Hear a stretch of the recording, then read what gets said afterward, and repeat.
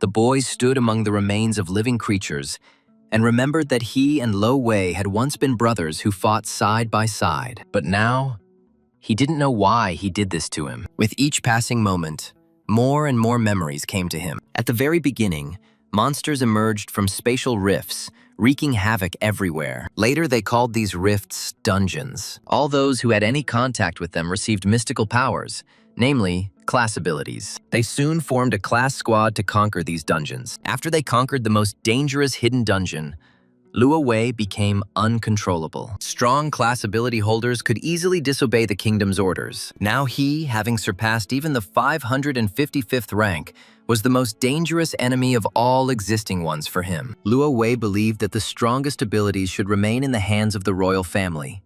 Only then would the kingdom live in stability. The guy couldn't believe that he used these very words to justify killing his entire family and comrades. In response, he only received the argument that it was for the sake of the peace of the kingdom. What he heard filled the guy with hatred. The glow that formed behind him extended over a great distance. A few seconds later, there was a powerful explosion. The fall created huge splashes in the water. The explosion caused a dangerous poison to be injected directly into his wounds. After a tough battle, the guy hardly had the strength to resist him, and at that moment, he gathered an entire army. It was assembled to pay his final respects. Memories of the past promise of eternal friendship evoked both longing and a certain laughter. The boy lay face down in the water, and a small trickle of dark blood was running down his face. It seemed that his body was sinking deeper and deeper to the bottom with each passing moment. Decades later, voices were heard on the riverbank. A group of guys tied a guy upside down to a tree. One of them was particularly negative towards him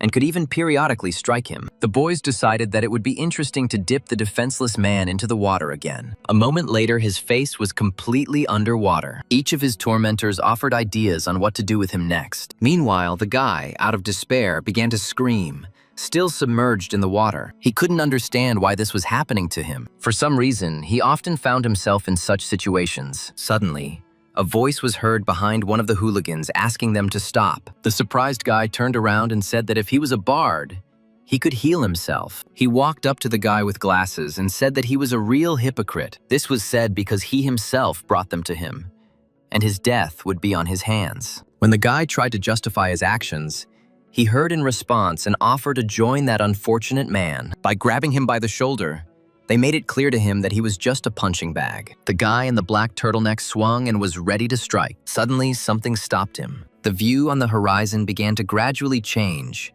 which in turn frightened the guys quite a bit. They realized that it was a dungeon, but due to its sudden appearance, they began to run away. Without even turning around, the guys rushed away. Only the guy with glasses remembered the poor guy who was hanging upside down. He realized that he was still in the water. There was no time to think, so he ran to help. First of all, he had to be saved. Unknown monsters from the dungeon began to appear in the background. The knot turned out to be very strong and did not yield to attempts to untie it. Suddenly, one of the monsters realized that there was a person nearby. An unknown monster tried to attack the guy from behind. Suddenly, he felt someone punch him in the chest. The guy, who had recently been tied up, began to defend himself against the monster. He pointed his hand at it, and suddenly a turquoise glow appeared. In this way, he tried to apply the glacial impact skill. But instead of damage, healing was applied to the monster. The guy with glasses couldn't understand why he was trying to cure the enemy. While his new friend was using an inappropriate skill, he decided to use a shield. While studying the information, the boy became interested in his bard class. Suddenly, he realized that he was not in his own body. Typically, when someone touches a dungeon,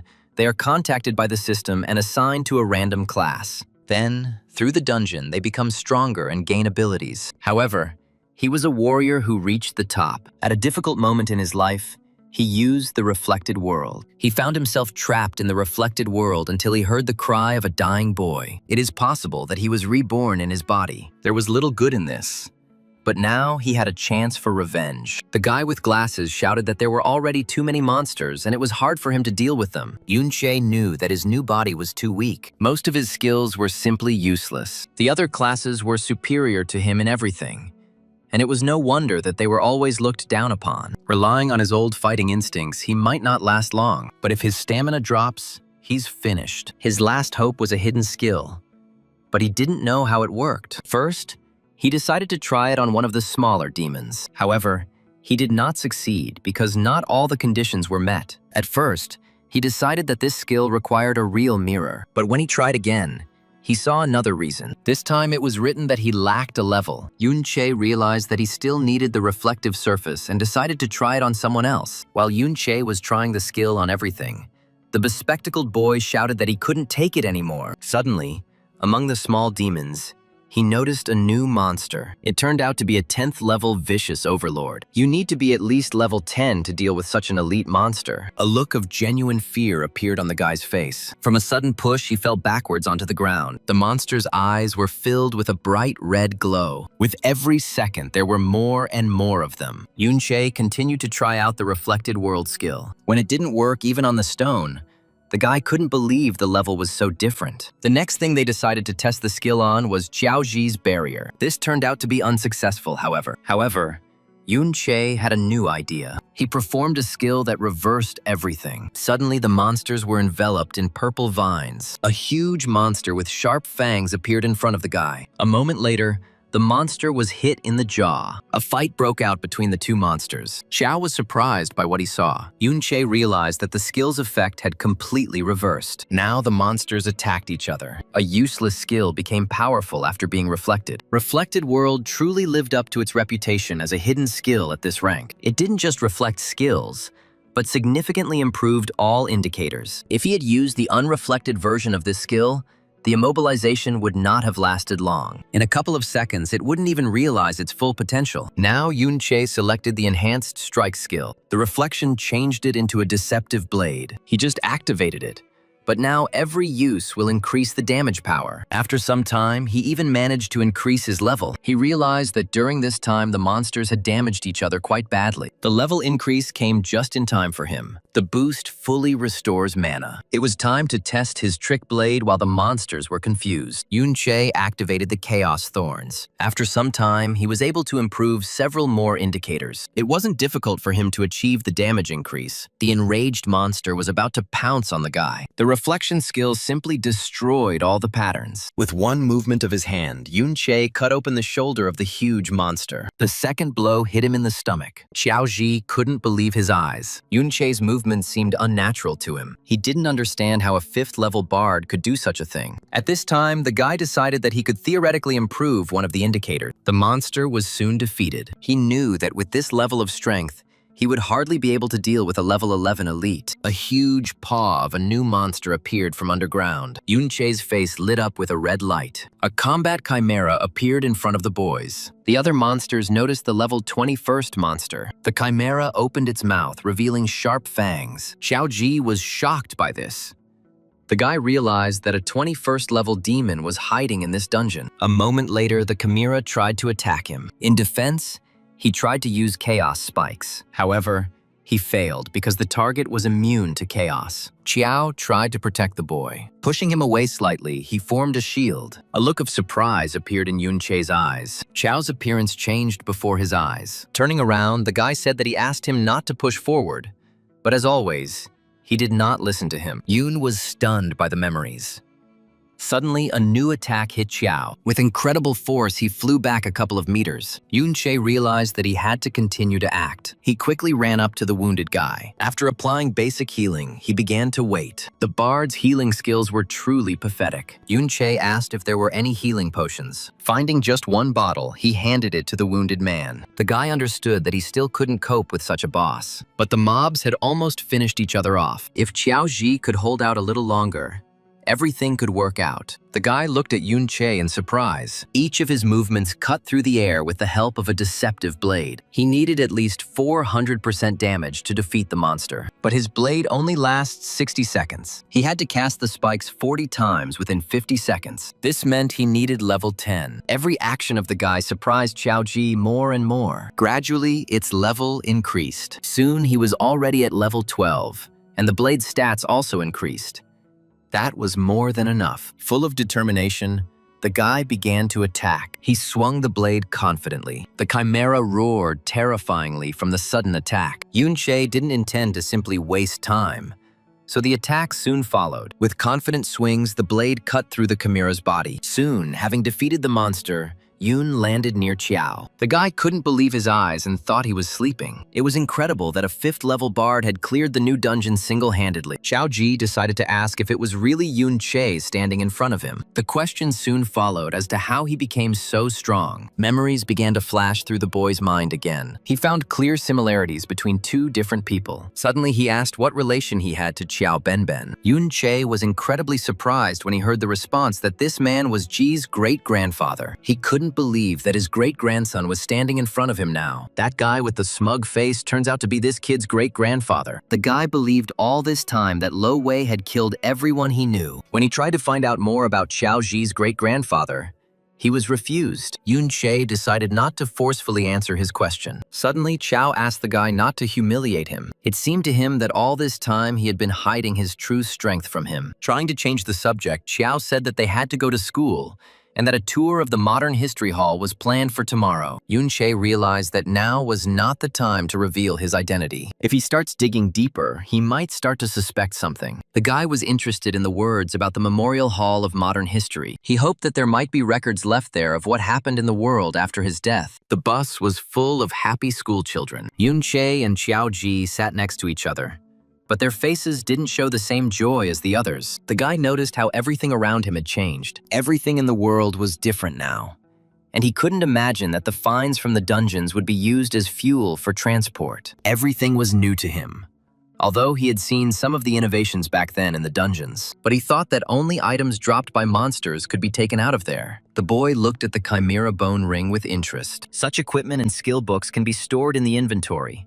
and can also be bought and sold outside of dungeons. But if they cannot be put into the inventory, then after defeating the Overlord, they disappear along with the dungeon. The thought of what happened to the world after his death did not leave the guy. The huge, beautiful building was illuminated by sunlight. The tour guide did his job and told the children about what was in front of them. At the moment, they stood in front of the statue of their kingdom's greatest ruler, Lo Wei. It was on this very spot, more than 50 years ago, that the legendary uprising took place. At that time, their kingdom suffered greatly from dungeon invasions, so everyone lived in fear. It was Lo Wei who led the army into battle and headed the liberation mission. But suddenly he found himself faced with a carefully planned uprising. The guide continued to emotionally tell fragments of history. It turned out that behind this plan was someone whom the ruler trusted implicitly. The one who turned out to be an ungrateful traitor. The guy was shocked by how they turned everything upside down, because they were the ones who cleared that dungeon, and they were the ones he ambushed.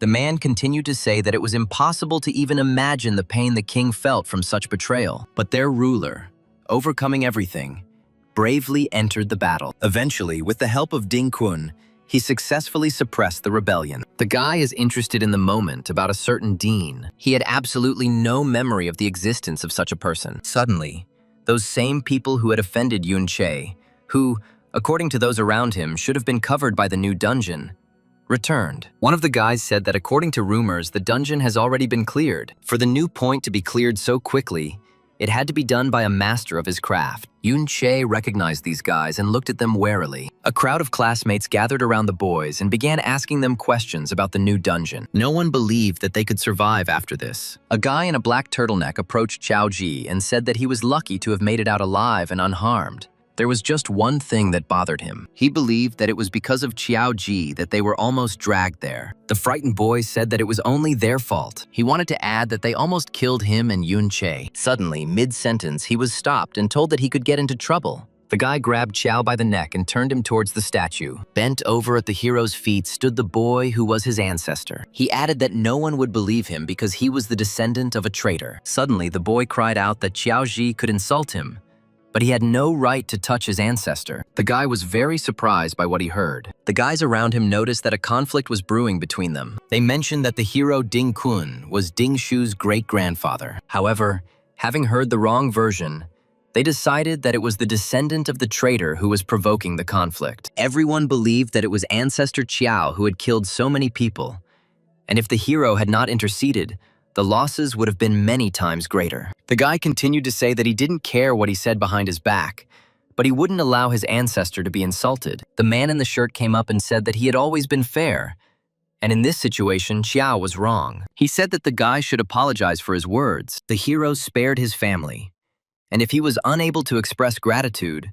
then at least he should not have insulted him. He felt a sense of injustice, and Xiao Ji fell into a stupor. The guy came up to him and said that if he beat him up in front of everyone, people would only be happy. No one will defend someone whom everyone despises. Grabbing the guy by the hair, he added that he really thought that the hero's descendant could be wrong. He was already ready to hit him for the honor of his ancestor. Suddenly, he received a kick in the face. From the strong attack, the guy flew back and fell to the floor. Xiao Zi watched this in shock. The savior asked if the hero's family really had a free minute to raise their offspring. Everyone couldn't believe that Yun Che was able to hit Ding Shu before their very eyes. The guys thought he was crazy to decide to attack the hero's family. Yun Che was considered the weakest in their class due to his 5th level. In their eyes, he was an orphan, forever alone and without friends. The guy in the turtleneck considered him just a punching bag who should be glad he wasn't being touched. Now his goal was to deal with the two of them. What he heard didn't frighten Yun Che in the least. He was able to confidently fight back against everyone who tried to strike him. When he hit the main offender in the stomach,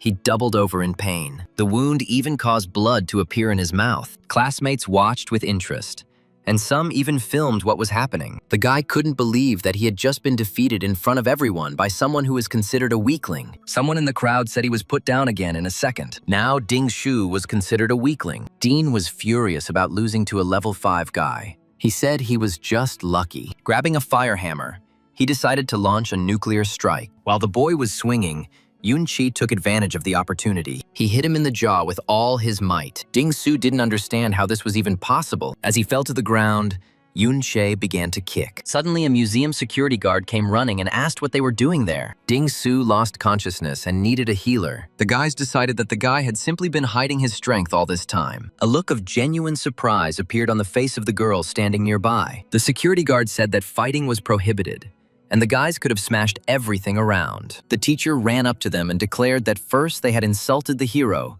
and now his descendant.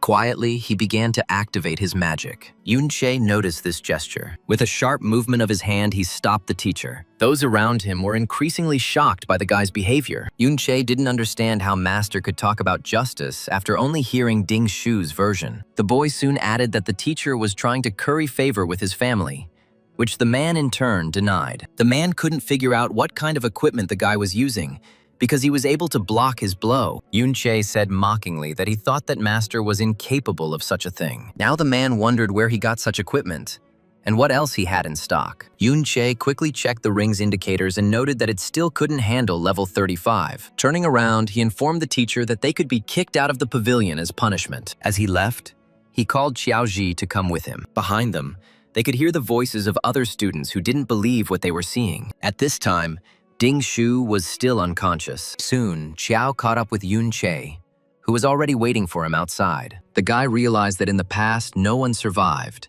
and Ben was killed by the so-called hero. Xiao Ji looked at the boy with an admiring gaze. The guy realized that he could ask about anything in history and they would definitely answer him. Without missing an opportunity, he asked to tell about the hero Dean Kun. He knew about the great villain's plot from the very beginning and set up an ambush to help the ruler. The words about an ambush near the dungeon surprised him. The guy recalled moments from that battle. At that moment, many people died at the hands of creatures with red eyes. At those moments, Yun Che was filled with fear and horror. The hero Ding Kun was determined to end the dungeon crisis since childhood and trained hard to do so.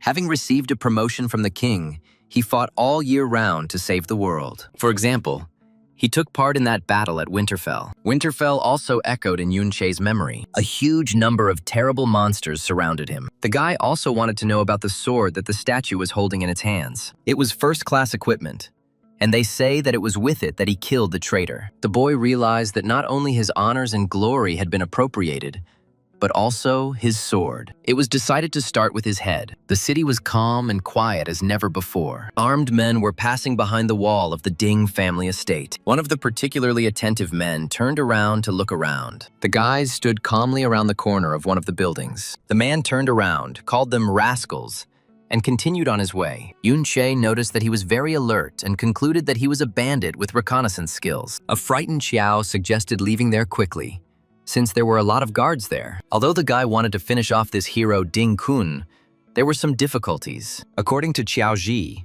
He has been in a high-ranking dungeon for a long time. In his past life, he could enter and exit the dungeons at will, but such areas are guarded.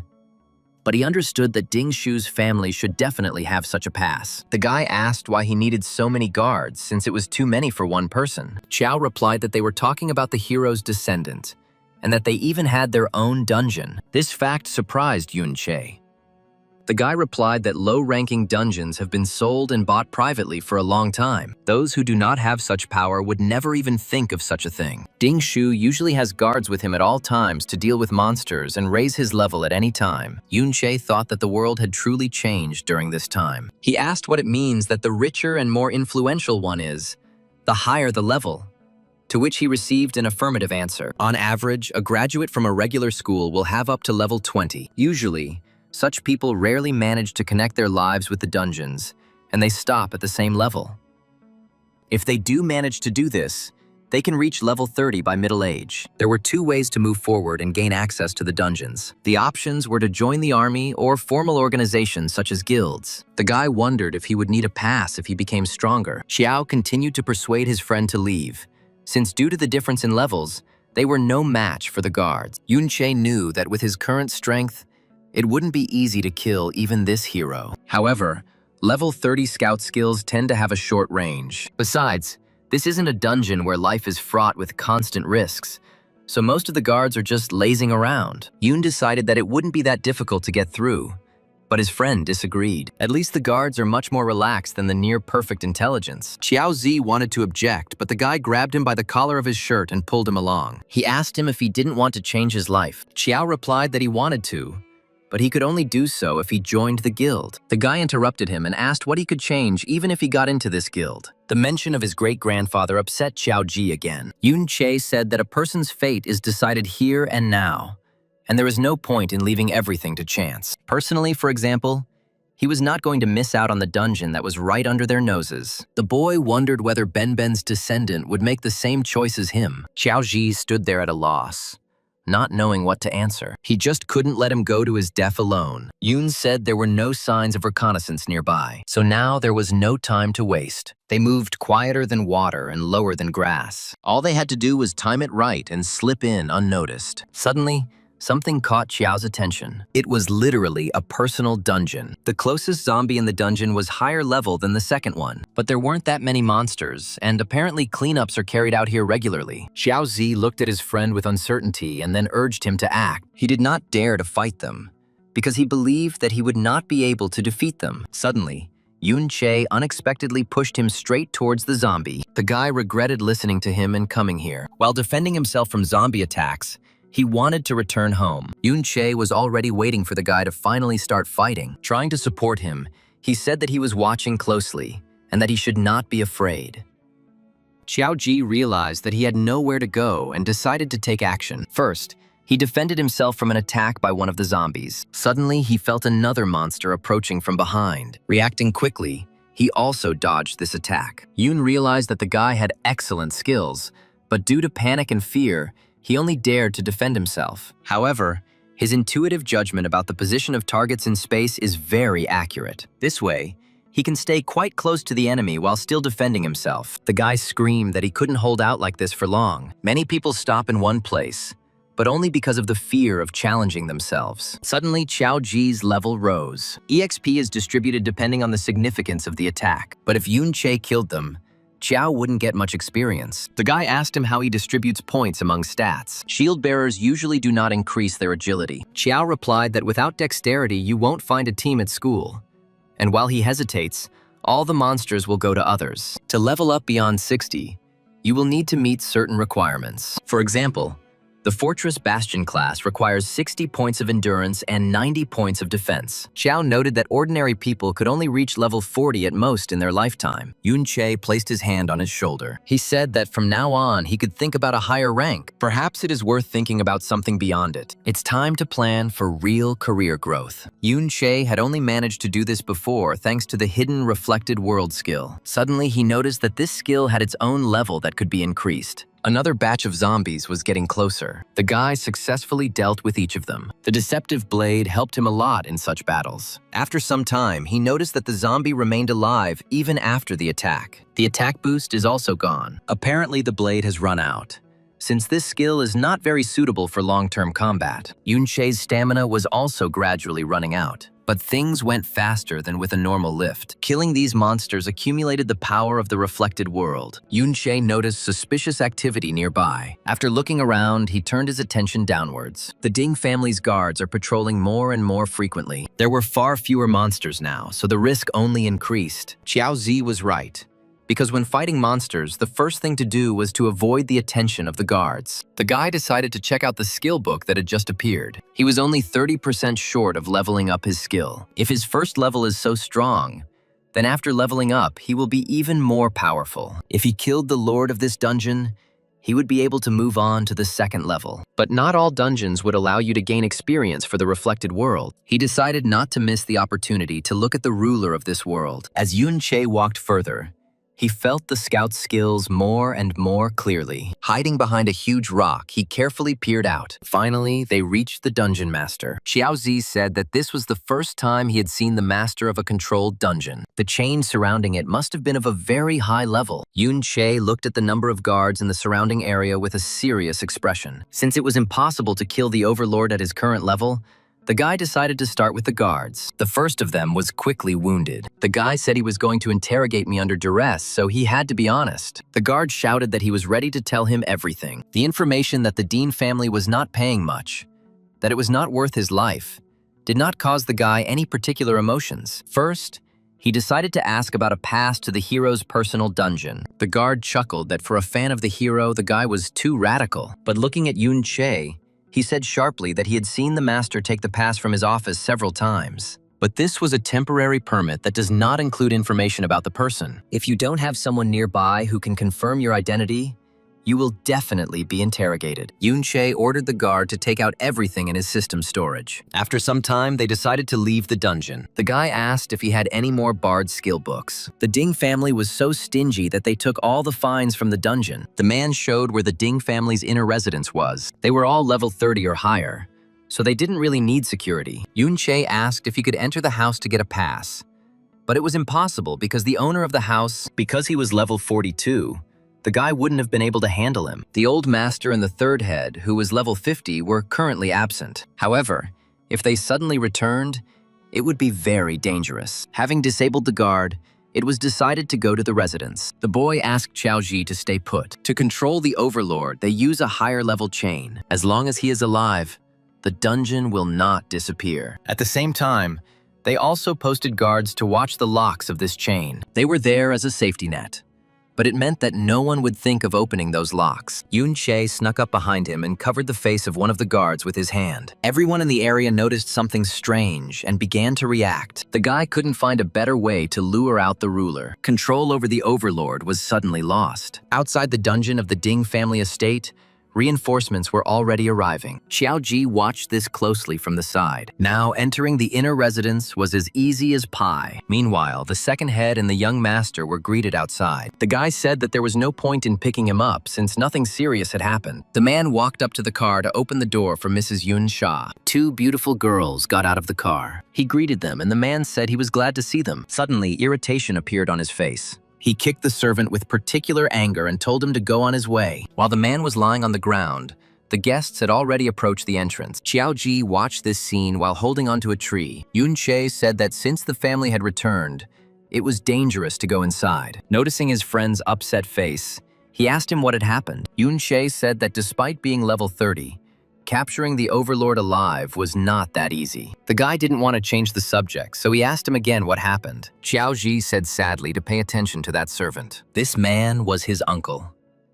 When Yunche rebelled, his family was already dead. They were able to avoid an endless stream of humiliation. The same could not be said about the Qiao family. Under the secret orders of the hero Ding Kun, the attacks and bullying only intensified. In the end, they were forced to become virtual slaves of the Ding family. From time to time, they were brought out into the light to demonstrate the power and favor of the hero's family. The parents tried to change something in this situation, but eventually, the father lost his mind. Meanwhile, The uncle turned into the hero's family's pet dog. The boy didn't understand whether he should follow them. Yun-che said that it was probably time for them to drop by for a visit. The guy tried to stop him, saying that Ding-shu's father was there and that he was at level 42. In the age of private dungeons, there was no longer any hope of starting over without taking risks. Some steps you never take if you think about them for a long time. Yun-che said that he was willing to help Qiaoji change, but only if he made the decision on his own. The guy was confused and said that they could not resist such an influential family. In response, he heard that Yun-che had the will to fight. Moreover,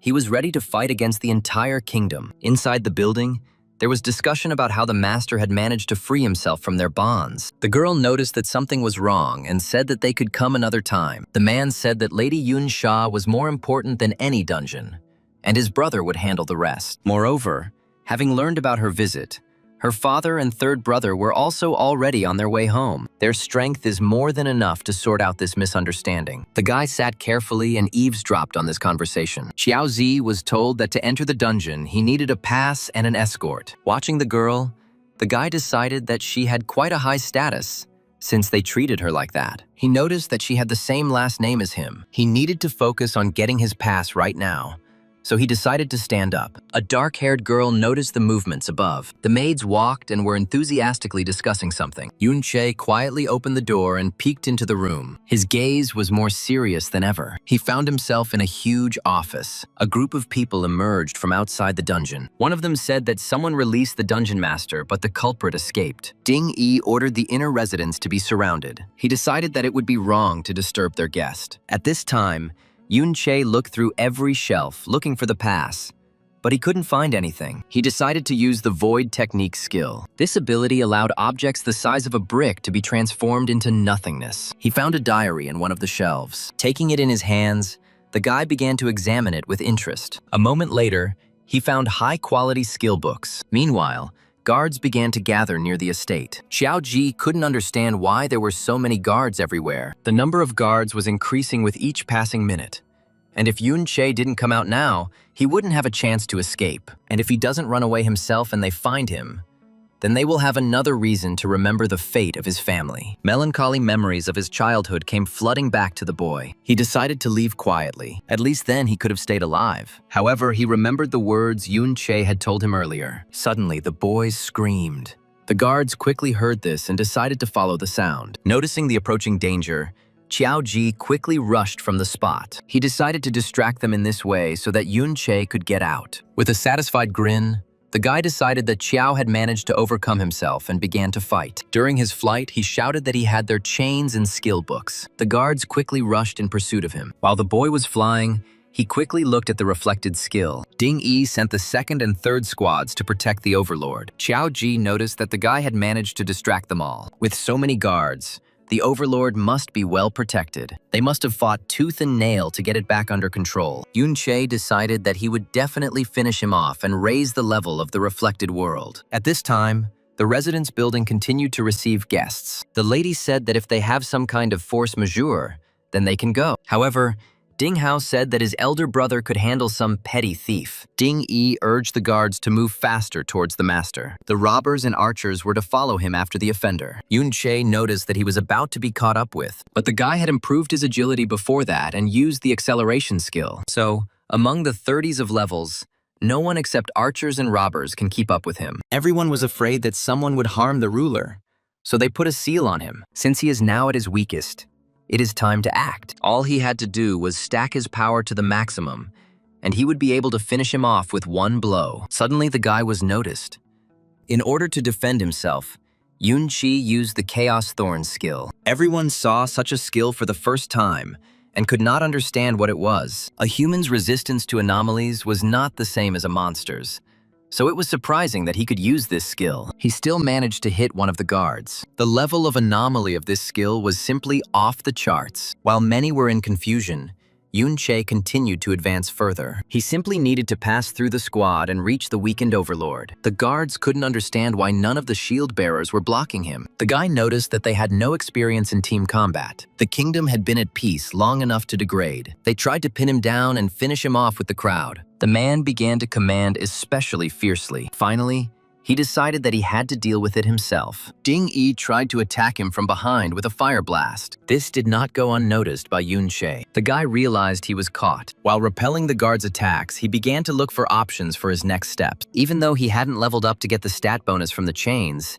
he decided to use them, but they themselves were level 60, and that should have been enough. The blow was strong enough to break through the seal barrier. Yun Che was already preparing to attack the dungeon master himself. Ding Yi shouted at him not to dare do that, but the guy had already decided that it was time to collect EXP from the Overlord. Soon he was defeated, and the guy was able to increase 3 more levels. This action made Ding Yi very angry. As Yun Che stood next to the dead Overlord, the warriors ran closer and closer to him. The guy decided to use his skill. Having selected the reflected world, he quickly pressed the button. While Ding Yi was trying to swing at him, Yun Che had already dissolved. Everyone stood in shock and did not understand what had just happened. Meanwhile, Yun Che found himself in the reflected world. The guy was very interested in what was happening there. The walk through the reflected world lasted half an hour. Now it became clear to him why everything seemed to be mirrored from the real world. The guy squatted down and picked up some stone. Unlike the guards, the stone was real. He decided that at the second level, he could not only move to the reflected world, but also take objects from there. Suddenly, he remembered about the systems and decided to check if anything new had appeared there. Almost all the skills there were inactive. While studying the skills, he noticed that it showed mirrored versions of all the skills. To activate them, it was necessary to first learn the original in the real world. It seemed like he could pre-select a combo of their top skills. Suddenly, he felt movement behind him. They turned out to be souls flying nearby. He began to count their number. One of the souls suddenly turned into an undead. Yun Che quickly drew his blade to defend against the monster's attack. With a few confident movements, he cut through the air. It seems that the undead were not very strong. Suddenly, he noticed that he could make a contract with a soul and take it from the reflected world. After defeating the undead, he could take them for himself and summon them whenever he wanted. It turned out that the stone in his hands was not at all ordinary. The reflected world of the second level made it possible to transfer not only objects, but also souls into reality. Meanwhile, in the real world, the warriors were discussing why this guy didn't appear after the dungeon dispersed. No one understood how he could just disappear into thin air. One of the guards said that the camouflage has a visual effect and a time frame. Ding Yi couldn't accept the fact that so many security guards were able to let the guy through. If they couldn't find it, then now they had to pay for the dungeon. Amidst the screams, they noticed that Yun Che had appeared behind them again. The guy returned to the same place from where he disappeared. The enraged man ordered to take him. Yun Che said that since he had been pushed so hard, it was time to repay in kind. While he was in the reflected world, the guy collected a whole army of the dead. An endless number of souls were released and headed towards the guards. Ding Yi said that he had seen such creatures of necromancy many times in his life. One of the warriors hid from the spirit behind his shield. Judging by the undead status, they were around level 20. Ding Yi tried to encourage the army and told them to calm down. To further motivate them, he even promised them a pay raise. While the guards were dealing with the undead, Yun Che disappeared again. This summoned undead was very weak in the guy's opinion, but he had hope of finding stronger spirits. It's true that out of all the undead he found, 20 of the strongest were already bound by contract. He noted that the reflected world also has boundaries of exploration. Yun Che realized that in order to find high-level undead, he would have to explore the reflected world in other places. As he ran past, he noticed that the guard had grabbed Xiao Ji. The man was already anticipating the reward he could receive for capturing him. Yun Che immediately rushed to help his friend. Such a sudden movement made the guy's eyes show genuine fear. After grabbing him, Yun Che said that it was time for them to leave. He realized that the situation had become too serious, and they needed to escape immediately. Meanwhile, the army was still dealing with the undead. One by one, the spirits were succumbed. Due to their low level, they were not that strong. However, they continued to come back to life each time. The guards watched the undead's restoration with bewilderment. Suddenly, a man appeared among them. It was Ding Ge, who said that resurrection would waste energy anyway. At the residence,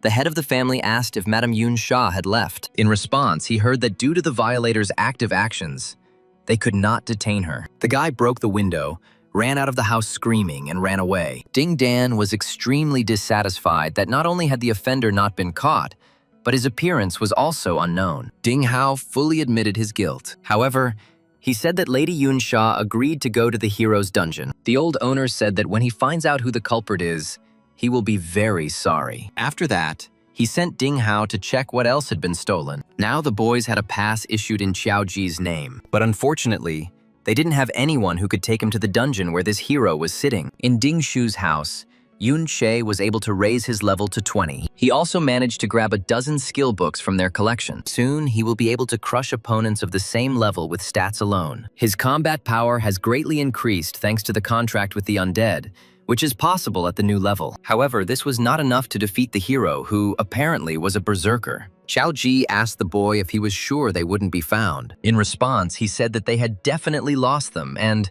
moreover, no one had seen their faces. However, Yun Che's words didn't sound convincing to the boy. Yun Che understood that Xiao Ji was still worried about her safety. The guy asked if there were any dungeons nearby where some strong fighter had died. Xiao said that there really is such a place nearby, but the problem was that it was in a school, and they had no chance of getting there. The guy realized that in this case, he would have to act outside the box. To solve this problem, books were used. In a private residence, a man was looking at the skill books that had been handed to him. He thought that Yun Che really did have someone influential behind him. Although the school dungeon's use was limited, the man said that a new location had recently opened. However, if we were talking about exceptionally outstanding students, then upon the teacher's recommendation, they could be taken into the team. The teacher added that he would try to get them places on the team. The guy said that this might be his last dungeon, so he needs to deal with a lot of monsters. Everyone thanked the hero for this opportunity. Yun Che felt that there was something fishy about this dungeon. This dungeon was donated to the school by the hero Ding Kun, and it is rumored that he himself fought there. It was also said that traces of his battles could still be found there. This was the very place where the hero killed the traitor Xiao En. Xiao Zi was tormented by thoughts about whether to tell about this. The teacher warned that the dungeon level is quite high, so you need to be careful. He appointed Xiao Xie as the leader. The boy was clearly unhappy with being sent as a nanny. Xiao said that dragging them along with him was a real headache for him. He ordered them to follow him as soon as they entered the dungeon. This dungeon was only up to level 40. However, Yun Che couldn't understand why he felt such danger. Soon they found themselves inside the Dungeon of Valor. The boy's attention was drawn to two figures in the distance. It turned out that Yun Sha and Yun Yin were also here. Xiao Xie continued to mutter dissatisfiedly under his breath. He added that he would be over the moon if he were accompanied by girls. Soon the boy began to dream too much. The girls were from the big leagues, and they had to beg them to go with them. When Xiao heard that he had no place in their ranks,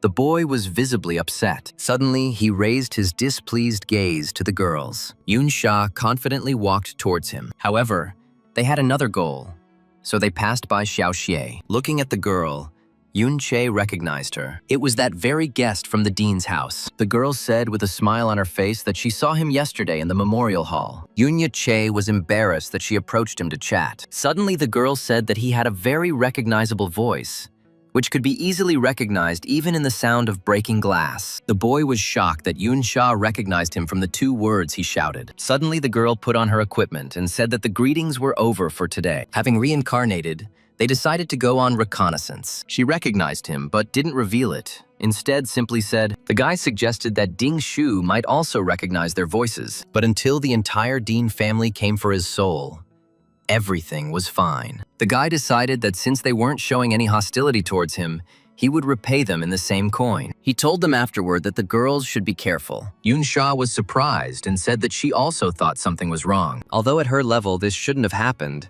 she was grateful for the warning. No one could understand why Yun Sha was talking to him, since she was quite cold with others. When the girls walked away, the guys ran up to Yun Chi asking how he knew her, but the guy wasn't going to answer these questions and just left. In this dungeon, even the tiny monsters were level 20, so going alone was quite risky. However, no one was going to detain them. The guy decided that since Yun Che was friends with Yun Shui, his level must be far from low. The thought that the teacher had asked him to look after them tormented the boys. But the guy said that the fewer people know about this place, the better. He reminded that, in case of emergency, everyone has signal flares. Xiao Xie still couldn't accept the fact that Yun Sha wasn't communicating with him. Such self-confidence, in his opinion, deserves death. Ding-su ran to the entrance of the dungeon. The teacher asked him what he had forgotten there. The guy asked them if it was true that the team had just entered inside. There was tension on Ding-shu's face. He was asked not to blame everything on Yun-che and Xiao-ji just because they had given him a beating in the memorial hall. However, the guy continued to insist that it was they who broke into their house. But no one believed the guy.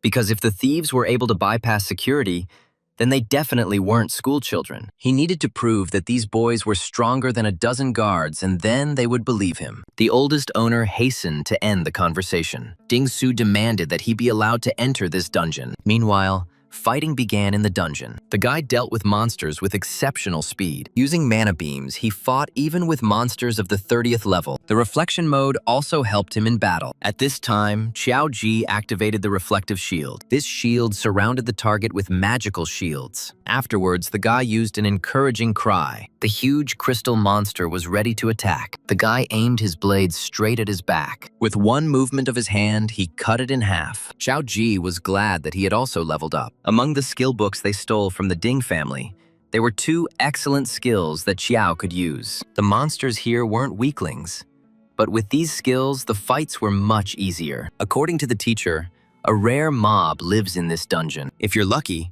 he might drop a support skill. But there were not only obsidian monsters here, but also undead. This would help to find where exactly all those strongest fighters died. Suddenly, the guy noticed something surprising. Strange monsters were forming below. These creatures were located in the canyon of crystal columns. The boys studied these creatures with special care. All these obsidian monsters are moving in a group. They walked like this for at least a kilometer, which is already beyond the normal range of movement. A few seconds later, they noticed another rare dungeon monster. They are much stronger than normal monsters. The boy grabbed his blade.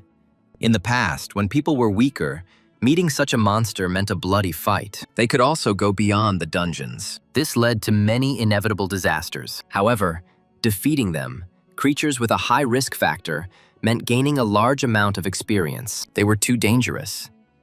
Initially, the guy decided to start with a small experiment. After attacking the monster, he was perplexed to see its continuous regeneration skill. Following this, mana beams were activated. Bright rays of light cut through the air from different sides. They attacked too quickly and too often, and one of the beams pierced the guy right in the chest. Even at super speed, he can't dodge all the blows. His defense and health are too low, and if it weren't for Xiao-ji's shields, he would have already fallen. In order to somehow correct the situation, Yun-che decided to summon the undead. However, things were so bad that even the undead could no longer cope with their task. Luckily for him, these monsters were quite slow. Otherwise, the guy wouldn't have been able to pump up his health or defense so quickly. To defeat these monsters, he could only rely on Xiao-ji. To level up Xiao-ji, they decided to find a bunch of lower-level monsters that were just right. In a team fight, the shield bearer was the key to survival, as they held the main line of defense. Everyone else hid behind him,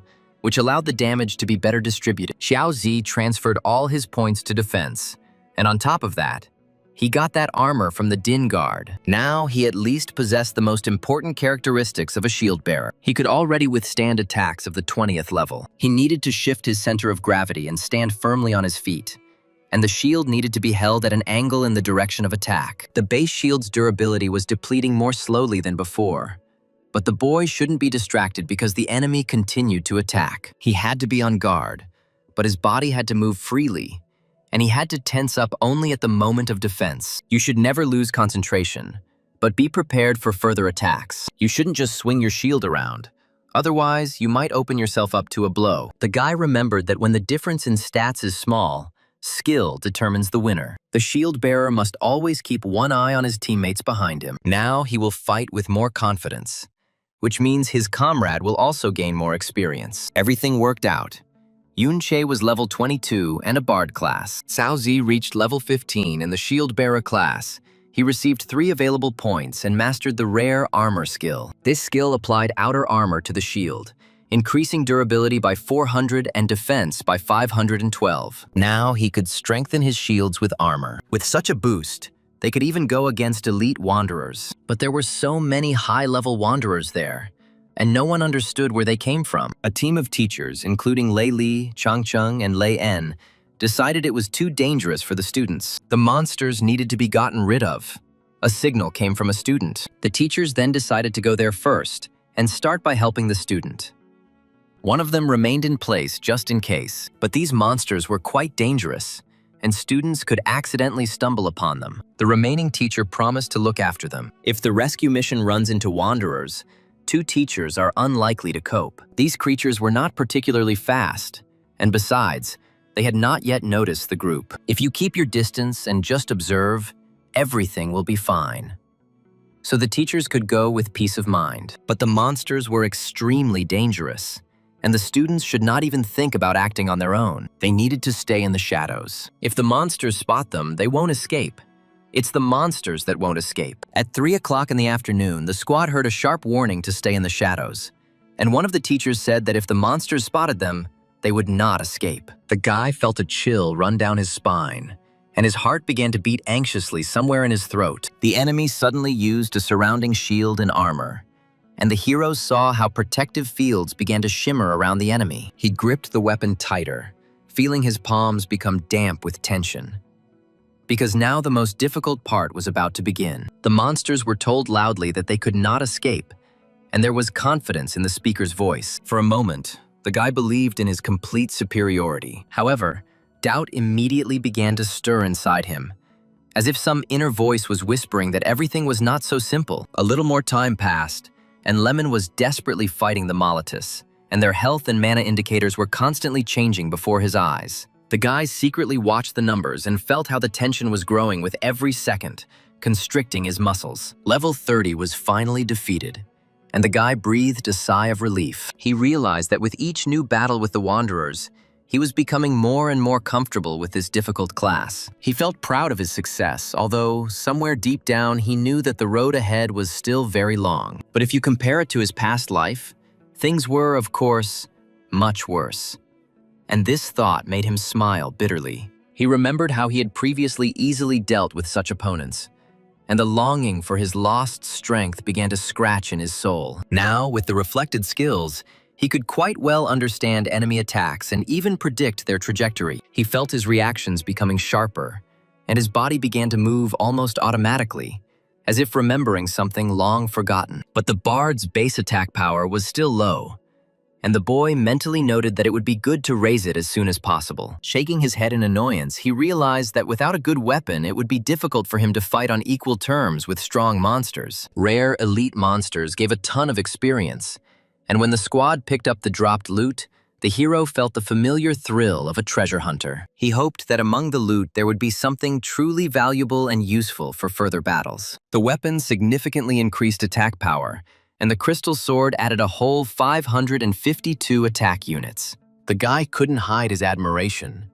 He ran his finger along the blade and felt a light vibration of magical energy run through his hand. This sword also compensated for the lack of his basic attack, and the boy felt a warm wave of self-confidence spreading inside him. Now he could do much more serious damage, and this gave him the strength to move on. Now it will be much easier to fight, the hero thought with satisfaction, trying on the new weapon in a fighting stance. He made a few experimental swings and nodded contentedly, feeling the perfect balance of the sword in his hand. It was just a pity that the Book of Gravitational Attraction didn't fall out of the monster, and the guy sighed heavily. He mentally cursed his bad luck and promised himself to be luckier next time. The guy would like to meet more monsters like this, and he wondered if that was where they were calling for help from. The signal was sent from a completely different direction. He squinted, trying to piece together the facts, and felt a vague guess forming in his head. But this time, it turned out to be a special signal that only the team of teachers had, and the hero immediately realized that things were taking a serious turn. His heart skipped a beat, because he knew that the teachers would not bother him over trifles. He wondered why so many wanderers had gathered here, and it seemed unnatural and even frightening to him. A disturbing premonition crept into the depths of my soul, as if all this was part of some dark plan. Nothing is clear yet, but the main thing is to help out my comrades, the guy firmly told himself, casting aside unnecessary doubts. He felt responsible for others and understood that there was not a minute to lose. The signal was clearly emitted from that cave, which means they are stuck there, and an urgent rescue operation needs to be organized. The hero imagined his comrades fighting surrounded by monsters, and a desire to immediately rush to help flared up in his chest. But there are too many monsters there, and even if all the teachers gather together, the chances of success will remain low. The guy clenched his teeth and felt the tension tightening in his muscles, because the stakes were too high. It would be great if others would join in too, because this is their common responsibility, and everyone must contribute to the rescue. He glanced around at his comrades and read in their eyes the same determination that burned in his own soul. The secret star art was activated, and the boy was amazed to see his mental strength increase by 2 units. He felt his body fill with unprecedented power, and a satisfied smile played on his lips. "What a powerful buff," the hero whispered in admiration, realizing that this effect was at least epic in level. After all, it was the gravitational pull itself that was at issue, and he felt every muscle fill with strength, and a fighting spirit burst from his chest. The hidden blow finally helped him defeat level 30, and the guy wiped the sweat from his forehead, feeling incredible relief. He was breathing heavily after the intense fight, but inside he was burning with the joyful flame of victory. So strong, the hero thought with respect. Now they will definitely be able to save their trapped comrades. He believed in his own strength, and in the strength of the detachment. And this faith gave him wings. Yun Sha and Yun Yin turned out to be incredible fighters as expected, and the boy couldn't hide his admiration for their skill. He watched them easily dispatch their enemies and felt himself becoming a better person just by watching them. He felt the familiar chill of recognition and fear of the ancient power that these creatures carried within them. It seems that the wanderers flocked here precisely because of them. And then those unfortunate ones signaled for help, hoping for salvation. There were solid crystals everywhere here. They prevented him from looking around properly, and the guy kept tripping over invisible obstacles. A mirror crystal ore appeared in front of the guy. He realized that this was the same mirror crystal ore, and now it became clear to him why Xiao Xie and his team came here. The hero noticed that these crystals were different from those outside. He remembered that in the dungeons one could find unique materials that were not found in the outside world. The guy knew that the craftsmen create special artifacts and equipment from them. He realized that this ore belonged to such materials, and its value was many times higher than gold. The hero saw an offer to pick up the ore and take it with him, as well as a button to return to the other world. The guy wondered if it was possible to return from here, and was surprised that such an option even existed. He was once again faced with a choice: to return to the other world or to stay. The hero realized that it was enough to simply find a reflective surface, and he could return to reality. He decided that he needed to find time to study this skill better, because it clearly still had a lot of untapped potential. He saw a gravitational pull in front of him. Then the hero noticed the dance of double blades and the art of star rain. The guy exclaimed to himself in amazement that all these people had epic-level skills, and he didn't understand how they could be so strong. He thought they were cooler than any of the teachers. One of the stranded people breathed a sigh of relief and said that they were finally saved, because he had already thought that it was the end for them. A more experienced fighter warned everyone not to relax because they still had to fight their way back. The guy noticed that everyone was already exhausted, but someone suggested that the way back would be easier. The hero saw strange changes and did not understand what was happening. He was surprised to find that wanderers from all over the dungeon had gathered in one place. The guy felt as if he was in a labyrinth. He saw something and wondered if it was the dungeon's secret treasure. The hero reasoned that if crystal ore was the special resource of this dungeon, then this core was its unique secret treasure. He realized that it was the condensed, crystallized essence of all the ore in the dungeon. The guy learned that its formation takes years, and the process itself is unstable. He thought that you could live your whole life and never see her. The hero read that any secret treasure, without exception,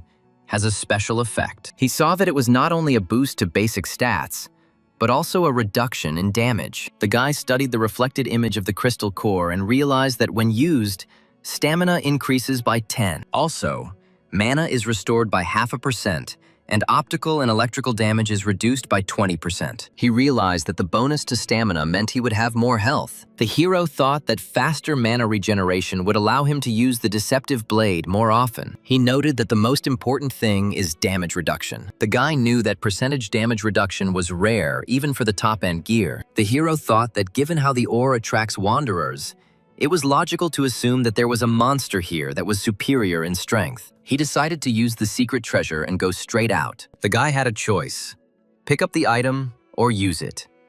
The system warned that using this item will reduce the current duration of the walk in the reflected world. The hero saw a clarification that using it would shorten the walk by 10 minutes, and he was asked to confirm the action. The guy exclaimed to himself in shock, "Could this really be the Lord of the Wanderers?" He realized that this was the dungeon boss. The Lord of the Wanderers appeared before the boy, and he felt a cold fear run through his body. He learned that this monster exists independently of the dungeon master and is a rare secret boss. The hero realized that his power was many times greater than that of ordinary rulers. The boy realized that no teacher, much less a student, could cope with this monster. He thought that such bosses only appeared in high-level dungeons, and he didn't understand where such a monster came from here.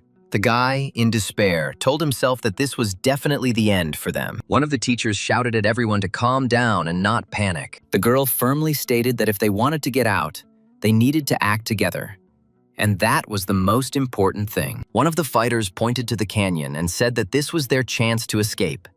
And if they could break through the gorge, they would be able to get out. The secret star art was activated, and the teacher ordered no one to hold back.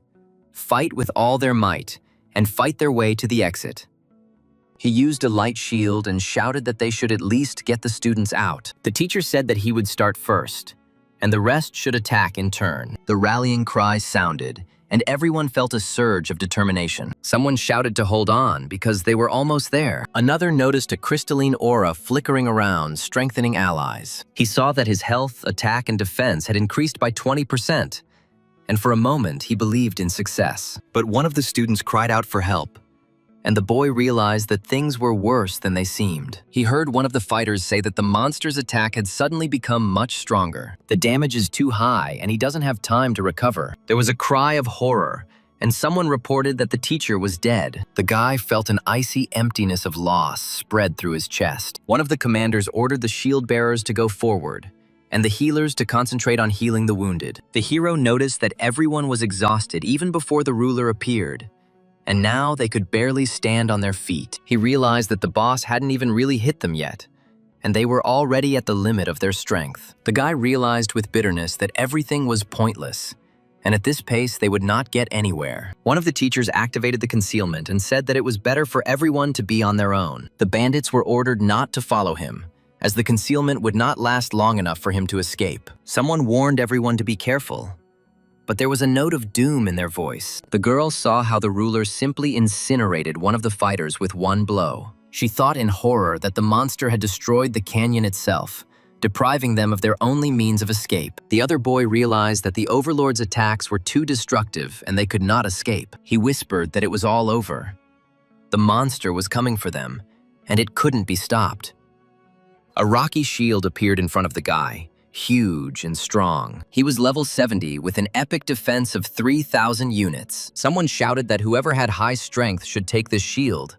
Otherwise, if it fell, they would all be finished. The guy noticed that this shield was level 70, and its durability was beyond doubt. But he also realized that it was precisely because of its high level that no one had enough level to equip it. Besides, the shield is too bulky. The fighters admitted that with this shield, they would be able to gain very little time. No more. Someone asked bitterly where such a monster came from in the school dungeon. He accused one of his comrades of being the reason they came here. The guy thought that they had held out for so long to save others, and now it could all be in vain. He hoped that at least the two they were rescuing were safe. Suddenly, someone recognized the guy and was surprised. After all, they were supposed to stay in the house, and asked how he ended up there.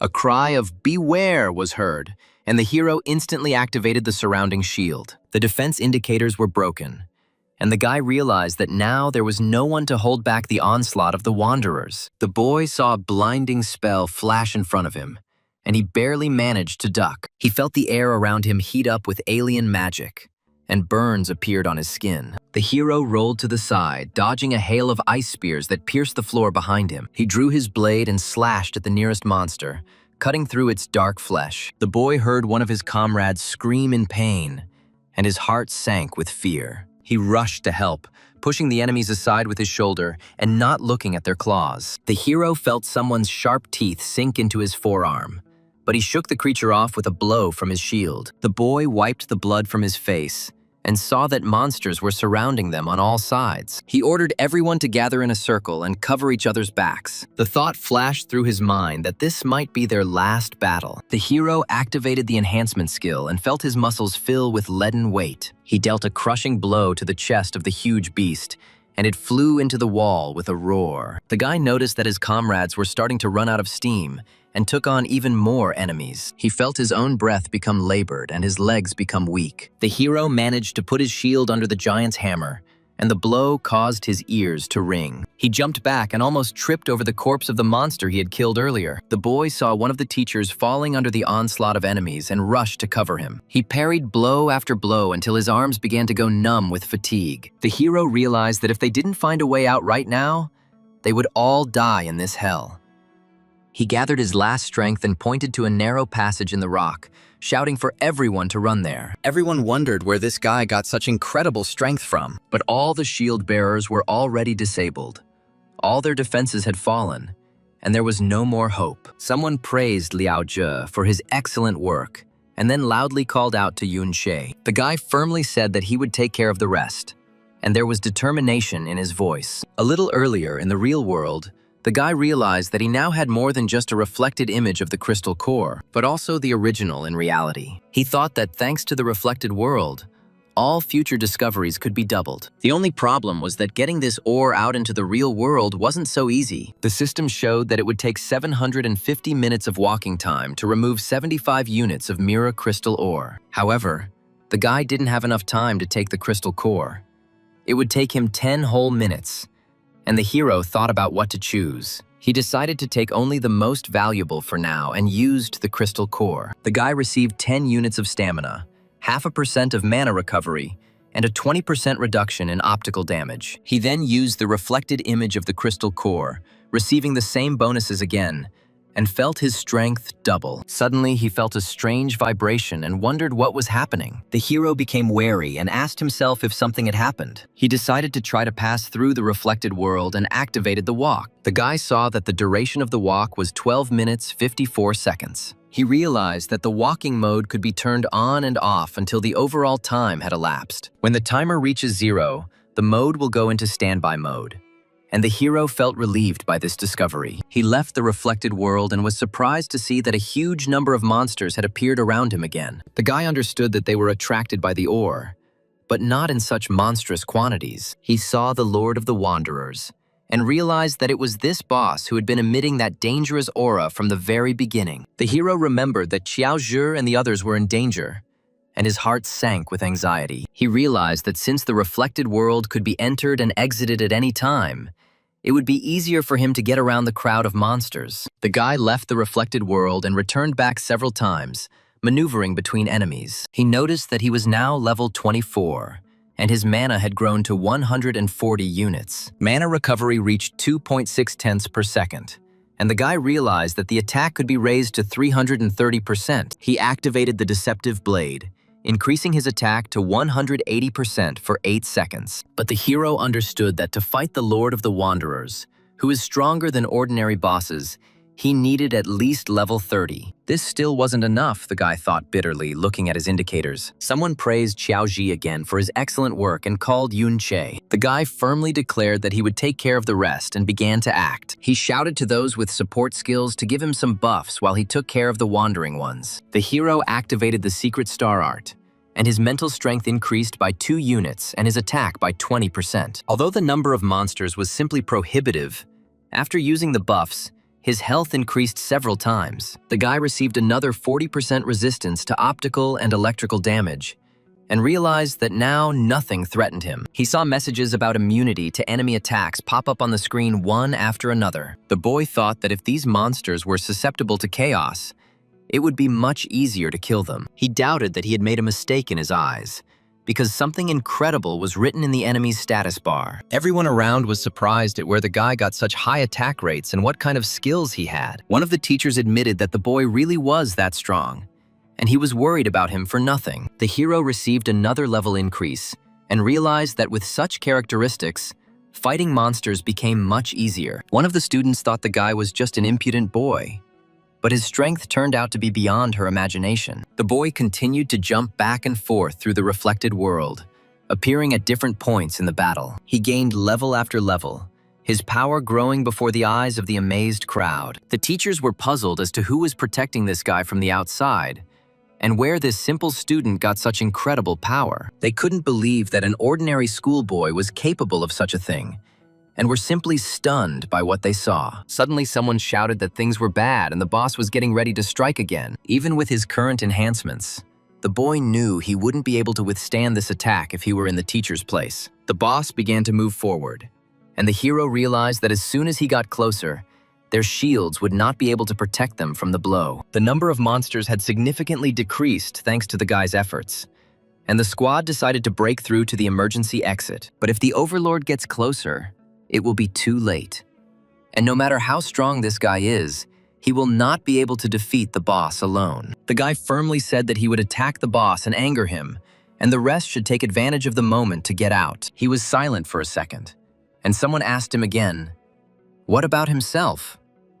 The hero explained that if this lord was not dealt with, he would gather monsters from all over the dungeon and go to the outside world. He added that all previous disasters were caused by precisely such wandering lords. The guy made the final decision to stay and kill the boss, despite the mortal danger. He activated the Deception Blade, and his attack increased to 350% for 7 seconds. The hero looked at the timer for his walk through the reflected world, where only 5 minutes and 41 seconds remained. Someone shouted for everyone to run faster, and the boy saw how the squad began to hastily leave the battlefield. One of the teachers said that no matter how strong this guy was, with such a horde of monsters, his stamina would quickly run out. He added that the sooner they got out, the sooner he could leave too, and wondered if the boy was seriously planning to kill the Overlord. Another teacher doubted it and said that the guy just wanted to reassure them, since they were talking about a wandering boss. One of the students bitterly admitted that he was still so useless, and at such moments he could only run. Someone whispered Yun Che's name and asked him not to let the monsters harm him. The guy received another level up,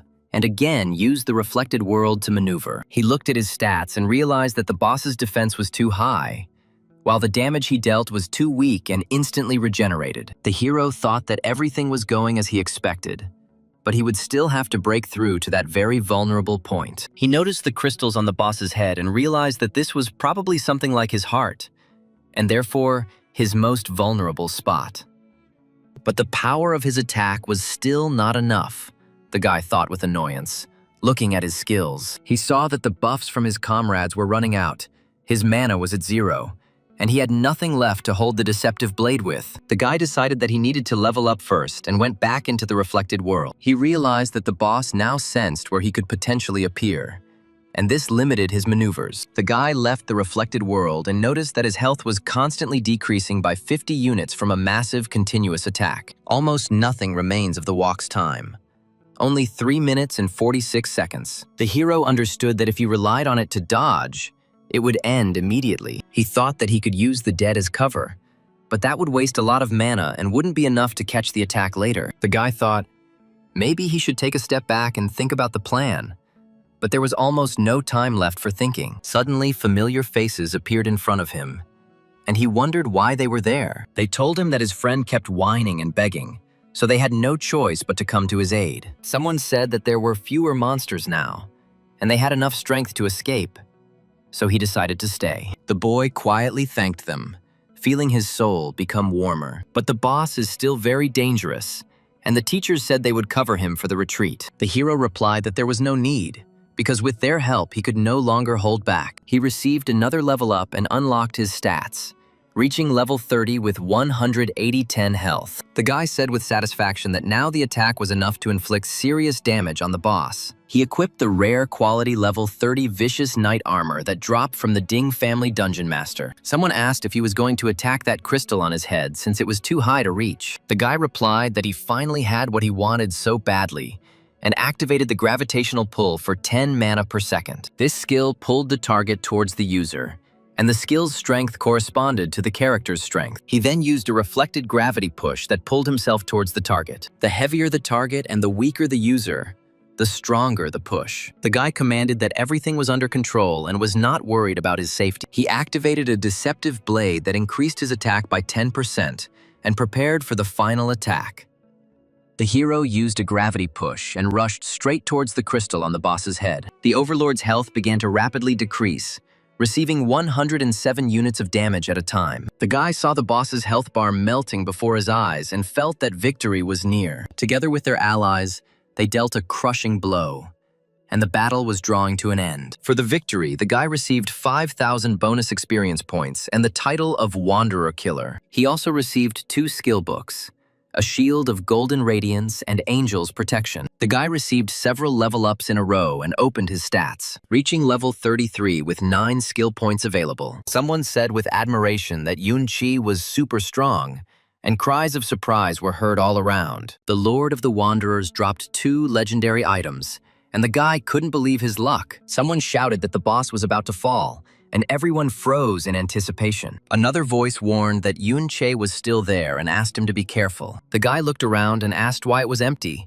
since it had just been full of monsters. He saw the remains of the Wanderers and realized that the battle here had been brutal. The hero noticed that an even more powerful Lord of the Wanderers had already been born here. That's why the battlefield looked so terrifying. Among the remains, he recognized Caillou-En, also known as Caillou-Ben-Ben, and was surprised to see him there. Someone asked if this was the traitor Shuo-En, who was rumored to have been killed by the hero right here. The girl said she didn't expect to see this. She then added that this was the same scene after a battle with countless losses. She noticed that the remains were completely different from the statue in the museum, and no one had clearly stepped on them. The guy asked not to take his word for it, but it seemed to him that his great-grandfather was not a terrible person at all. Since childhood, he reread all historical chronicles that in any way touched upon the name of his ancestor. Each time he looked between the lines for hints of truth, but found only the dry formulations of the victors. The boy understood that the official version was beneficial to the Dean family, and this filled him with bitterness. He remembered how, as a child, his mother would secretly show him an old medallion with a picture of his great-grandfather. The man on the faded enamel looked at him with kind and tired eyes, not evil ones. The boy often woke up at night and imagined his great-grandfather walking through this dark dungeon alone. He thought about what thoughts that man had in the last minutes before his death. The hero felt that the same blood flowed in his veins as that of the ones slandered by his enemies. The guy clenched his fists and promised himself that someday he would restore justice. It seemed unfair to him that an entire family had to pay for someone else's lies for centuries. He looked at the frightened faces of his relatives and felt a wave of anger rising in his chest. These people were afraid to even tell the truth, accustomed to living in humiliation and fear. The boy thought that his great-grandfather sacrificed himself to save others, not to betray. He imagined the old man fighting monsters, covering the retreat of people he didn't know. In his imagination, his great-grandfather fell not from a treacherous blow in the back, but from the numerical superiority of the enemy. The boy quietly whispered that someday the whole world would know what kind of person his ancestor really was. He felt tears welling up in his eyes, but he held them back, because the men of his family did not cry in front of strangers. The hero placed his hand on the cold stone and mentally swore that his great-grandfather's name would be cleared during his lifetime. The hero already said out loud that since childhood he had read all the history books about him, but whenever I got to the details of his life, the descriptions were too vague. However, he did find some things.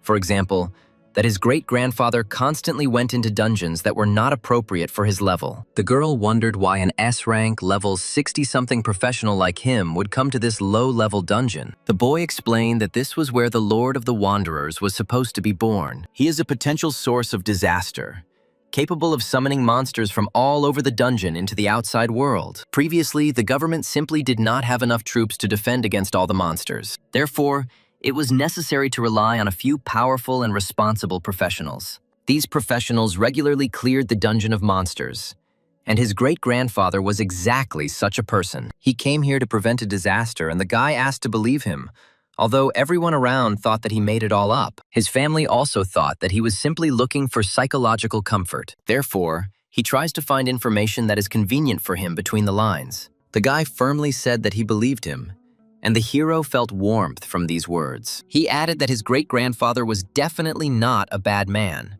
and there was deep gratitude to his ancestor in his voice. Suddenly, a bold voice was heard, which said that he did not need any master. He is so talented that he will soon become even a better teacher. The same voice suggested that the old man retire early, But the next second, a cry for help was heard. Someone indignantly asked who asked to save him. He asked not to do that next time. He just didn't expect there to be so many monsters in this dungeon. The guy replied that he was one of those people who worked hard on the sly, so that he could show off well at the right moment. He asked not to worry, because nothing in this dungeon would harm him. He was asked why he became a sword guard, since he is the weakest of the shield bearers, if we speak only about strength and dexterity. But the guy objected that it had such breakthrough power, and no one else could compare with it. The old geezer finally found him, and the guy remembered that leaving the team without permission results in a 3-month deduction from his salary. He said he had just been sweating so much that he couldn't help but raise his level, and asked if they had saved the people.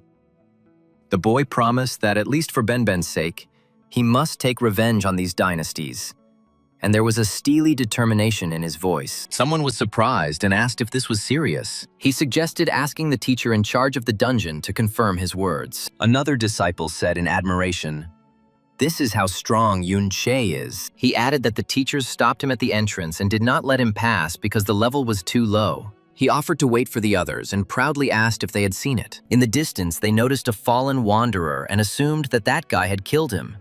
And everyone looked in that direction in amazement. Someone admired that this was impressive, since the blue boss was level 40. For him, it simply exceeded his wildest dreams. The hero asked.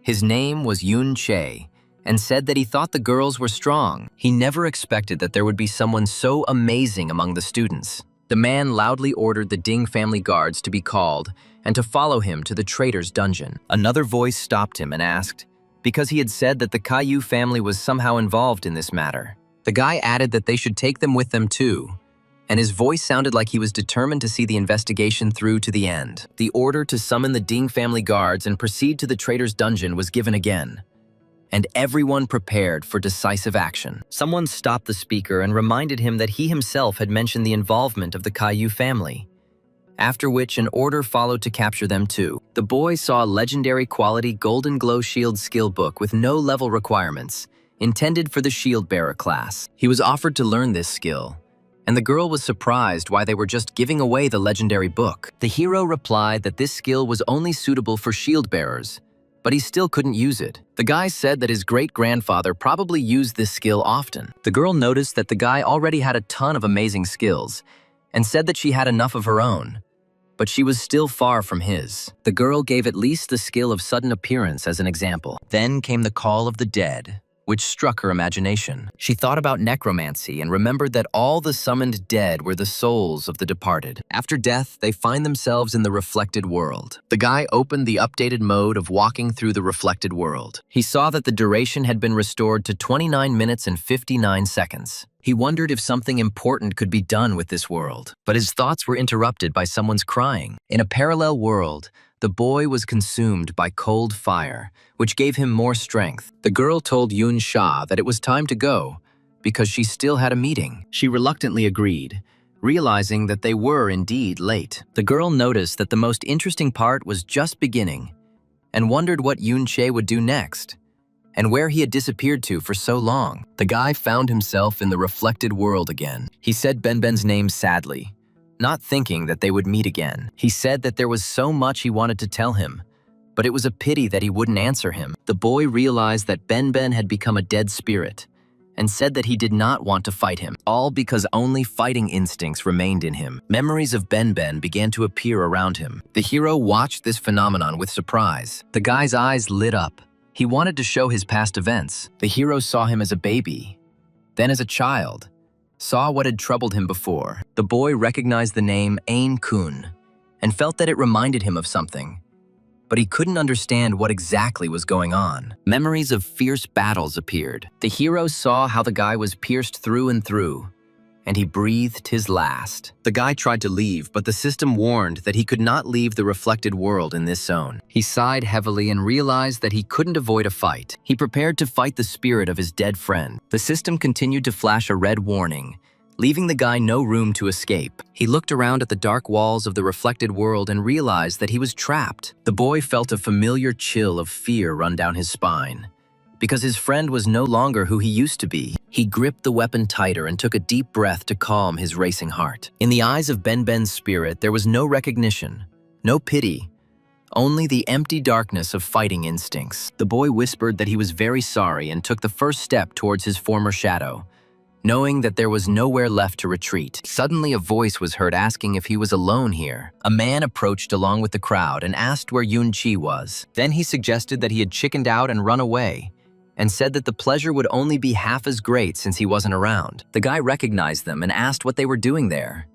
They were also training. The man accused him and Yun-Che of breaking into and robbing her house. The hero replied in fear that he knew nothing and that he was mistaken. Another said he heard them screaming. Then he added that it didn't matter anymore, since he had prepared something for them. The guy, in horror, listed his relatives: grandfather, grandmother. He started talking about his second cousins. Then he quietly, with apprehension in his voice, called for his mother. He was ordered to kneel and called a little bastard. He demanded that he apologize to the hero's family and ask forgiveness from the young master. The boy tried to object to his grandfather, but he was cut off by a shout about what to do when he saw the Ding family. The guy asked if their family would continue to be their lapdogs for the rest of their lives. He said bitterly that they, the descendants of a sinful traitor, were very lucky to find themselves in such a humiliating position. His relatives shouted at him, asking if he wanted to destroy their entire family. Everyone unanimously ordered to think about their crazy father. They reminded him how hard it was for his mother to support the whole family, and asked if he had forgotten about it. The guy shouted for everyone to open their eyes and said that his great-grandfather came to this dungeon, all to prevent a catastrophe. And he died only because a crowd fell on him. He had been collecting information about him for some time, but he lacked convincing evidence.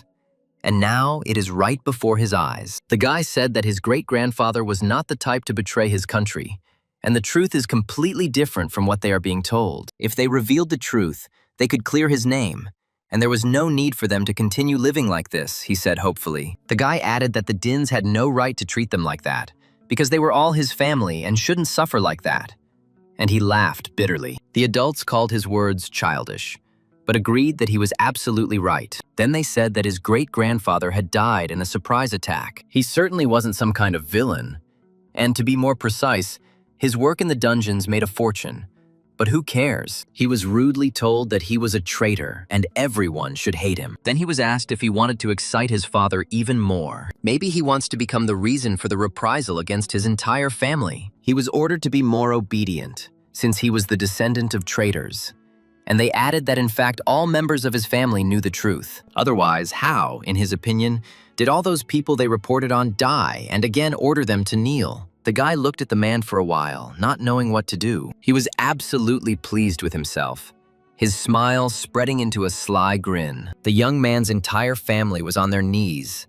The sight was horrifying. The boy's mother begged him to admit his mistake and stop resisting. After all, it was all useless, and she didn't want to lose him too, because she simply couldn't bear it. Someone told the guy not to pay attention to these people. Afterwards, he promised that he was the best, and repeated these words with tenderness. A guy in the crowd said he was too slow on the uptake. Then he raised his leg to kick, and said he would make him switch whether he wanted to or not, and then laughed. The guy raised his hand to stop his attacker's leg and did not answer him. Then he grabbed it and firmly replied that he would never switch in front of anyone again. There was a steely determination in his voice. The enemies were surprised that he dared to fight back. The hero looked confidently ahead at that moment. The enemy promised that now he would remember what it was like to be a whipping boy. The guy didn't flinch or look away, even though inside he was seething with rage. He remembered all the humiliations his family had suffered over the years and decided that enough was enough. His fingers tightened on the hilt of his sword, and a cold fire of determination lit up his eyes. The guy quietly said that they could try, of course, but nothing would come of it. The boy straightened his back and grinned coldly in response to the threat, making it clear that he was no longer that defenseless child. The boy asked bitterly how this could happen, and quietly called his mother since they were the hero's descendants. The boy exclaimed bitterly that they were the hero's descendants, and there was despair in his voice. The enemies cried out in surprise that this was impossible, and asked when he had become so strong. They said he had always been just a punching bag they had been playing with since childhood, and were outraged that he dared fight back. The boy firmly replied that he was no longer who he had been before, and determination burned in his eyes. He found himself in a reflected world and saw Ben in front of him in the prime of his life. The hero realized that the gap between them had become immeasurable. If it weren't for his friend's defensive class and the fact that he wasn't himself, he would have been instantly defeated. However, all the fighting techniques that Ben's spirit uses were taught to him by the boy himself, and his friend's weaknesses were imprinted in his memory. He noticed that the spirit's defense had reached level 60, and even with a pumped-up deceptive blade, it would be difficult for him to inflict much damage. The boy tried to use the legendary skill of the Golden Radiance Shield, but his strength quickly melted away under the enemy's onslaught. His enemies mocked him and said that he could not even defeat this pathetic Caillou. Every blow he dealt seemed to vanish into thin air, causing no harm to the spirit. The boy felt his mana rapidly depleting. The shield of golden radiance begins to fade with each new blow from the enemy. He gritted his teeth and tried to go on a more aggressive attack,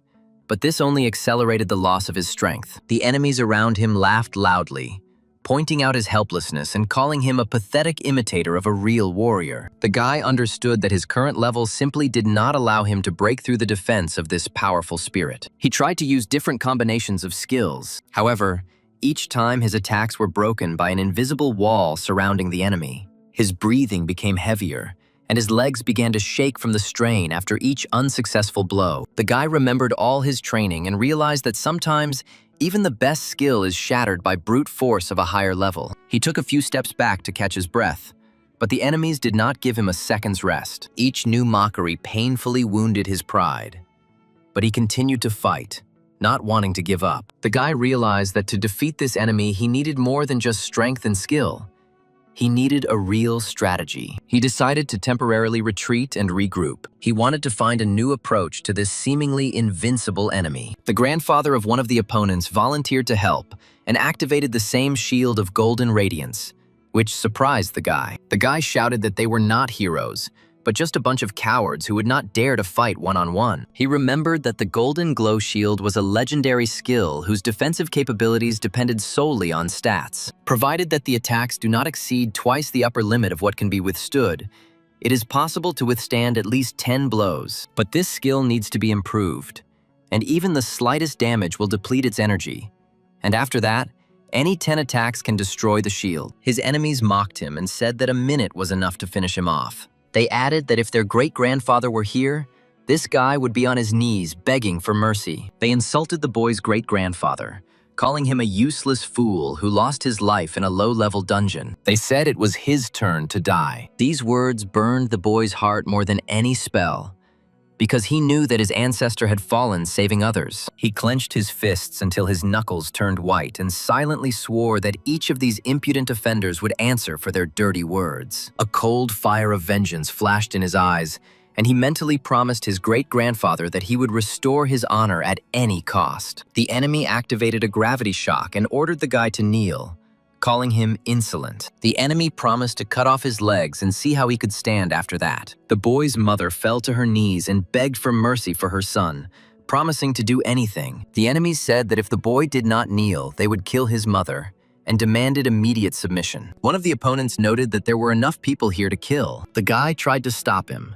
Suddenly, everyone froze and asked who it was that appeared in front of them. The boy recognized his grandfather with amazement and exclaimed, "Have you really risen from the dead?" The enemies cried out that it was impossible, and asked how the dead could be brought back to life. Someone noticed that Grandpa's form resembled that of the undead. He then said that he was so humiliated that he had to climb out of hell to kick his bullies' asses. The enemies, confused, asked why he was hesitating, and immediately ordered an attack. The guy activated iron armor, shield aura, and group shield, preparing for defense. Everyone around exclaimed that this was a fight, and asked if this was really true, and if it was really Shu-En in front of them. They admired their grandfather's technique, and said that he was able to repel attacks from several guards at once, and that it was amazing. The enemies asked the guy if this was his doing, and if it was another undead. The opponents added that they already knew how to deal with these pathetic creatures, and there was a sense of self-confidence in their voices. They noticed that Grandpa was only level 33 at most,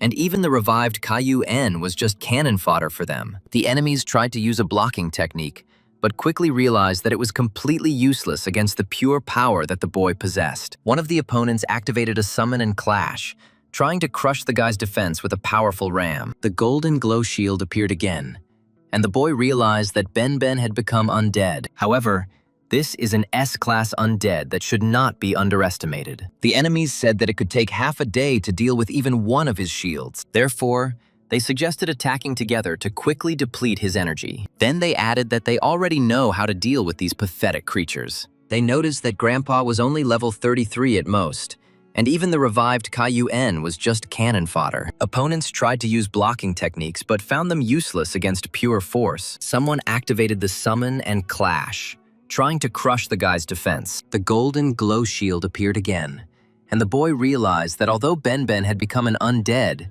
he was an S-class undead. The boy thought with annoyance how unpleasant this was, and noticed that they were all just a bunch of summoned creatures. He realized that he had to kill the summoner, and then they would all disappear. The hero remembered that he had at his disposal first-class artifacts given to him by his grandfather. The enemies were surprised that the guy managed to dodge without a single scratch, and they used tearing him apart. The guy felt pain and cursed when he saw how badly his enemy was hurt. One of the opponents shouted that he had lost his arm and demanded that he be healed immediately. The guy activated a gravity strike and ordered the enemy to get away, and then asked if he was afraid of him. Someone became indignant and asked what their comrade was doing while the battle was going on. The guy's health indicators dropped to 820, and his mana ran out. But the enemy was also on the brink. The guy activated the possession of evil spirits, increasing attack and defense by 30%. Then he began to deal constant damage to surrounding enemies. He realized that with these legendary skills, they were far superior to the capabilities of the Guardian Squad. The enemies panicked and shouted that this was complete crap and they needed to run. The guy used the shield-wielding swordsman's exclusive skill, Sword Shield Formation. A little later, he declared that fighters below S-class were no match for him. He challenged his enemies to try again if they dared. The boy felt his armor hum with tension as it took the first blows of the enemies. He put up a group shield forward and covered his comrades who were hiding behind him. The clang of metal echoed throughout the dungeon as the boy's grandfather repelled the attacks of 3 guards at once. The enemies took a step back in shock, not believing their eyes that some old man could be so strong. The boy shouted at his grandfather to stay close to him, and together they formed a shield wall. Ben, who had transformed into an S-class undead, rushed forward with a menacing roar, scattering the smaller monsters to the sides. The enemies shouted for everyone to remain alert and began to attack from all sides, trying to break through the defense. The guy took advantage of the moment and slashed his sword at the nearest enemy's hand, causing him to howl in pain. Blood splattered in all directions. But the enemy only laughed and said that his wounds only made him stronger. The grandfather jumped up to the boy and covered his back, blocking 2 fatal blows aimed at the back of his head. The enemies began to surround them in a semicircle, realizing that they would not be able to break through this defense with a frontal attack. The boy noticed one of the guards aiming a crossbow at him and ducked sharply, the arrow whistling over his head. He rolled to the side and, jumping to his feet, slammed his shoulder into the stomach of the nearest enemy. The opponent bent in half, and the guy finished him off with an elbow strike to the spine. Grandfather used his blocking technique and deflected the hail of arrows that were flying from all directions. The enemies cried out in rage that it was impossible, and that their sheer strength should have crushed anyone. The boy activated his shield-bearer's aura, and a golden glow flickered around him, increasing the defense of all allies. Ben roared as he charged into the crowd of monsters and began to smash them with his massive axe, sending body parts flying. One of the enemies tried to sneak up from behind, but the guy sensed him and turned sharply, meeting the attack with his shield. Sparks flew from the impact, and the boy kicked the enemy away, sending him flying into the wall. Grandfather picked up the fallen sword and began to fight with both hands, his movements becoming even faster and more deadly. The enemy began to panic, seeing that their numerical advantage was melting away before their eyes. The guy shouted to everyone to keep in line and not run away, otherwise they would all be killed one by one. He used a group shield to cover his grandfather as he caught his breath after a particularly powerful blow. Ben was wounded in the shoulder, but he did not make a sound and continued to fight with redoubled fury. The boy noticed that the enemies were aiming specifically at the grandfather, and covered him with his body, taking the blow himself. Pain shot through his side, but he gritted his teeth and didn't back down an inch. He wiped the blood from his face and raised his shield again, shouting that they hadn't seen anything yet. The enemies were surprised by his resilience and began to attack more chaotically, losing their formation. The guy took advantage of this moment and delivered several quick blows in a row, wounding 2 guards. Grandfather took up his initiative and dispersed the remaining enemies with a powerful circular strike. The battle died down, and the boy was breathing heavily, leaning on his wounded shield. He looked at the battlefield, strewn with the bodies of enemies, and quietly said that this was only the first battle, and that Ding Kun himself was waiting for them ahead. The enemy took out an S-class artifact given to him by his great-grandfather and threatened that if the wasteland bomb exploded, the guy would be finished. The guy calmly replied that he should blow it up and asked if he was tired of living. He added that with his health reserves, he would survive even after this explosion. The guy said that if the enemy destroyed Ben, he would hardly be able to resurrect him again. But the enemy himself would not touch him with a finger. He ordered the enemy to kneel and asked if he was of any value now. The guy opened his inventory and saw a lot of items: bone fragments, rusty armor from different parts of the body, also a ring of inspiration and a whopping 233 health potions. He realized that even more than 100 vials of the potion would not have saved the enemy. After all, the potion only restores 100 units of health in 10 seconds, and the effect does not stack. The guy explained that you can take into account the speed of health recovery. Even if the opponent had used a potion at that moment, it would have been a drop in the ocean, and he would still have died. After the death of the enemy, his soul appeared in the reflected world, and the guy cleverly lured him into a trap, making him his undead. He realized that the ranks of high-level undead could be replenished by taking the lives of others. The guy decided to keep this enemy for now, because he might come in handy later. He noticed that the enemy's internal strength had indeed increased significantly,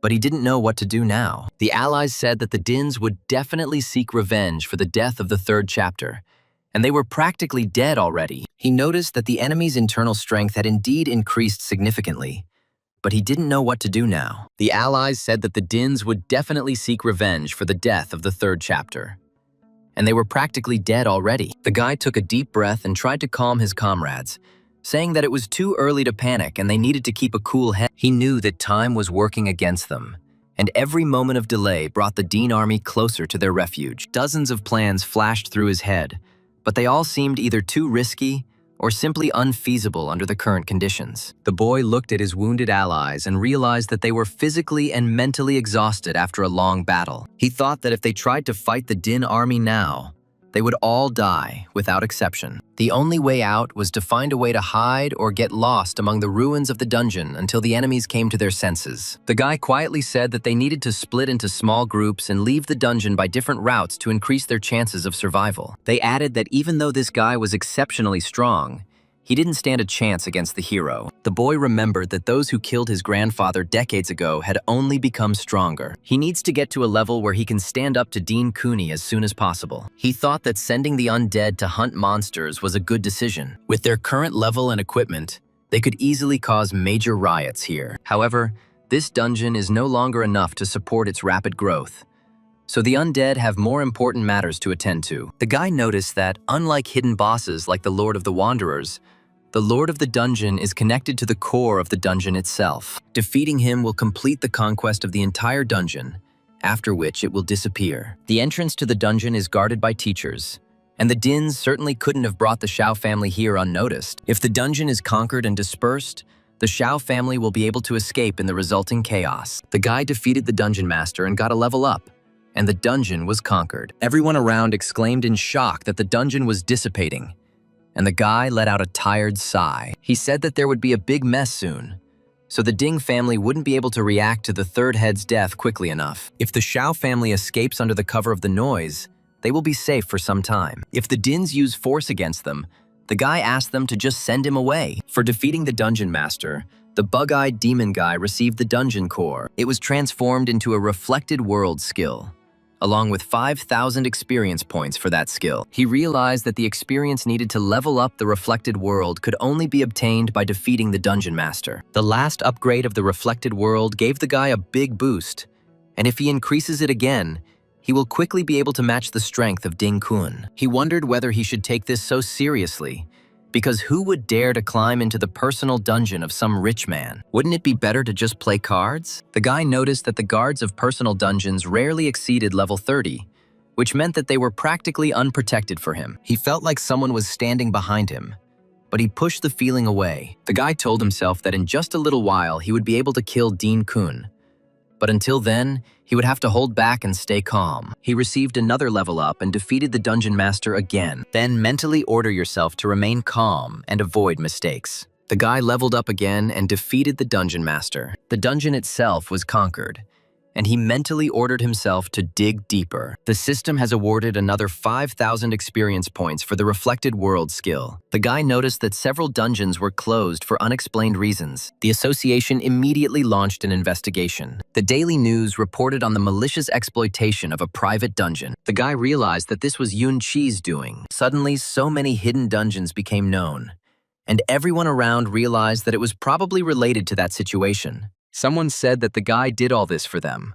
Otherwise, they would never have been able to escape. This place was several days' journey from the dean's estate. It was so well hidden that it took considerable effort to get in without leaving a trace. Now they have nothing to worry about and are finally safe. Someone started to think that maybe they could get rid of the deans. The enemies chuckled and asked if they really thought the deans would be too busy chasing that boy. Ding Hao, the second head of the family, came to greet them personally. He said that even if they had no connection with the guy but dared to run away, then that was enough. He asked if they really underestimated the hero's family so much and called them traitors. The enemy said they could continue to be mistaken, but the Dins had already discovered the location of the attacker. Ding Kun appeared before the guy, and the system showed the hero's dungeon at level 43 and the enemy's health bars. The guy firmly said that he came for Ding Kun's soul. He unlocked the third level Reflected World skill, which reverses everything. A mirror-like haze flickered around the boy, and reality began to distort,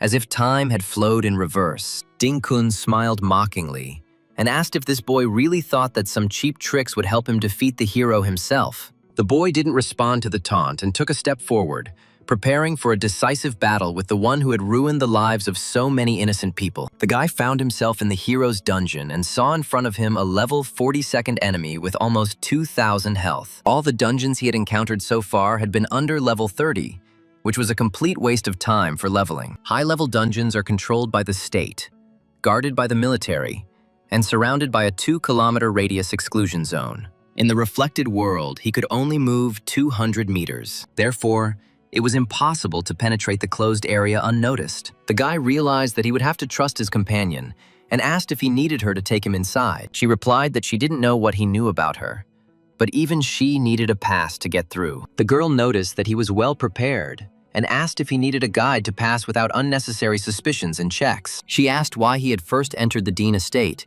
and was now trying to sneak into the guarded dungeon. The guy said that she saw Cayenne's body in the traitor's dungeon, and he was not the villain they made him out to be. He added that the story of the uprising is not so transparent, and he wants to help his friend and clear the name of the Shou family by challenging the hero. The girl asked if he thought she was a fool, since he was risking everything for Cao Ji. After all, he is not even related to him, and is going to fight the hero himself. She noticed that he had infiltrated the Deans even before they had visited the traitor's dungeon. Then she asked if he wanted to say that he had foreseen this and stolen the pass in advance. She added that the third head had come to the traitor's dungeon specifically for their souls with Cao Ji, but the guy disappeared without a trace, and no one has seen him since then. The girl realized that the issue was not with Caillou's family, and asked if he personally hated the hero. She guessed that his name was Yun Che, and asked if he was related to that traitor Yun Che. The guy replied that he was also Yun, and asked what difference it made. Maybe she herself was a relative of the traitor. The girl said she had changed her last name to avoid attracting unnecessary attention, and asked how he knew if she was really Yun. She added that she does nothing of the sort, and that she actually has a different last name. The girl asked him if he was afraid that she would hand him over directly to the military, and then he would be finished. The boy firmly replied that she wouldn't do it because he saw how she risked her life in the dungeon to protect the students. She will never side with the Deans. The guy was firmly convinced of her integrity because he saw with his own eyes how she risked her life to protect defenseless students. He knew that in her heart, there still remained a spark of that very justice that she had once absorbed from her teacher. Even if she now seemed cold and distant, The belief that good must triumph over evil continued to live inside her. The guy understood that trusting her was a huge risk. But without this risk, he would not have had a single chance to penetrate into the very heart of the enemy stronghold. He saw the light in her eyes when she heard the truth about the Ding family's atrocities. And that light gave him hope. The guy handed her the diary he had stolen from the Dean estate and said that these people, relying on their status as descendants. The girl said that she was completely indifferent to such nonsense, and she could not believe that she had considered him a sane person. She asked how he could so naively trust his life to someone, and whether he had ever experienced betrayal. The guy replied that it didn't matter whether he had been betrayed or not, and added that this didn't mean he would stop trusting people. He said he believed she was a good person by nature, but she said she didn't believe him. The girl said that since he trusted her so much, he should follow her. Then they'll see if she changes her mind along the way and turns him over to the authorities. She thought with surprise that who would have thought that someone else was still capable of trusting her, considering her a good person. Deep down, she had long since gotten used to the fact that everyone around her saw her as nothing more than a soulless executor of the Ding family's orders. This simple trust from the guy made her heart tremble and remember the times when she herself believed in justice and chivalry. She realized that this strange guy with mirror abilities saw her not as an enemy, but as a person who had once gotten lost on a dark path. She felt warmth from the realization that not all was lost, and that there were still those in this world who were ready to extend a helping hand, even to a former enemy. The guard greeted Lady Yunsha and said that the hero had been waiting for her for a long time, and they were instructed to let her in immediately. He asked why she hadn't come with Mr. Dean, and there was a hint of suspicion in his voice. The guard said that the hooded man who was accompanying the lady had literally just entered the dungeon. He warned about the theft of several temporary passes. He added that he did not suspect her of anything, but they should be especially careful, because the gentleman had warned them about it. The girl was indignant. What can you call this, after all? This is an interrogation with bias, and said that she does not suspect the escort. The guard replied that they were simply following Security Bureau instructions. They were informed that a criminal who had recently raided many dungeons was now targeting the hero's dungeon. He said they were doing it for her own safety. Otherwise, the criminal could have replaced the escort or something like that. The girl said that since they insisted so much, let her take a look, and asked if they really thought she wouldn't recognize the bodyguard. She added that she could have been replaced too, and asked if they wanted to check her too. The guard replied in fear that no. And since Mrs. Yunsha was so sure there could be no mistake, and let them through. The guard thought to himself that she was much more attentive than he could have imagined. The girl said that this time she would trust the guy and would not interfere in his affairs. But that's all. And she won't help him with anything else. The guy thanked her, and she replied that he should take her with him. Then he would not be suspected of anything she intended to do next. The girl said that she believed that he still had a drop of conscience left, and that he would finally be able to unlock the full potential of the reflected world. The guy used the third-level reflected world and found himself in a dungeon, where he saw the replicas of orcs of levels 41 to 45. On the third level, the reflected world created relics of real monsters from the dungeon. The guy realized that he could now freely farm right here without fear of being discovered. He left the reflected world, but his undead skeleton continued to kill monsters, bringing him experience at the rate of 172 units for each. The undead continued to give experience, and the boy realized that they had indeed built a city in a hidden dungeon. According to the family diary, this is where Ding Kun lived, and the guy didn't really know anything about him. He had only heard that he had reached S-class about 10 years ago, and since then, it seemed, he had never openly displayed his strength. The guy thought that if they had more information, they would have a better chance of defeating him. In his past life, he kept a strict record of everyone who reached S-class, but he remembered nothing about this man. He asked Ben if he knew him, but the spirit was still silent. With the transition of the reflected world to the third level, the intelligence of the undead increased significantly, and the guy's skill was improved to the SSS rank. But the most noticeable progress was made by Ben. Although, alas, he still had not reached the level where he could communicate normally. The boy hoped that with further development of the skill, his consciousness would return fully to him. Every time he looked at Ben's silent figure, the boy remembered their previous conversations and cheerful training sessions. He noticed that his friend sometimes responded to his voice with a slight nod or a barely noticeable movement of his hand, and this gave him hope. The boy felt that somewhere deep inside this undead, A spark of the soul he once knew continued to glow. He talked to Ben for long periods at night, telling him about his plans and doubts. Although he received no answer, the boy believed that if the reflected world could ever restore the lost connection, then they would become inseparable again. This desire gave him the strength to move forward even in the darkest and most hopeless moments of his journey. Someone begged the father to intervene, saying that the third chapter was his favorite, and he could not just stand by.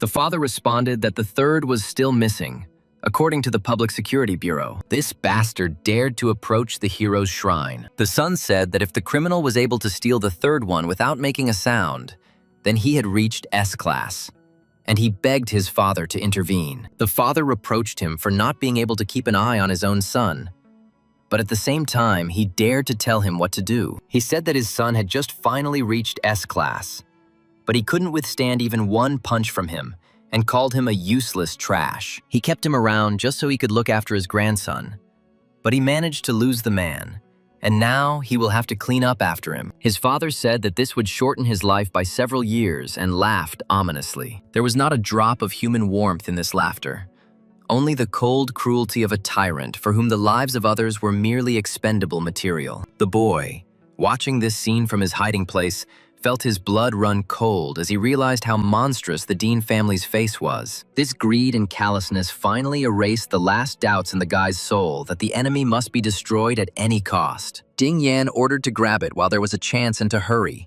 Otherwise, they would soon devour everything. The servant reported to the master that his beloved pet had not eaten meat for several days and suggested that something be done. The protagonist thought that, compared to what he had just seen, outside the dungeon, the Dina still behaved quite restrainedly. He wondered whether to expose them, because the truth about this family's atrocities had to become public knowledge. Ben stirred and made a sound, and the boy realized that even in this state, his friends still wanted to help those in trouble. The boy remembered how, as a child, Ben was always the first to rush to the aid of the weak, without thinking about his own safety. He realized that the undead had retained this trait of their master's character, and this both pleased and broke his heart. If the Dins are exposed now, many innocent people who are suffering from their oppression in other cities and villages can be saved. However, the guy understood that he did not yet have enough evidence to accuse them in front of the whole world, and he needed to collect even more evidence. He remembered that among the children caught in the disaster zone,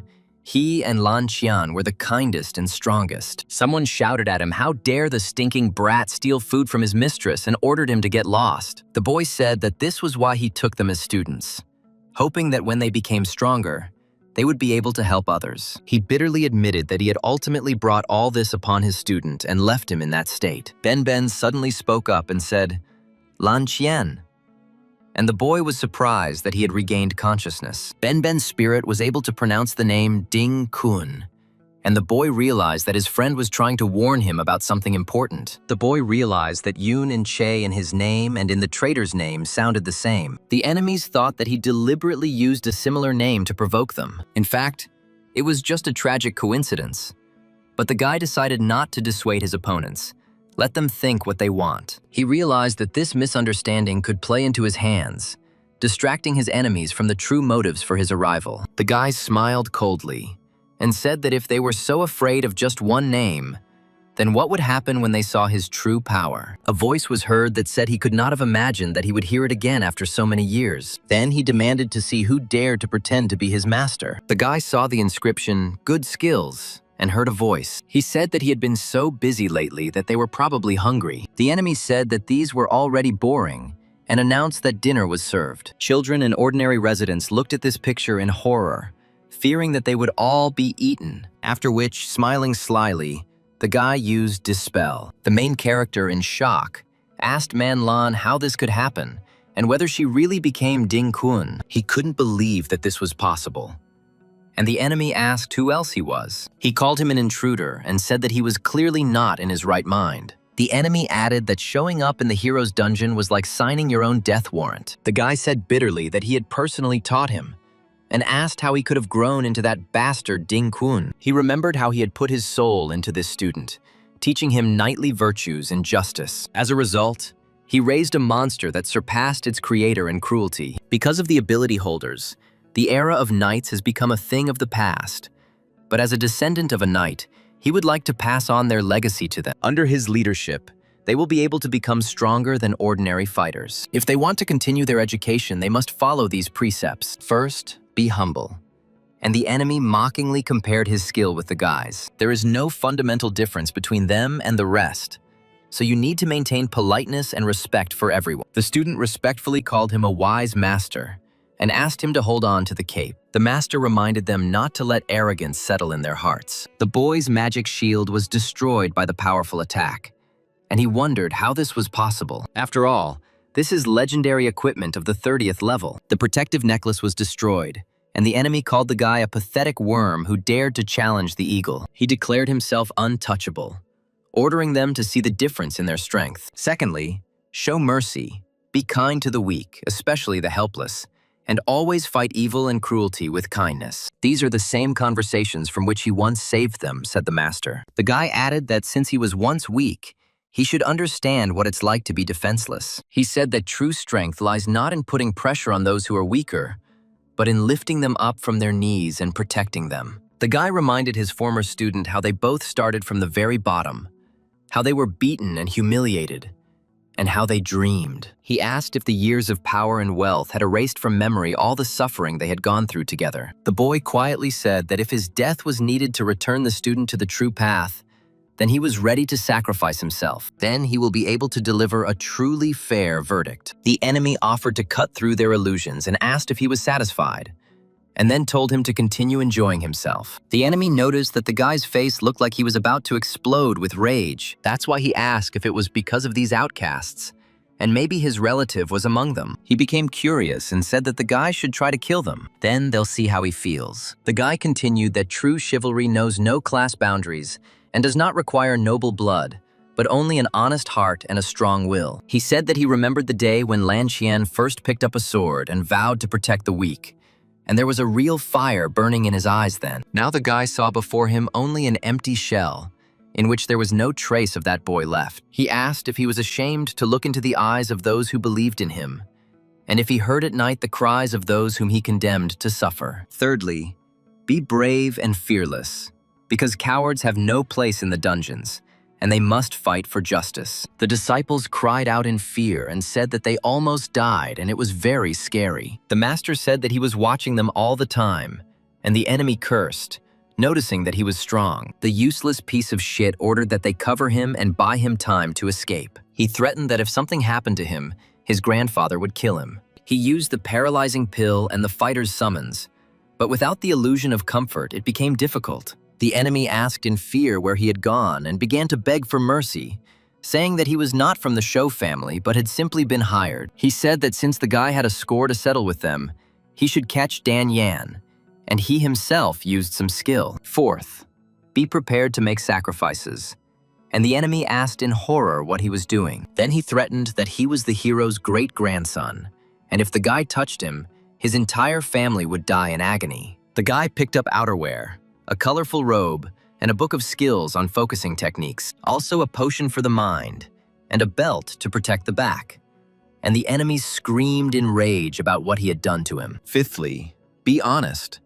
And the guy continued to follow the precepts of his teacher. The sixth rule was to be fair, and the boy continued to remember his teacher's precepts. The seventh rule called for valor, and the eighth said that it was their soul. The boy told Man Qian with pain in his voice that he had betrayed him and Ben Ben. He added that Man Qian had allowed his descendants to commit such evil and asked bitterly why. The enemy indignantly asked again what he meant by why, and declared that he was living perfectly well in his dungeon. The boy called Lan Qian again and asked him why he did this. Before I saw an S-class enemy of the 71st level, he asked with pain why he had betrayed him, and his voice betrayed deep resentment towards his former student. The guy continued to list the knight's precepts, the sixth being to be fair. Seventh, be valiant.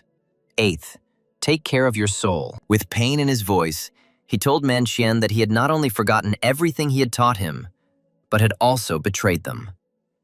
He allowed his descendants to do such evil. The enemy indignantly asked again and said that he was living well in his dungeon, after which the guy again asked him why he betrayed them. A level 71st S-class opponent appeared before the guy. He saw someone's reflection and then asked with pain why he had betrayed him. The enemy said with surprise that the guy actually pierced his armor and noted that his speed and attack were quite extraordinary. He said Man Qian's name with disbelief and asked if it was really him, and then asked again about the betrayal. The guy looked coldly at the enemy and replied that Man Qian had been dead for many years, and in front of him stood only his decomposed shell. He said that the real Man Qian would never serve the Dings or betray his brothers in arms for power and money. The guy added that the enemy can pretend and wear someone else's face as much as he wants, but he will never get the soul of the one he robbed. The enemy said that the guy called himself Yun Che and knew his former name, and asked if that old man had sent him. The enemy accused the boy of pretending to be his teacher and called it a crazy joke. The boy asked again why he had betrayed him, and there was genuine pain in his voice, mixed with cold rage. The enemy coldly replied that the guy was just a tool and that they had nothing to talk about with him. Then he made some inarticulate sounds, similar to the growling of an animal. The boy didn't back down and took a step forward, his sword flashing in the dim light of the dungeon, cutting through the air with a sharp whistle. The enemy roared in rage and rushed at the boy with inhuman speed, leaving behind a dark trail of destructive energy. The guy barely had time to raise his shield when a powerful blow threw him back several meters, and he barely managed to maintain his balance. The enemy said that it was foolish to hope for mercy, because in this world only the strongest survive, and the weak must die in the mud. The guy wiped his split lip and replied that it was precisely this philosophy that turned the enemy into a monster, incapable of love and friendship. He activated the reflected world, and thousands of mirror fragments flickered around him, each reflecting the enemy's evil grimace. The enemy screamed that these cheap tricks would not save him, and began to smash the mirrors with his huge sword, scattering fragments throughout the dungeon. The guy realized that the enemy was too strong in a head-on collision, and that his aggression needed to be used against him. He began to tease the enemy, calling him a pathetic imitator who stole someone else's power. Now he is only afraid of losing what never belonged to him. The enemy became enraged and began to attack chaotically, without thinking about defense, and his blows became less accurate and predictable. The guy thought that if it weren't for years of training and the reflected world, he would have been dead long ago. He quietly told himself that he had no right to lose, because behind him were those who believed in him and were waiting for him. Suddenly he saw Ben and exclaimed in surprise that he had survived, and asked how this was possible. He noticed that Ben was undead, and this could be considered a kind of resurrection. But there was no joy in his voice, only deep sadness. The enemy said that the consciousness was too weak, and added with regret how unfortunate it was that such a strong warrior had become only a silent shadow. The boy heard these words and felt an icy emptiness spreading in his chest, because he knew that Ben deserved a better fate. He walked up to his friend's silent figure and placed his hand on his shoulder, promising that he would definitely find a way to restore his mind and soul. Ben froze for a moment, and the boy seemed to see a tiny spark of recognition in the undead's eyes, which immediately went out. The boy quietly whispered that no matter how much time and effort it took, he would fight to the end until his friend could smile again. The Dings arrived. Ding Shun's father is a level 60 archer, Ding Chang is a level 60 bandit, and Ding Zan is a level 60 warrior. They ordered that these petty thieves be left to them and to move aside, and the guy called off his undead and ordered them to take care of them. The enemies saw the third one and said that his form confirmed that he was truly dead, and they called him their blood relative. The enemy said that the guy interested him, and that this was not just a summoning of the undead, but a real resurrection. And he demanded proof. He shouted at the boy to prove that he was his master, and asked if he really was his dear teacher, promising to tell him everything and hide nothing. The boy said that even locked in a cage, he tried to help others by giving his last bread to hungry children. He added that he remembers how the boy with shining eyes swore never to side with evil. The boy asked how he could have changed so much, and at the same time, noticed how his own mana and attack power were rapidly declining. The enemy froze for a moment, and a shadow of doubt flashed in his eyes, but he immediately suppressed it, saying that all this was empty sentimentality. The guy shook his head and replied that if a person loses his human face, then even the greatest power will not make him happy. He stepped forward and extended his hand, saying that he was ready to forgive his former student and help him return to the light side. The enemy recoiled as if from fire and shouted that it was too late to return because the bridges were burned, and the only way forward was to finish off the teacher. The enemy shouted what kind of madness this was and blamed his dear teacher for everything, calling him the cause of everything. He asked who freed him from slavery and who made him so strong, if not the teacher. The guy asked in response if this was what he had taught him. The enemy laughed and asked why the teacher had waited so long to come for him, and why he had let him suffer before saving him. He asked why, if it was worth becoming just a student of the night sun. Anyone could start living in comfort.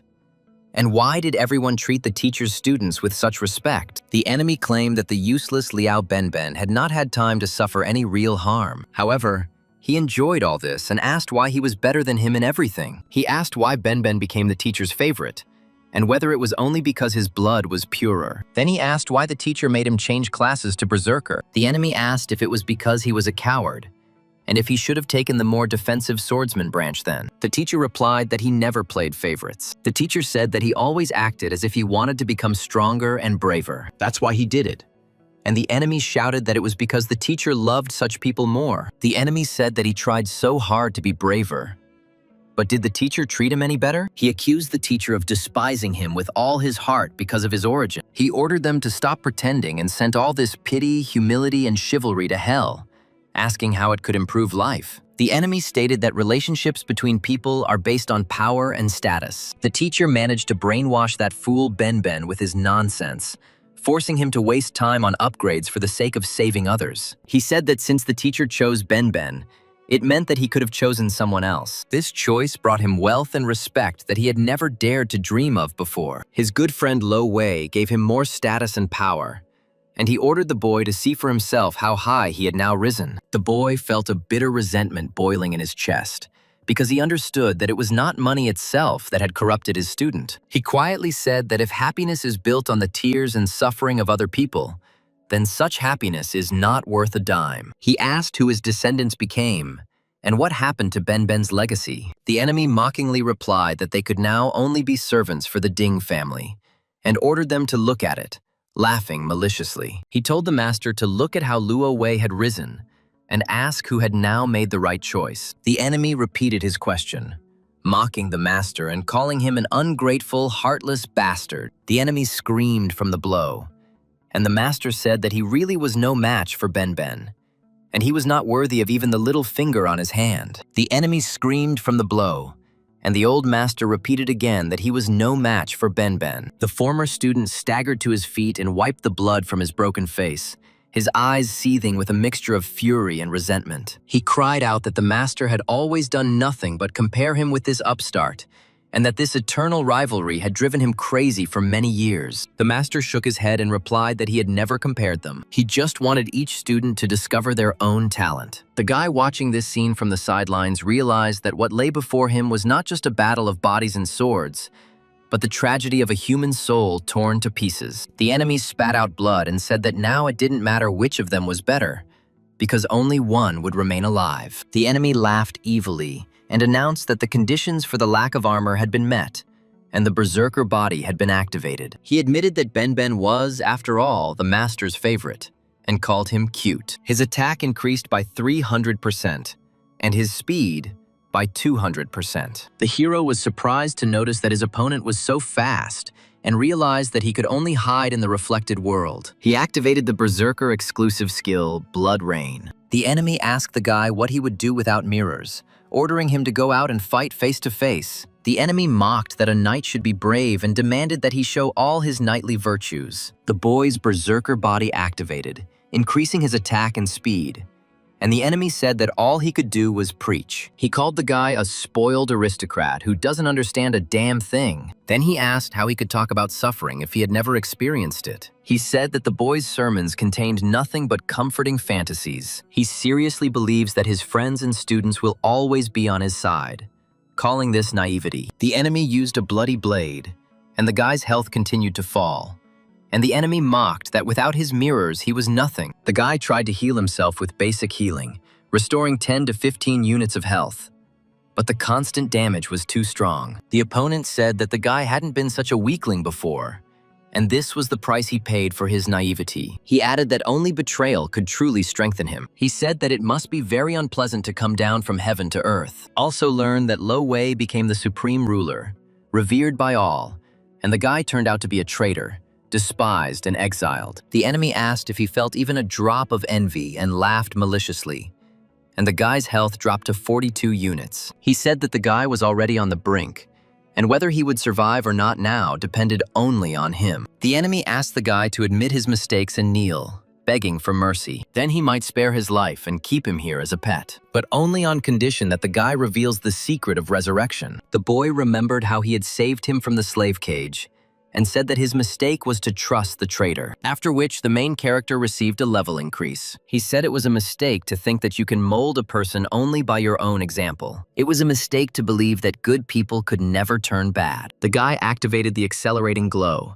increasing the speed of allied units by 30%. He admitted that he was guilty of following the knightly virtues so zealously. He activated the possession by evil spirits, increasing his attack and defense by 30%. Afterwards, he began to deal constant damage to enemies and then activated a deceptive blade. The guy said that these skills were not needed to fight scum like the enemy. People like him must be gotten rid of by any means necessary. The enemy laughed evilly and said that it would be just like that. The enemy noticed that he thought it was a dual-wielding skill. It turned out to be blind carving, and he added that using unfamiliar fighting techniques in real combat was tantamount to suicide. He asked if the boy had forgotten what he had taught him, and was surprised how this was possible, since he had destroyed all the mirrors around him. The enemy realized that it could be not only mirrors, but also any reflective surfaces that could provide the guy with cover. The guy literally slipped away through the pools of blood that remained on the floor after the previous fights. He said that after this attack, their cat and mouse game would end,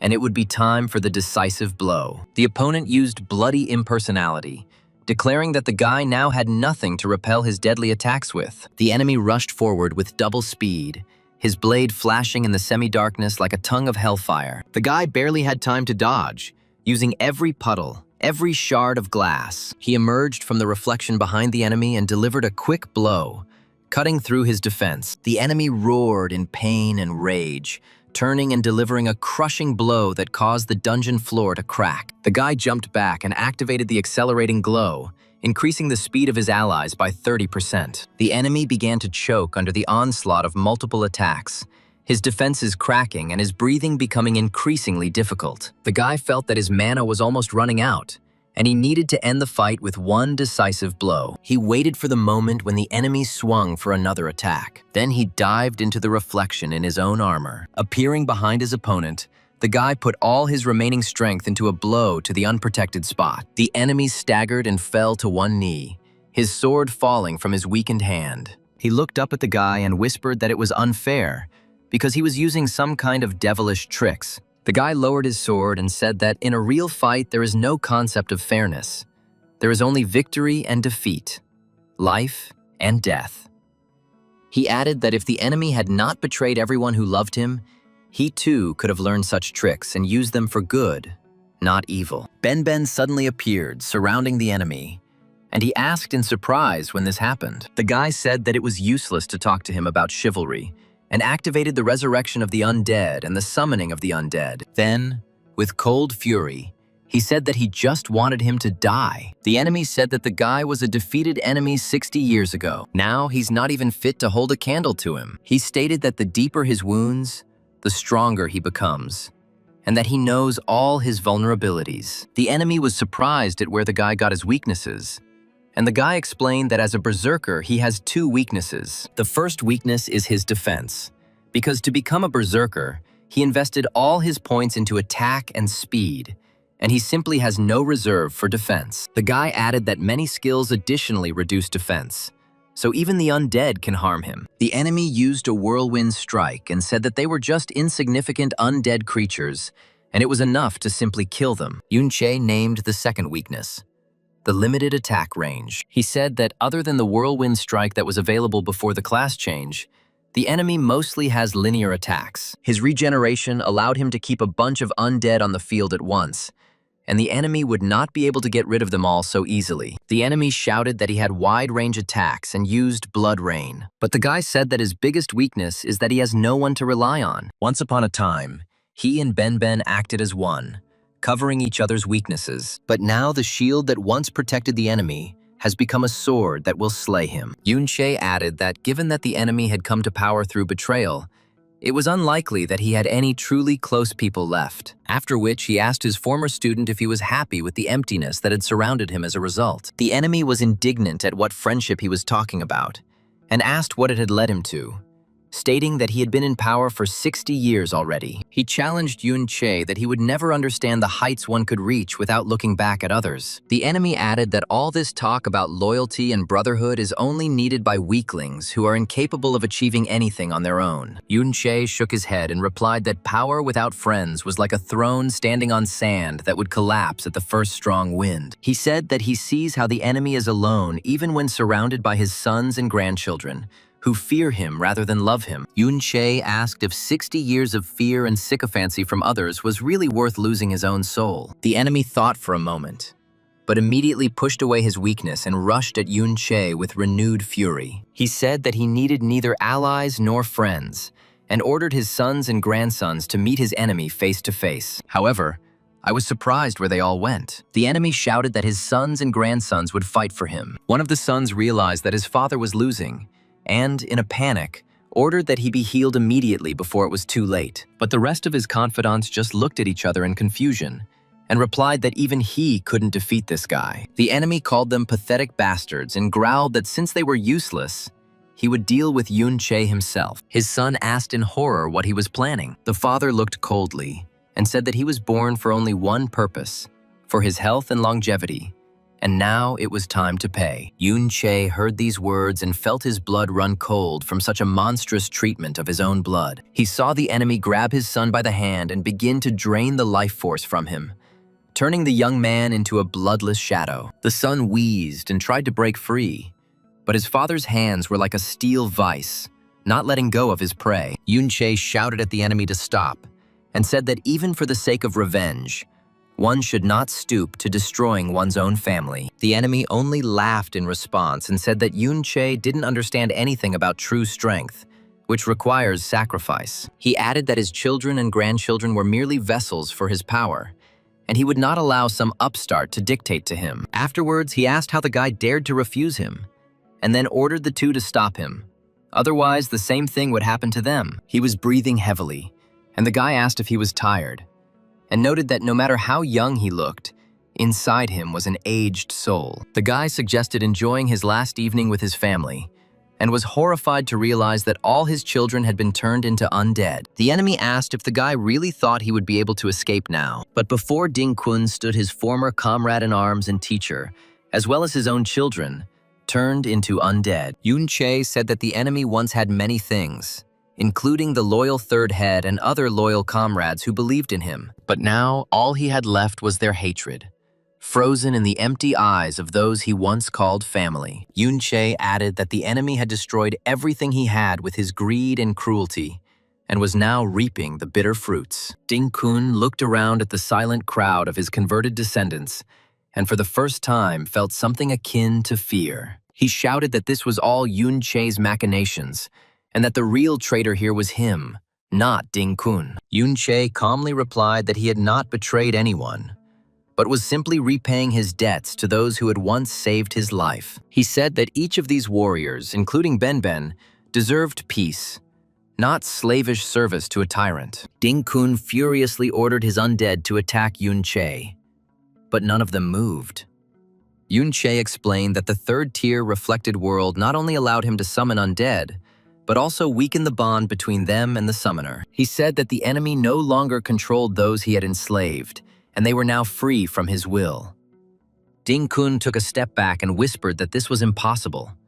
After all, he had invested so many years into creating this army. Yunche stepped forward and said that now was the time to pay for all the years of suffering that the enemy had inflicted on innocent people. He added that the enemy should accept the fact that his own decisions have driven him into a dead end, and that there is no one to blame but himself. More than 60 years ago, the master told his students that they had successfully passed the reclassification and reached S class, and he was very happy for them. The master sent the best materials he had accumulated over the years to the divine blacksmith. He forged weapons of the highest quality, the highest level available to them now. He told Lan Qian that this sword was the same style as his, so he would master it in no time.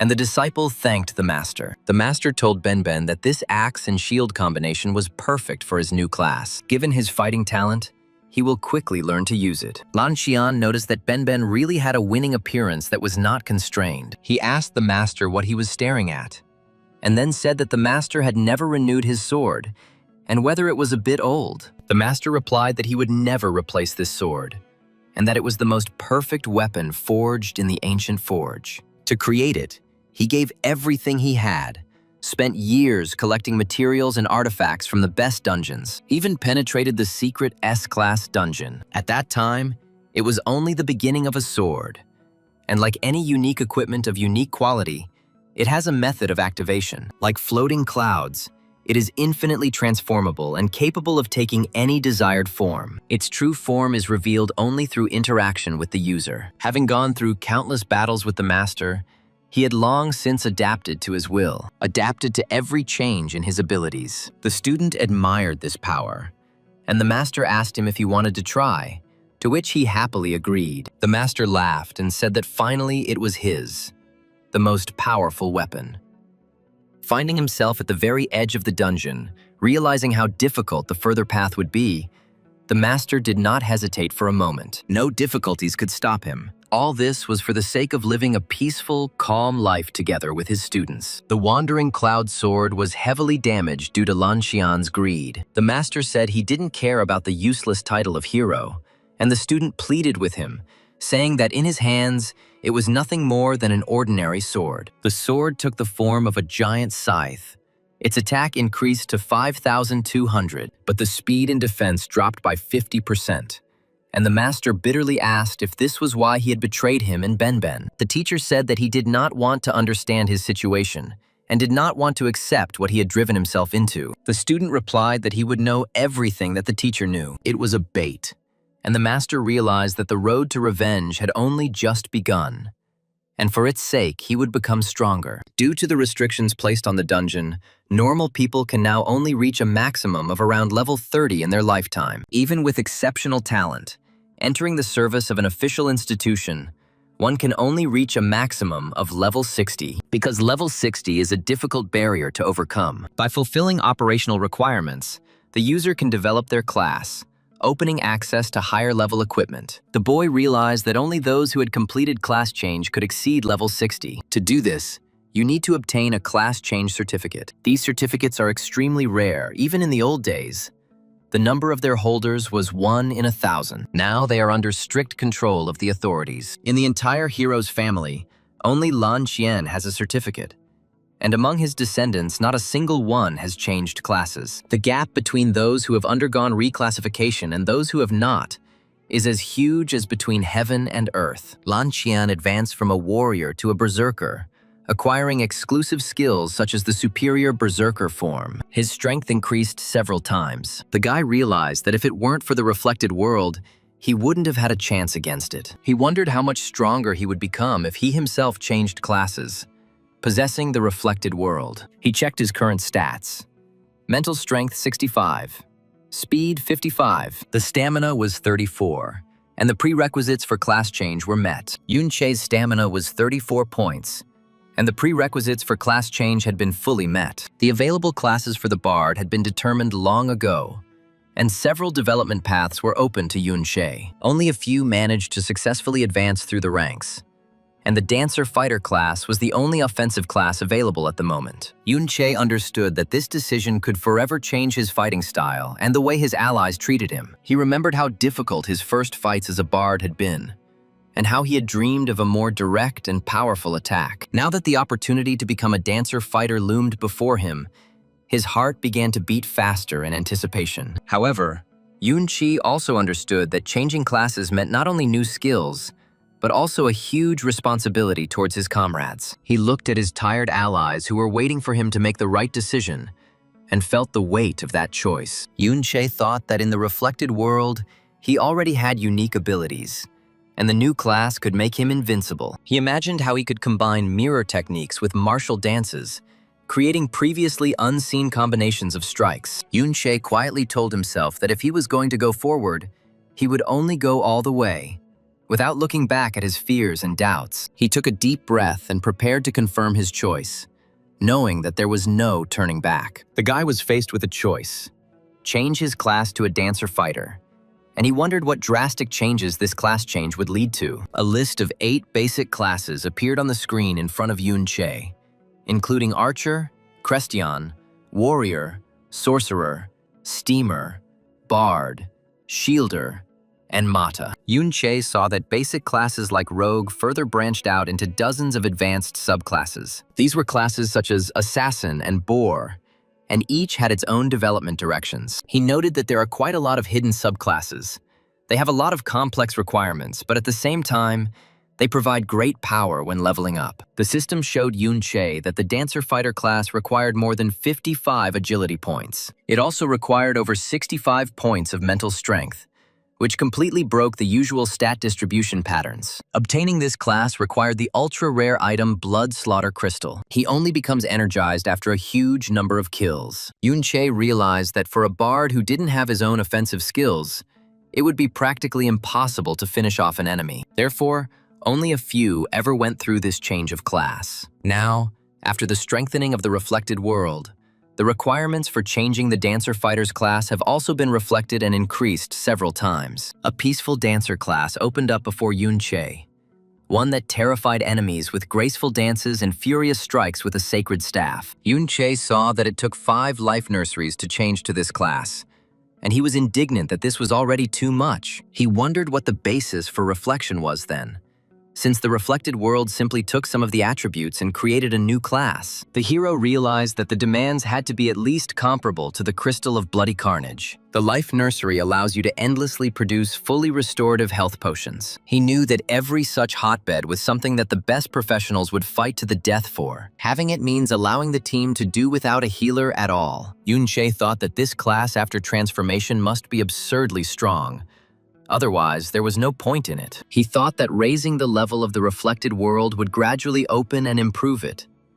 But it seemed that everything turned out to be much more complicated. After reaching the 3rd level, not only ordinary monsters appeared in the reflected world, but also replicas of the dungeon lords. The soul in the reflected world became noticeably larger than at the very beginning, and Yun-che gained 2 levels at once. Yun-che realized that even if the requirements for class change were reflected, then other levels of power could certainly be explored further. He left the reflected world and told himself that changing classes was a priority now, because it was the fastest way to increase his strength. The entire clan of heroes was brutally exterminated, and the suspects have not yet been identified, and the authorities have called on everyone to come forward. People couldn't believe that the hero was dead, because he was an absolute legend. There was only one photo that was able to be taken at the scene. Supreme Ruler Lo Wei learned that the boy was dead, and although there were plenty of warriors around, they only learned of the incident after the fact. The speaker told His Majesty that none of the warriors guarding Ding Kun knew what had happened. He ordered his men to check the entry and exit logs, and also obtained information from the Public Security Bureau. The suspects were Yun Sha and Yun-che. Luo Wei thoughtfully recited Yun-che's name, which evoked memories, and told everyone to leave it to him. In the city, everyone was discussing the incident in the hero's dungeon. People were outraged at who dared raise a hand against a hero, and asked what the hell the army was doing. Supreme Ruler Lo Wei appeared before his subjects, and his name evoked painful memories in all who heard it. He said coldly that everyone should leave it to him, and there was an air of unyielding authority in his voice. In the city, people were loudly discussing the incident in the hero's dungeon, because for the last 2 days, it was all they had been talking about. Outraged residents asked who dared to raise a hand against the hero, and considered it a national disgrace. One of the townspeople exclaimed indignantly that this guy just killed Ding Kun, not believing his eyes. Yun Sha admitted with a heavy heart that it was she who had helped Yun-che enter the hero's dungeon, and now she didn't know whether she should report this to the authorities. She added that after this, she doubted that they would ever meet again, and there was sadness in her voice. Yun-chi thought about the life breeding ground that was required for class change, and admitted that he had never heard of such an item. He realized that the hotbed of life was extremely rare and probably only accessible to very high-ranking individuals. Yun-che thought that the only one who came to mind was Yun-sha, who was clearly of very noble blood and held a fairly high position. His interlocutor asked if he knew who Yun-sha was, because he really wanted to meet her, and her name clearly meant something. Yun-che realized that Yun-sha was actually Luo Wei's granddaughter, and this discovery shocked him. He said that he did not expect this at all, because she turned out to be the granddaughter of the supreme ruler Lo Wei himself. The crowd around continued to be outraged by the army's inaction and demanded that those responsible for the hero's murder be found. People could not believe that the hero was really dead, and the news caused a wave of anger and grief throughout the country. Yun-sha was tormented by guilt, realizing that her help to Yun-che could have unpredictable consequences for all of them. The secret of Yun-che's identity and his connection to the Yun clan was gradually revealed to the astonished public. Lo Wei, having learned about what was happening, decided to personally take control of the investigation, not entrusting it to ordinary guards. Rumors that the dungeon destroyer had struck at the very heart of the kingdom spread like wildfire. It was becoming increasingly clear that behind the simple student Yun-che, there was something much more than just a talented student. The students joyfully shouted that Yun-che had come to school and surrounded him with gratitude. They said that if it weren't for him, they wouldn't have survived at all, and called him incredibly strong. The kids added that they had already given up hope, but he showed up and saved everyone, and the school also wanted to reward him. Someone remarked that since Yun-che had returned, the Dings would come looking for him. After all, the third chapter disappeared right during that mess in the dungeon. The Ding family is now running around the city looking for any traces, and they can interrogate Yun-che more thoroughly. Yun-che replied that although the news every day reported about the malicious cleansing of a private dungeon, it is already clear to everyone that the dungeon destroyer is to blame. He added that the Dins understood from his voice that it was he who had broken into their place to get a pass, but without convincing evidence, they remain the only ones who suspect him. Yun-che said that he heard that the dungeon destroyer was currently being chased by security and would definitely be caught soon. He noted with irony that sooner or later his name would definitely be cleared. If only that same security service didn't come for his soul. The hero explained that the so-called law enforcement here was simply insane.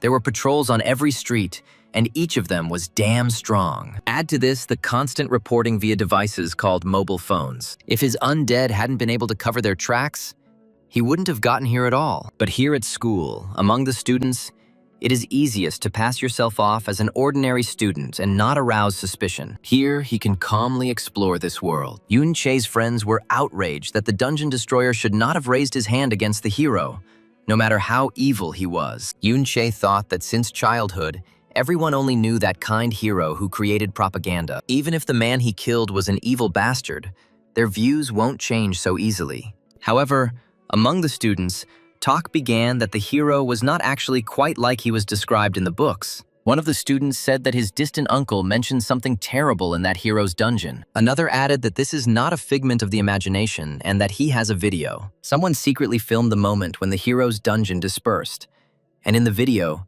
the people looked absolutely terrible, as if they had been kept as slaves for years. The students were shocked and asked if anything was really going to change, and where such a video came from, given that everything there was guarded by troops. Some shouted that it was a fake and an attempt to denigrate the hero, not wanting to believe the terrible truth. Others responded that it was their business to believe it or not, but it was all real, and the video could not be faked.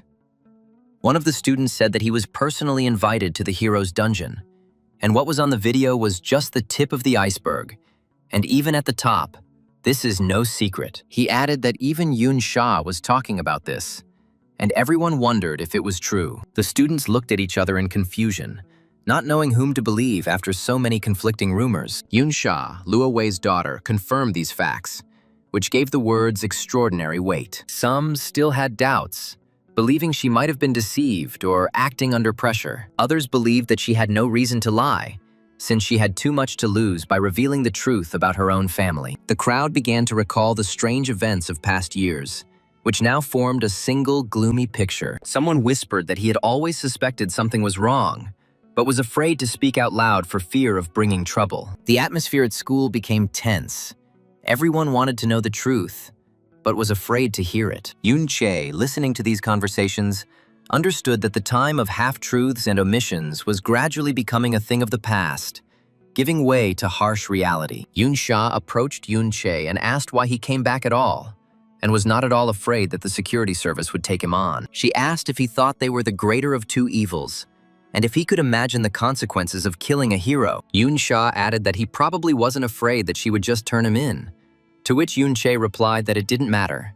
He had been betrayed too. He said that this did not mean that he would stop trusting people, and there was a firm belief in goodness in his voice. Yun-che said again that he believed that Yun-sha was a good person by nature, and he repeated this firmly. She replied that, given the atrocities committed by their so-called heroic family, it was good that they were dead. Yun-sha added that now Yun-che owed her another favor, and she was confident in her voice. Yun-che promised that he would not forget her help and thanked her for her assistance. He wondered why, being Lo Wei's granddaughter, she helped him get into the hero's dungeon. Then he suggested that she couldn't stand what their family was doing. Yun-che thought that it would probably be possible to use Luo Wei's daughter to kill the hero. Therefore, I decided to focus on the immediate goal. He asked Yun-shu if she knew about the life breeding ground, and she replied that it was the thing that produced the essence of life. Yun-sha said that that old geezer in the director's office had one such breeding ground. Yun-che entered the reflected world and saw that the old man had a world tree sapling in his collection,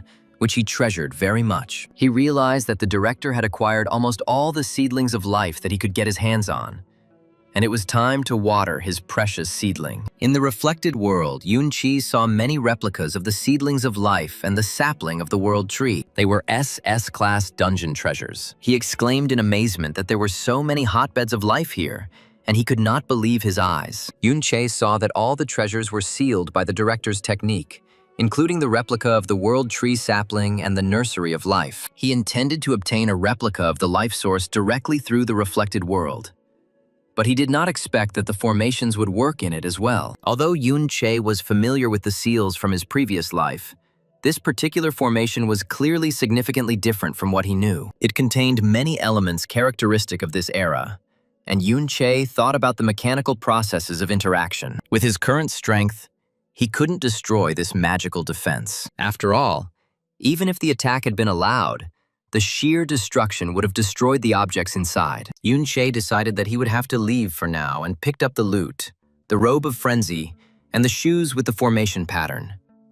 Also, a thunder formation skill book, and a regular book about formations and mechanics. He saw a director whose strength far exceeded that of Dan-kan, and he realized that without changing his class, he would hardly be able to resist him. Therefore, to obtain a hotbed of life, there are only two ways. The first one is to wait until the director himself opens access, and then capture him through the reflected world. The second way was to study the knowledge of this era, to reacquaint oneself with unfamiliar aspects of this formation. Yun-che went to the school library and decided to start with the basic texts on mechanics in everyday life. He told himself that it was time to kill Ding Kun, and admitted that he had acted too hastily after his reincarnation. The world had changed so much that without sufficient understanding, Yun-che was afraid that he wouldn't even be able to get an audience with Luo Wei. He dismantled some of the mechanisms copied from other places, but did not understand their true purpose. Yun-che wondered where Luo Wei had gotten these devices and concepts that were the driving force behind progress. He tried to understand the basic principle of using magical charges, but the dungeon items combined with the mechanics raised too many questions. Although some questions were answered,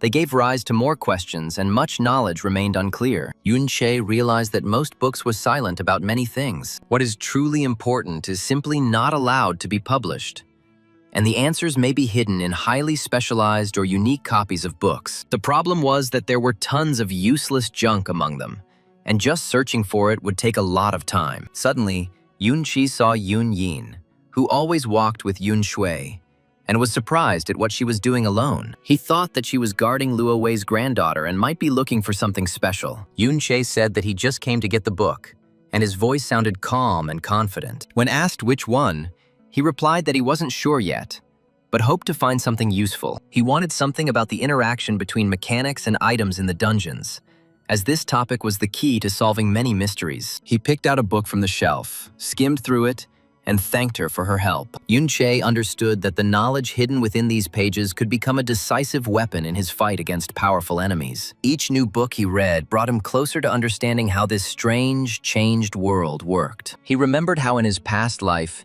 he had to collect information bit by bit in libraries, risking being caught. Now he could read almost without any obstacles, and this was a huge advantage. Yun-che thought that the school principal was unknowingly supplying him with knowledge that would help him destroy his own allies. He felt a slight regret at having to use the old scientist's trust for his own purposes. But there was no other way, because the stakes in this game are too high. Yun-che carefully tucked the book into his bag and headed towards the exit, knowing that the time for studying was almost up. The next day, Yun-che offered the girl a tasty treat, but she politely declined. The girl turned away in fear, intending to leave calmly. The guy left the food where it was, even though Yun-yin was already sitting back in her previous place. Yun-che thought that although she was quite cold, he felt a strange attraction towards her. Today, he was hoping to find something about magical formations, and he realized that he should not look on these shelves. Yun-che noticed that Yun-yin could only visit the library for quiet reading when Yun-sha was resting. He thought that perhaps once he got to know her better,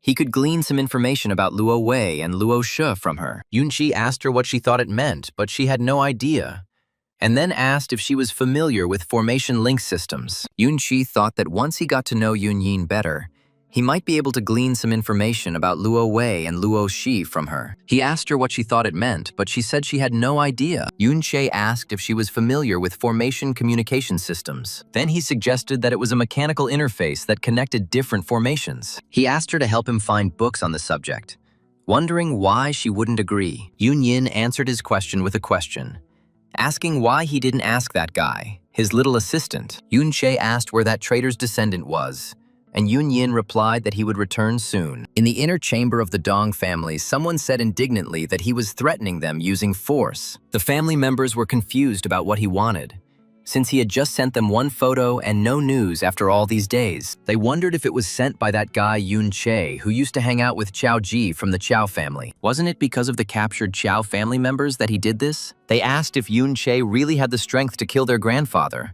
and were indignant that the guards hadn't captured him yet and were ignoring them. One of them reminded that they are the hero's family, and even after the death of their grandfather, this fact remains unchanged. Someone reported that Cao Ji of the Cao family had returned to school. Others wondered what he was planning, whether he really wanted to stir up trouble now that the hero was dead. Although unfavorable rumors have spread about the hero, Shuo En still remains a traitor. But when the hero's dungeon disappeared, many saw the remains of the battlefield or even filmed it. For so many years, the truth was hidden, and the hero was unjustly accused and trampled by a traitor.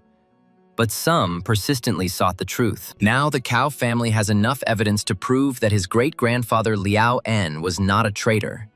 He was a hero. Yun-che thought that perhaps this world would change thanks to his perseverance and tenacity. Cao Zi said bitterly that his uncles and aunts had always been innocent, and his family did not deserve such a fate. People around wondered if the Chao family was not serving the Dinas. It was said that the Dins showed generosity by sparing the lives of the traitors. Someone remarked that the Chao family must have suffered terribly all these years. Perhaps they did this to get rid of the Din family. One of the interlocutors said that it is indeed terrible to keep people in slavery at this time. Now that the Ding family is being talked about so much, it's the perfect time for the Caillou family to break free from their control. It is necessary to increase public outcry. Cao Zi said that as long as his sister was with them, his family was safe. But it was better to save them as soon as possible. And he wondered if he should do it himself since Yun-chi couldn't directly intervene right now. 3 people, Lei O, Ma Shu, and Mi Tae from the security bureau approached him. The head of the service said that they suspected Yun-che of being involved in the incident at the hero's dungeon, and asked for his cooperation in the investigation. They read out the file of Yun-che, 17 years old, originally from the eastern quarter of the royal capital, who lost his parents at the age of 11. He has a withdrawn character and has consistently ranked last in the school's rankings in terms of combat performance. A security official noted that things have looked quite different lately. After all, Yun-che had fought against numerous wanderers single-handedly and even killed their master. After that, he disappeared for a while along with the 3rd son of the Ding family. But he reappeared after the incident in the hero's dungeon, and his suddenly increased strength raised questions. Yunche replied that his absence from the school was due to the fact that the overlord from the hero's dungeon had exhausted him considerably. He decided to take a break to clear his head. He added that he possessed strength far superior to his peers, and he had previously enjoyed hiding it. But suspecting him of murdering the hero's family is too much. Yunche said that at his age, he hadn't even gone through a class change yet. So how could he kill a hero who had at least already gone through a class change? The service representative agreed that the average student really had neither the motivation nor the ability. But he heard that in this world there were people who had the ability to disguise themselves as others. He used the dispersion skill, but the system returned an error, and he wondered if Yunche's skill level might be superior to his own. Noticing the book Yunchi was reading, one of them was surprised that he had already learned the principles of communication mechanisms. Yunche replied that he hadn't even mastered the systems and everyday mechanics yet, and that was enough for today. After which the service representative said that they would return. Yunche thought that it was fortunate that he had read a lot of basic books, mostly textbooks recently. It helped a lot, but it was just an appetizer. The guy said bitterly that he was bait, and he made her a very important figure in his plan to lure out those associated with the master. She added that if he died, Lo Wei would send shadow guards whose strength would be much greater. Yunche realized that those sent by Luo Wei did not play by the same rules as the security personnel. He noticed that the principal only spent an hour a day at the school, and he had never seen him enter the vault. Yunche realized that relying solely on the reflected world to obtain a life-breeding ground in the near future was unrealistic. The Security Bureau reported that the suspects were Yunche and Miss Luo Sha, but Miss Luo Shu could definitely be ruled out. However, Yun Yin, who is always by her side, is a completely different matter. After all, she is from the rebellious Yun clan, and Yunche has the same surname, which raises great suspicion. The boss ordered Yunchi to be monitored, and if the situation got out of control, he would authorize liquidation. And Yunchi became wary. Yunche looked at the video message and said that it looked like he would have to maintain this disguise for a while longer. In the dining room, he decided to skip today's meat dish. The guy chose what everyone else ordered, although he certainly didn't complain. Yunche remembered that in his previous life, he had mostly lived in harsh conditions. During times of trouble, when food was scarce, simple food was enough for him. But he had never tasted such exquisite and delicious food. His friend was outraged that the food in the canteen was absolutely terrible, and he should never expect anything good from it. But Yunche was prepared for things to get bad. The friend asked why Yunche was so happy, and how he could so happily gobble up this disgusting food. Didn't he really despise cafeteria food? Yunche replied that he was simply hungry, and what they considered fig food was a real delicacy to him. He added that just looking at him makes them feel sick, but they just wanted to thank him and suggested going to the Big Bird Bar. Yunche thought that such places were ideal for gathering information. There you can learn not only about the hotbeds of life, but also more about this world. And he said that it sounds good. The friends each ordered an orange su eruhe and a special cocktail, Dream of a Differential Levitator, for the guest of honor. They said that Yunche just had to try this cocktail, and it would be an experience he would never forget, even if he woke up. Yunche thought that the world had changed much more than he expected, and he definitely wouldn't find any information about the breeding ground here. He asked himself what he was doing here at all, since the dungeons were under strict control. Ordinary people barely reach level 30, and there is nowhere to get any important information from. Someone praised him and said that their knight was going on a campaign and offered to grab a snack. But Yunche only smiled sadly in response. Yunche realized that he didn't belong in this world, and he thought bitterly that all his loved ones must be dead, and he was left alone. He told himself that they were all dead, and at that hour, only a stranger in this world like himself could come to the library in search of books. Yunche remembered the warm evenings with his family, when they all sat together at the same table and laughed at his father's jokes. Now there is no trace left of that happiness.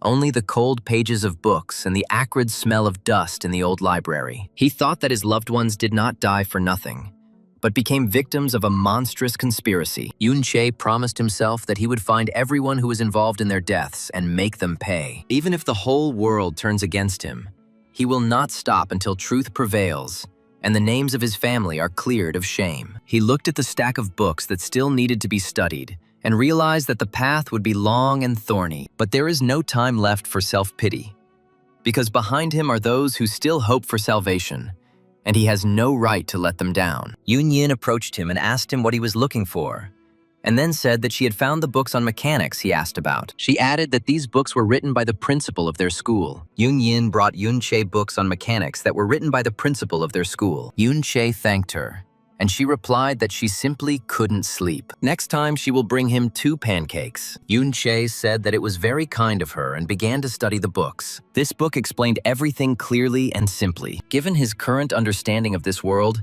it was still too early to talk about complete mastery of the material, but it was not difficult to simply cause a failure, since the mechanical aspects were only auxiliary. The essence of it was in the formations he had already mastered. Now that the formations were sorted out, Yun-chi asked if there was anything about the Yun family. Yun-yin replied that no, and that you won't find a single book about them even if you search everywhere. She explained that before the Yun family's rebellion, His Majesty had been on fairly good terms with them. Therefore, even now, after such a bitter betrayal, the virtuous emperor banned the distribution of any books. Yun-yin said that no matter what actually happened at that time, wasn't there a single innocent person among the Yun family?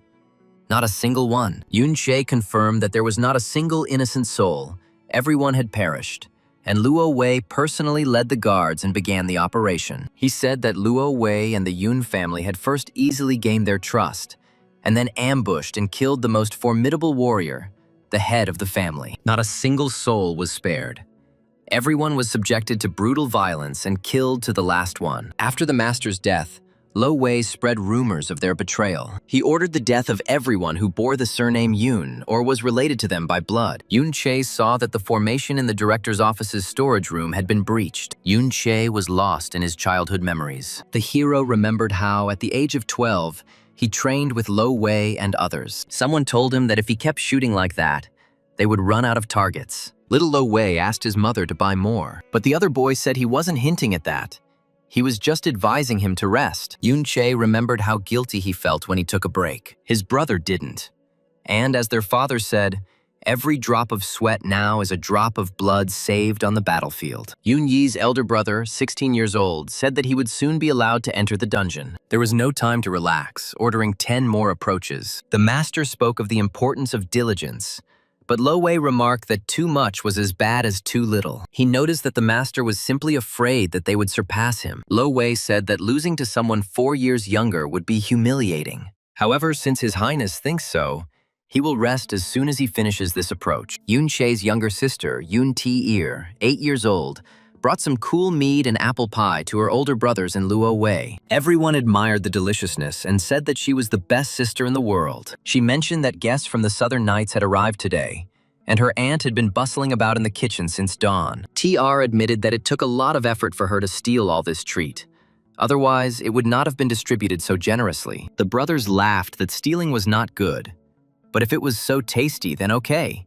And they all started to eat the pie. Afterwards, they asked Lo Wei if it was really delicious, and he just nodded with his mouth full, unable to utter a word. TR smiled contentedly and said that she had tried very hard to choose the freshest apples and the best flour in the kitchen. Luo Wei raised his head and thanked her with genuine warmth in his eyes, saying that this was the best pie he had tasted in a long time. Yun-che looked at this idyllic scene and felt a bittersweet memory spreading in his chest. He knew that such carefree moments could not last forever, and the shadows of the past were already hanging over their little happiness. The older brother patted TR on the head and told her not to take risks next time. But everyone understood that it wasn't about the pie, but about the living, genuine care that the little sister put into her treat. Yun-che thought that at that time, he wasn't particularly interested in dungeons or knights. All conditions for class change were met, including 5 hotbeds of life. All he wanted was to live happily ever after with his family and friends. But not everyone thought the same.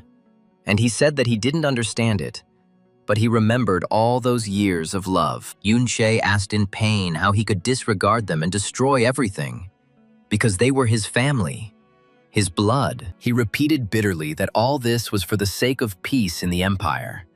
But was a peace built on the bones of innocence worth defending? Yoon-chae successfully completed the class change to Peaceful Dancer and activated Healing Mode and Restraint Mode. His body was filled with new strength, and a cold fire of determination lit up his eyes, leaving the enemy no chance of mercy. Yoon-chae looked at his hands, which could now both heal wounds and deal fatal blows. He remembered the faces of his loved ones, their smiles and tears, and realized that he had no right to lose this time. The healing mode spread through the body in a soft wave, healing old wounds and filling the muscles with energy for a long fight. The containment regime, on the contrary, compressed every cell into a tight spring, ready to spring back at any moment with a crushing blow. Yoon-chae took a deep breath and stepped towards his destiny, knowing that there was no turning back. He whispered Yoon-yin's name and promised that no one else in his family would suffer because of Luo Wei and his minions. Even if he himself was destined to die in this battle, he would do everything to clear the name of the Yoon clan from slander and shame. Yoon-chae raised the Wandering Cloud Sword, which hummed softly in response, as if recognizing the hand of its true master. Yoon-sha burst in and desperately begged Yoon-chi. Because he owed her, she asked to save Yoon-yin because the Shadow Guards were going to kill her. Yoon-chae was surprised why the Shadow Guards were targeting her, since she wasn't involved in the hero dungeon matter. Yoon-sha explained that Yoon-yin was actually a descendant of the rebellious Yoon family. Yoon-sha confirmed that Yoon-yin is a descendant of the rebellious Yoon family. Therefore, the Shadow Guards considered her the main suspect in the incident in the hero's dungeon. They rushed straight into Yoon-sha's residence to capture her. Even Yoon-sha's words about Yoon-yin not being in the dungeon had no effect because he simply didn't want to listen. Yoon-sha contacted everyone who could help, but to no avail, and she really didn't know how to save her. Yoon-chae asked where they were now, and Yoon-sha replied that she would guide him. But he said that she would take care of reinforcements, and it would be easier for him to go alone. And he entered the reflected world. Yoon-chae wondered if Yoon-yin was really a descendant of the Yoon family. After all, the entire Yoon clan had been destroyed by Luo Wei, and he didn't understand how she had managed to survive until now. He remembered that the Yoon family had an illegitimate child who was sent into exile many years ago, but his father was strict with himself and would never have had an affair. So this is perhaps a descendant of his older brother. Out of mercy or residual affection, the king spared the child. She was even allowed to live near the palace, but she never left the small estate where she grew up. Yoon-sha said that the woman didn't even know who the father of her own child was. In the end, she committed suicide. Yoon-yin, the child of that illegitimate offspring, and she remained to live in the same estate. Yoon-chae asked how she got out of there and why she became Yoon-sha's guard. The girl replied that she was in fact the daughter of the third prince of the kingdom. When Yoon-sha first met Yoon-yin, she was only 7 years old. She decided to retire to the far wing of the palace, tired of the tedious etiquette lessons. She saw Yoon-yin at the moment when she was being bullied. Around the palace stood the mansions of high-ranking officials. The common people did not dare to complain, and Yoon-yin, as a descendant of the rebels, was bullied without reprimand. Her tormentors laughed that the illegitimate daughter of a traitor did not deserve to read fairy tales. They didn't know how to spell the word happiness, and many saw bullying Yoon-yin as a way to win His Majesty's favor. The girls ordered her to throw away the tattered book, tear it up and burn it, and laughed that she was holding this book as some kind of treasure. They said her mother was crazy. Yoon-sha had seen many people beaten and crying, but no one who so desperately clutched a tome in their hands, and she even bit her offenders. Yoon-sha intervened and asked what they were doing, but her voice sounded more tired than stern. They complained that this bastard stole the book and bit them, and behaved like a mad dog, and they had to use force. Yoon-sha noticed that the library books had the royal crest on them and pointed to the tattered tome in the trembling girl's hands. There was no coat of arms on that book, and she probably found it in a landfill rather than stole it from the royal library. Yoon-sha came closer and saw that it was an old collection of children's fairy tales with torn pages and traces of rain. She recognized this book because she had once read the same copy as a child, secretly from her strict etiquette teachers. Yoon-sha told the offenders that they had no right to take away from the girl the only thing that brought her any comfort. She told them to leave immediately and never touch that girl again. Otherwise, they would answer to her personally, after which she told Yoon-yin to take the book and throw away the one that the offenders gave her. And she obediently nodded. Yoon-sha realized that compared to the new treasures, This pile of trash had much more meaning to Yun Yin. Looking at this corner, she had a vague feeling that this place and the tattered book were the only glimmers of light. Even such a decrepit tome was superior to the ideal but unreliable charity offered by other people. Yun Sha sat down next to the girl on the cold stone floor and carefully asked her name. Yun Yin quietly replied that she had no name, and everyone simply called her the spawn of a traitor. Yun Sha's heart sank at these words, and she said that from now on, her name would be Yun Yin. She explained that Yun meant peace and quiet, and Yin meant shadow and protection, and she would become that shadow for her. From that day on, little Yun Yin received not only a name, but also the first friend in her life whom she could trust. Yun Sha often visited her in this corner, bringing sweets or a new book, and gradually the girl's icy heart began to thaw. Later, Yun Sha often came to this corner, sometimes helping her with something and sometimes just like that. Much later, Yun Sha approached His Majesty with a request to make Yun Yin her personal guard. This has largely prevented open bullying. However, the hidden bullying continued until she came to school and began hiding her identity, after which the situation finally improved. Yun Sha said that the Shadow Guards report directly to His Majesty. They are ruthless and uncompromising, and they would rather arrest the wrong person than let an innocent one get away. Countless clans were exterminated without reason. She begged Yun Che to save Yun Yin and promised to repay her in any way possible.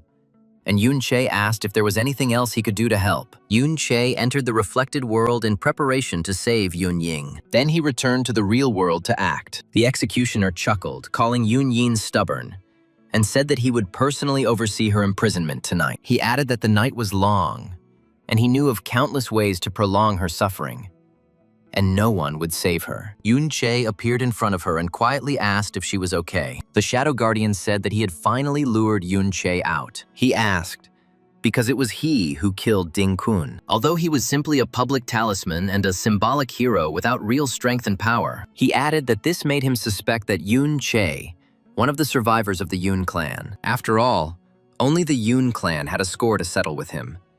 And as soon as they used this brat as bait, Yun Che immediately took the bait and came into their hands. Yun Chi activated the Peaceful Dancer's healing mode and used the class skill Healing Bell. It increased the healing effect on friendly targets. The guard said that His Majesty was lucky to have left those two as bait. Otherwise, with Yun Che's stealth skills, catching him would be a real headache.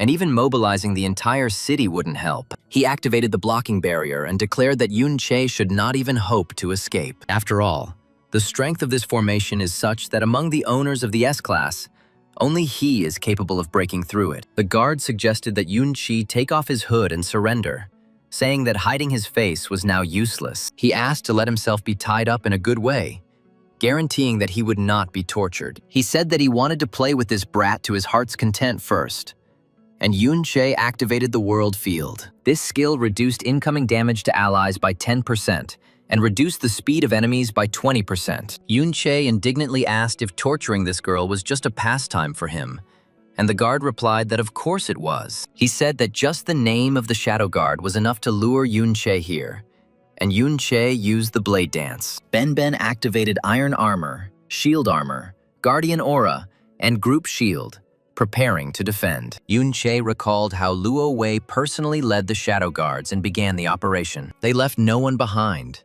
They abused everyone, and then slaughtered them completely. He said that the guard was wrong about one thing, because they had slaughtered his family, and now they were torturing an innocent child. Yun Che activated the restraining mode and used several reflected bard skills. There was also a rhythmic beat, a surge of courage, a rise in fighting spirit, and a surge of heroism. The guard said that there was no escape from him and noted that Yun Che's weapon was capable of changing shape. He used the 1000 rotation lotus imposition, but he noticed that Yun Che had already used high-level recovery skills and field aura, and it was obvious that his class was a support. The Guardian said that such a class cannot have offensive skills, and the transformation of weapons is simply a change in the shape of the target. Yun Che activated a power containment field, increasing incoming damage to enemies by 10%, then activated the speed of friendly targets by 20%. The guard admitted that with such skills, killing the useless Ding Kun was indeed no problem for Yun Che,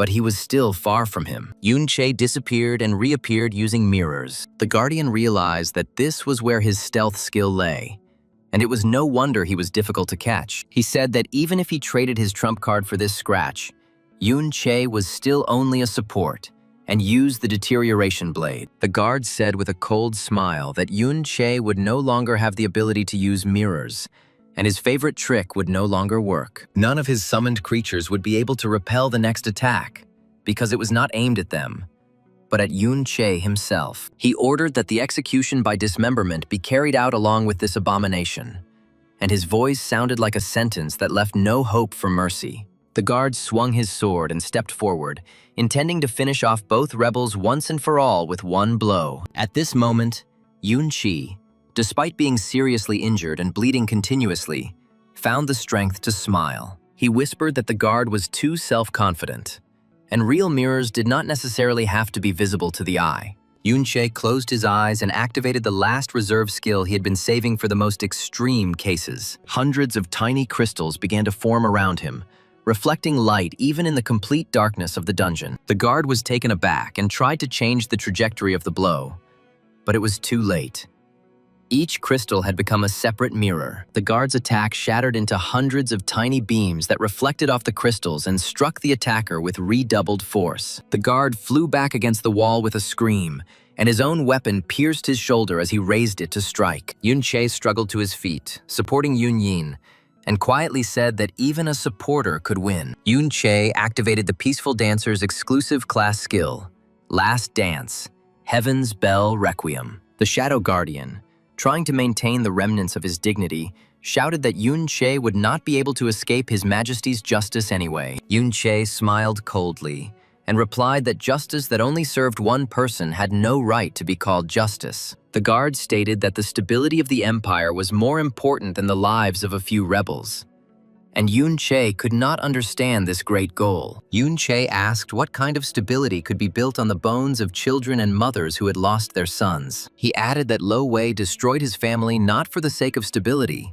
but out of fear of the growing power of the Yun clan. The guard tried to object, but Yun-che interrupted him and said that he was tired of lies and excuses. He asked if the guard knew how many years Yun-yin had lived in fear and humiliation, just because she bore the surname Yun. Yun-che approached the captive and said that each of the shadow guards who participated in the massacre would answer for their crimes. He promised that he would not kill them all, but he would force them to look into the eyes of the children of those they killed and ask for forgiveness. The guard whispered in despair that they were only following orders and had no choice. Yun-che replied that there was always a choice, and anyone who chose blind obedience over compassion would become a monster themselves. He dismissed the guard and told him to go away and tell the others that their days of impunity were numbered. Yun-che turned to Yun-yin and said that she was no longer alone, and he would do everything to protect her from this cruel world. He added that the truth about the Yun clan would be restored, even if it meant fighting against the entire empire alone. Yun-yin, still trembling from the horror she had experienced, quietly asked why he was risking his life for her, when they didn't even know each other. Yun-che looked at her with unexpected warmth and said that sometimes kinship is measured not by blood, but by actions and loyalty. He promised that he would find a way to remove the stigma of being the descendant of traitors from her and give her a normal life. The guard who was released struggled to his feet and, before leaving, asked who this Yun-che really was. Yun-che didn't answer, only looking towards the ruins of his family's estate, where the sound of children's laughter once resounded. The girl, who had been watching this whole scene from a hiding place, looked at the battle scene in fear, covering her mouth with her hands. She stared at Yun-che with disbelief and said that he had killed 3 S-class shadow guards with one blow. Yun-che sent Yun-yin to a prepared shelter nearby. He told her to go meet her, and this undead would protect her along the way. He added that he still had some cleanup work to do, and he didn't know how many of them had come in total, or whether they would be able to hide what was happening. Yun-chi asked that it was they, under Luo Wei's command, who had massacred the Yun clan, and which of the shadow guards had participated in the massacre. The prisoner listed the numbers, Shadow 1, Shadow 2, Shadow 5, and said that it looked like they had all undergone secret training since childhood. Yun-che asked who else, and the guard replied, another Yun.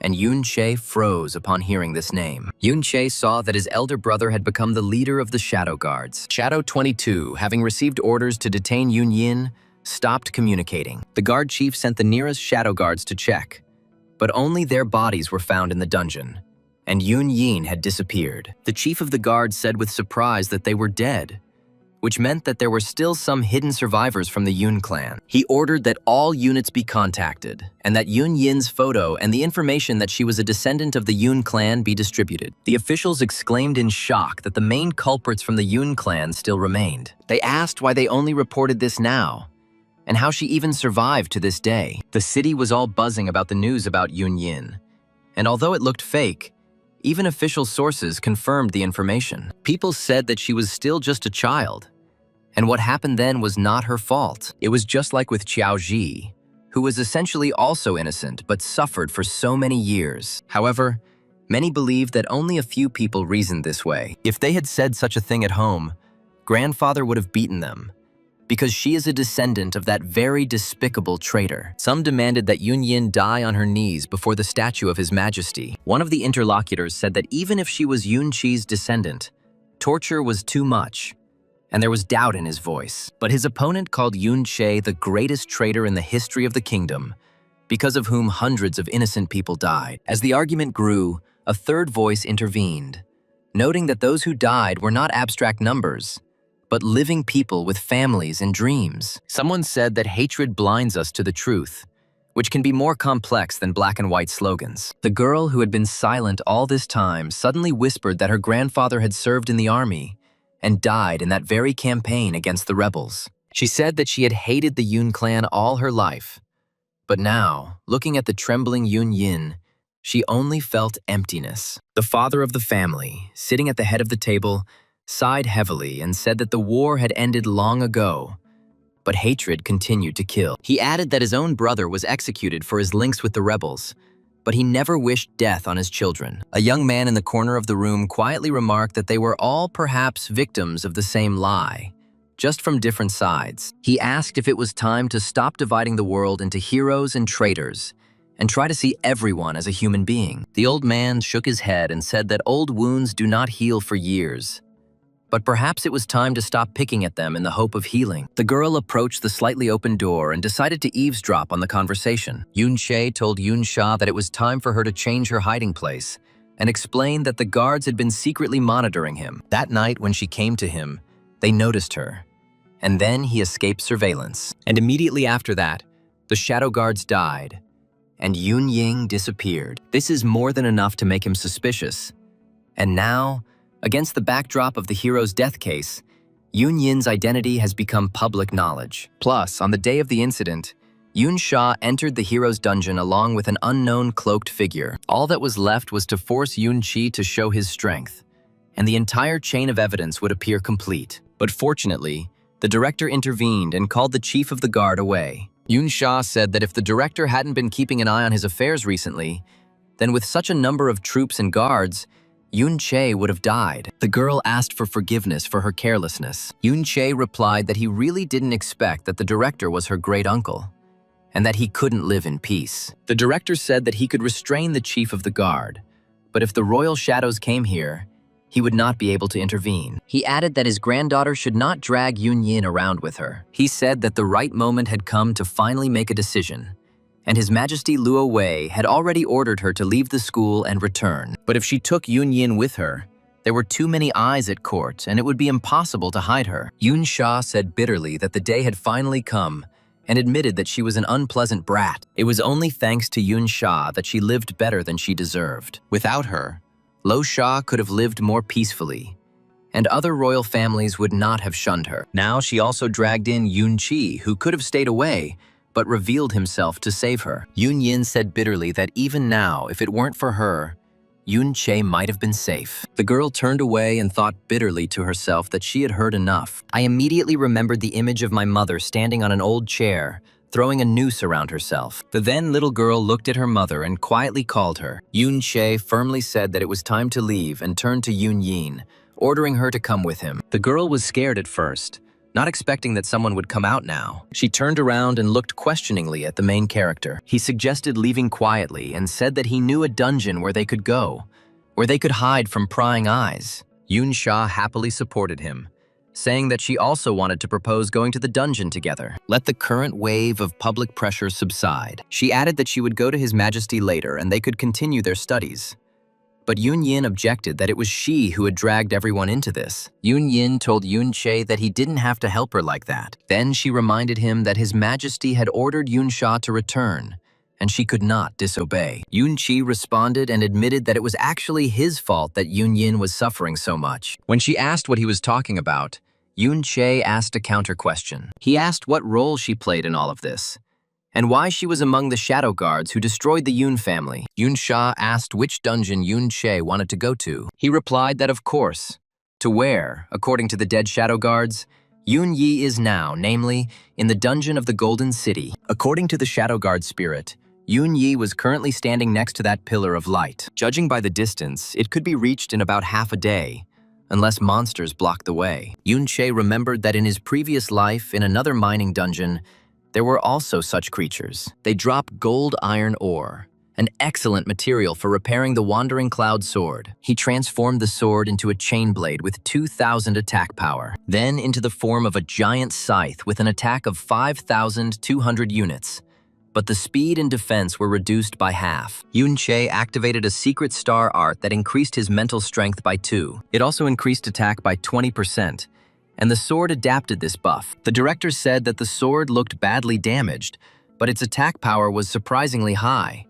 And it wasn't that strong originally. It was all thanks to Yun Che, who had already begun restoring it. As gratitude for Yun Che saving so many students and teachers in the hero's dungeon, the principal wanted to reward him with several books. But Lo Sha put so much pressure on him that he gave in and decided to give him the resin of the world tree. The director used the nursery of life to grow a sapling of the world tree. During all this time, he managed to collect some resin, which is the best glue for repairs. The Wandering Cloud sword has absorbed the resin of the world tree. The repair progress has reached 11.2%. The built-in buff adaptation feature has been restored. This allows you to copy the owner's buffs and apply them to the sword. Yun Chi picked up the gold iron ore, and the repair progress increased by another 0.2%. He also received the Great Fang necklace from the conqueror of the hero's dungeon. Also, the rainbow silk clothes from the sorcerer Nan Shi, and the earth-patterned boots from the director's office. Unlike resin, this ore dropped every time he killed a mob,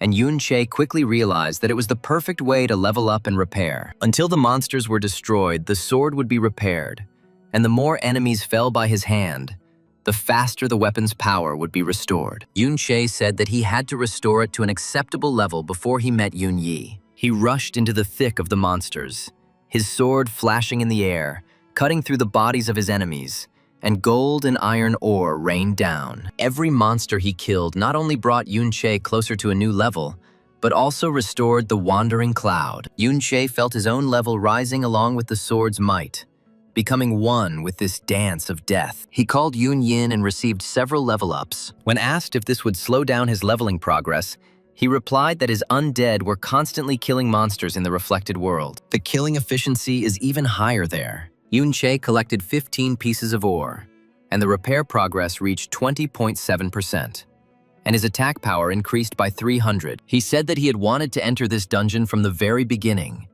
but he did not think that the path would be so long and thorny. Now he is confidently moving forward towards the Pillar of Light, where the ruins of what was once the Yun family estate are located. 40 years ago, the ruins were swallowed up by the expanding underground of the Golden City, and have since lain in its depths like a ghost of the past. Yun Che remembered running through these halls as a child, hearing his brother's laughter and his father's voice giving orders. Now there was a dead silence here, broken only by the sounds of battle and footsteps on stones that remembered blood. Yun Che said that when he reached the center of the ruins, he would finally be able to say goodbye to the past and let it go. He felt that it was here, at the site of his family's death, that his final and decisive battle with Lo Wei would take place. Every step was difficult, but Yun Che knew that he had no right to stop, because behind him were those who believed in him. He thought that perhaps this was precisely why he had been reborn in this world,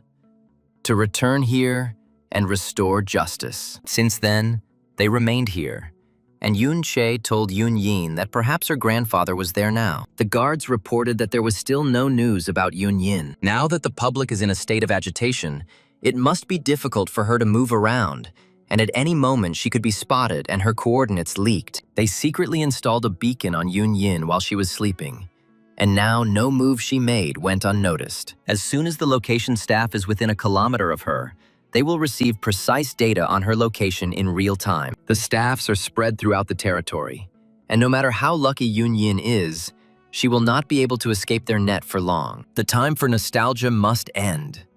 It is time to destroy the last remnants of the rebellious clan, to erase the very name of Yun from history. The head of security chuckled coldly and ordered his men to prepare for a raid, leaving the girl no chance of escape. Yun Che felt his blood boiling in his veins from rage and powerlessness. He realized that there was very little time left, and he needed to act faster than he had originally planned. Yun Che swore to himself that he would find a way to neutralize the beacon and pull Yun Yin out of the death trap. Yun Che picked up 2 more pieces of gold iron ore and continued on his way. He felt the sword Wandering Cloud become heavier from the metal it had absorbed. Each new step was difficult for him, but he knew that he could not stop for a second, because the stakes were too high.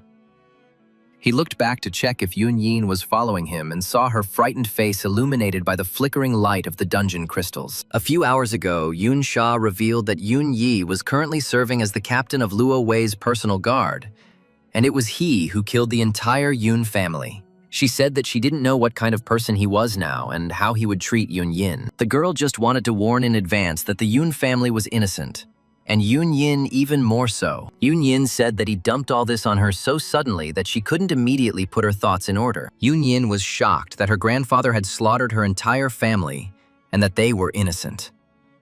She said it would take her a long time to digest each piece of news. She added that, however, it didn't matter whether the Yun clan was guilty or not. The reality was that she grew up without anyone taking care of her. Since her grandfather, being a shadow guard, chose to stand aside and watch, then nothing would change now. And she said that she would go. Yun Che considered whether he should leave her here after all, and would decide whether they should meet after he came face to face with Yun Yi, so as not to expose the girl to unnecessary danger. Suddenly, he saw the ruins of the training ground where he and his brothers had once sparred until they were sweating. And he wondered if it could be that the souls of his family members were also wandering here, in the reflected world. Yun Che walked closer and listened, but instead of the clash of swords, he only heard the howling of the wind in the empty spaces of the ruined walls. He remembered his father teaching him the correct stance, adjusting his sword hand, and his mother watching them from the balcony, smiling. Yun Chi ran his hand over the cold stone and whispered that when everything was over, he would definitely return here to restore this place. He knew that the past could not be returned, but at least the memory of those he loved should live within these walls and not be erased by enemies. Yun Chi pushed away the flood of memories and took a deep breath, reminding himself that now was not the time for sentimentality. There was still a battle ahead. Yun Che found no souls there and left the reflected world. Returning back, the main character heard the sounds of a struggle. He turned his head, still lost in his thoughts, to see what was happening. A fire lit up his eyes as he remembered his past. Spectators admired the incredible strength of the 2 fighters and said that the champion of this tournament had already been determined. Yun Yi admitted that it was over and he was losing, and asked for a break. He said that there should be no stones at the farewell fight, and suggested starting over so that the spectators would remember their fight. The crowd admired Yun Yi's chivalrous nobility, and even after losing to his opponent once, he still won thanks to his tenacity. The spectators said that the others shouldn't even come out, and that no one could defeat him because he seemed born to win. Yun Yi smiled modestly in response to the praise and said that without worthy opponents, his victories were not worth a penny. He added that true strength is only discovered in combat with an equal, and victory over the weak brings neither glory nor satisfaction. Yun Che, standing to the side,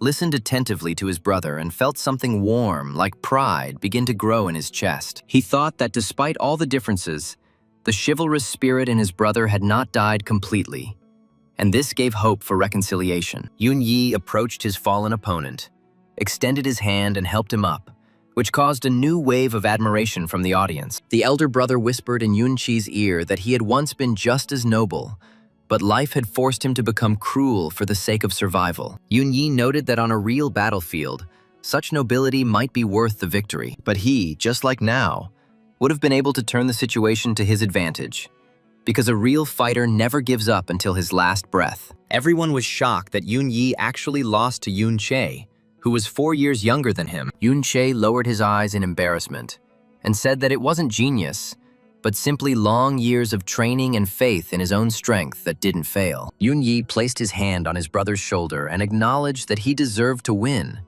and from now on, he would treat him with even more respect. He added that their family had always had strong warriors, but Yunche surpassed them all, becoming a legend even in his lifetime. Yunche replied that legends are not created by one person, but by an entire era, and those who believe in you no matter what. The crowd continued to cheer, and even the defeated opponents gave a standing ovation, acknowledging the superiority of the young master from the Yun clan. The boy told Yun Yi that he made a wonderful older brother. Then he added that if his own brother were in his place, seeing such success, he would rather want to kill him. Yun Yi replied that there was no need to talk about the royal family like that, and he was just glad that his younger brother was so talented. He admitted that this is precisely what makes him envious. Then he added that he and the master pamper the main character very much. Master only lets down his guard in Yunche's presence. So the boy asked if the master was going to hand over the title to him. The elder brother thought that this was unlikely, but still doubted it. Suddenly, bandits attacked Lanyuan village. There were too many of them, and the villagers needed to be protected. The guards said that there were not enough of them, and they would not be able to stop everyone. And there were already casualties among the residents, including women and children. They decided to concentrate their forces and kill the leader, hoping that after this, the gang would lose morale and scatter. Although this would inevitably lead to even greater losses, there was no choice, and they asked Captain Yun Yi to decide quickly before it was too late. Yun Yi hesitated, knowing that any decision he made would result in the death of innocent people, and that burden would fall on his conscience. He looked at the burning village and heard children's screams coming from the house engulfed in flames, and his heart sank with pain. Yun Yi ordered several soldiers to break through to the house and rescue the children, even if it meant reducing their strength to attack the leader. The soldiers hesitated, but the captain firmly said that they must not forget why they took up arms in the first place. While some were rescuing the residents, others, under the command of Yun Yi, began to make their way to the center of the village, where the leader was holed up. The leader, seeing that the guards were approaching, ordered several more houses to be set on fire to create a wall of fire and slow down their advance. Yun Yi, without thinking, rushed through the fire, risking being burned alive, but not wanting to sacrifice even more lives. He jumped out of the flames and, ignoring the pain, attacked the leader with a sword. Yun Yi thought about it, realizing that every decision he made could cost the lives of dozens of people. And this burden made his head spin. At this very moment, Yun Che, who had been standing in the shadows until now, swiftly rushed forward without warning anyone. He went on the attack alone, ignoring the cries of the guards who asked him to go back and not take unnecessary risks. Yun Che moved with inhuman speed, dodging arrows and spears, and in a few seconds he reached the place where the leader was hiding. He killed the leader with one precise blow to the heart, without even giving him time to understand what had happened, and the enemy's body fell to the ground. After that, Yun Chi turned to the remaining bandits and loudly announced that he would spare those who surrendered and laid down their weapons right now. The bandits, seeing the death of their leader and appreciating the incredible strength of the young warrior, began to throw down their swords and raise their hands up. Yun Yi, watching this scene, felt both relief and bitterness at the same time that his younger brother was faster again. The older brother praised him, saying that he knew he could handle it, and that he had become even stronger than his brother. Yun Yi said bitterly that he had almost decided to sacrifice the villagers. But for the greater good, sometimes one has to sacrifice less, and not everyone has Yun Che's courage, because the risk was too great. The interlocutor said that concentrating forces to eliminate the leader was the most correct decision. One of the captives begged for mercy, saying that his elderly wife at home was seriously ill, and that he had only borrowed money but would definitely return it later. Another asked Yun Yi to remember how he taught him to ride a horse and begged him to spare him this time. The fair-haired boy told him that if he did not set an example by punishing, People would follow his example. The entire family will be at risk because one nail fell out, a horseshoe was damaged, and this is only the beginning of a chain of irreversible consequences. If a horseshoe breaks, the horse dies. And if a horse dies, the battle is lost, and then the entire state can collapse overnight. The guy added that Yun-Chi was too careless, and if it weren't for his elder brother, the clan's future would be doomed. Father looked at Yun-Che sternly and said that his genius did not justify his recklessness, because the cost of failure was too high. Yun-Che lowered his head and remained silent, knowing that his father was right. But in his heart, he still believed that sometimes the risk was justified. The elder brother placed his hand on Yun-Chi's shoulder and quietly said that he too was young and hot-blooded. But the years had taught him caution. He added that the Yun clan survived thanks to discipline and order, not reckless lone wolf exploits. Yun-Yi sighed and said that they were all responsible for the future of the family, and no one had the right to put it at risk for the sake of their own glory. The boy ordered Yun-Yi to sacrifice the Yun family for the good of the kingdom and the interests of the royal family. In conclusion, he added that it was all Yun-Che's fault. Yun-Che felt an oppressive aura. He asked Yun-Yi in shock why he became like this. Suddenly, everything around began to disappear. The hero felt anxious. Instinctively, the protagonist took up his sword, ready to enter the fight. A large white horse appeared in front of the guy and advanced towards him with a swagger. Yun-Che looked at the rider with fear, not believing his eyes, and froze in place for a moment. Yun-Che shouted Luo Wei's name in anger. The character on horseback looked at the protagonist with disapproval. Then, flashing his bright eyes at him, he asked if he could really remember him. Yun-Che shouted Luo Wei's name again, recognizing him as his sworn enemy. Luo Wei asked with a smirk how Yun-Che could recognize him in this form, since he looked no more than 20 years old. Moreover, all the portraits depict him at the age of about 40, when he had just come to power and established his own order in the kingdom. He noticed that Yun-Che had chosen a rather curious name for his sworn enemy, and it seemed like a challenge or a mockery. Luo Wei asked if Yun-Chi was so naive as to think that a name could restore his destroyed clan to its former glory. He added that the Yun clan was dead and forgotten, and anyone who tried to resurrect its memory was doomed to the same fate. Yun-Che looked coldly at the ruler and replied that names do not die as long as there are those who remember and honor them. He said that Luo Wei could destroy bodies but not souls, and his own granddaughter Yun-Sha already knew the truth about her grandfather's atrocities. Afterwards, Luo Wei told how his Shadow Guard commander used little Yun Ying as bait to lure out the rebel. Luo Wei added that this man took Yun Yin with him and killed several of his Shadow Guards. He called Yun-Chi a surviving rebel and a vile parasite who was destined to turn to dust like his entire rebellious clan. Luo Wei ordered his guards to surround Yun-Chi and not give him the slightest chance to escape or counterattack. He said that tonight would be the last for anyone who dared to challenge his majesty and the entire kingdom. Yun-Chi, without moving from his spot, calmly asked Luo Wei if he was confident that his guards could handle him. He reminded the ruler that he had already killed several of his best warriors, and these walls would not save him from retribution. Luo Wei chuckled and replied that those guards were just weak copies, and the real fighters were just beginning their dance of death. He clapped his hands and 10 more shadow guards emerged from the shadows, clad in black armor with gold patterns. Yun-Che noticed that their aura was much stronger than the previous ones, and he knew that the battle would not be easy. He gripped his sword tighter and said that even 100 of their kind would not make him retreat from his intended goal. Yun-Che took a step forward and assumed a fighting stance, ready to fight to his last breath for truth and justice. Luo Wei retreated behind his guards and watched the proceedings with interest, as if it were a captivating performance. Luo Sha reproached Luo Wei, saying that he was being naughty again, and almost hit her with his blow. Such destructive power emanated from Luo Wei's strike that it seemed like reality itself was cracking at the seams. Luo Wei chuckled and said, "Enough of this mischief," and suggested that they go and return together a little later. He extended his hand to Luo Sha, who had been standing to the side, watching the battle with bated breath, and she reluctantly accepted the invitation. Luo Wei took one last look at Yun-Che and added that he had shown great courage today, but next time he would be in trouble. Yun-Che activated the intimidation mode in the reflected world and began to transform, increasing his attack. He angrily shouted that kindness in the days of decline and years of trust should never have become a trump card for Lo Wei and his dirty game. Moreover, this is not something that can be trampled and thrown away like trash, because behind it stood the destinies of people and the faith of an entire family. He left the reflected world and said that all this hatred would make Luo Wei pay today for everything he had done against the Yun family. Yun Che rushed to attack, but Luo Wei only smirked, and with one wave of his hand, sent him flying like a rag doll.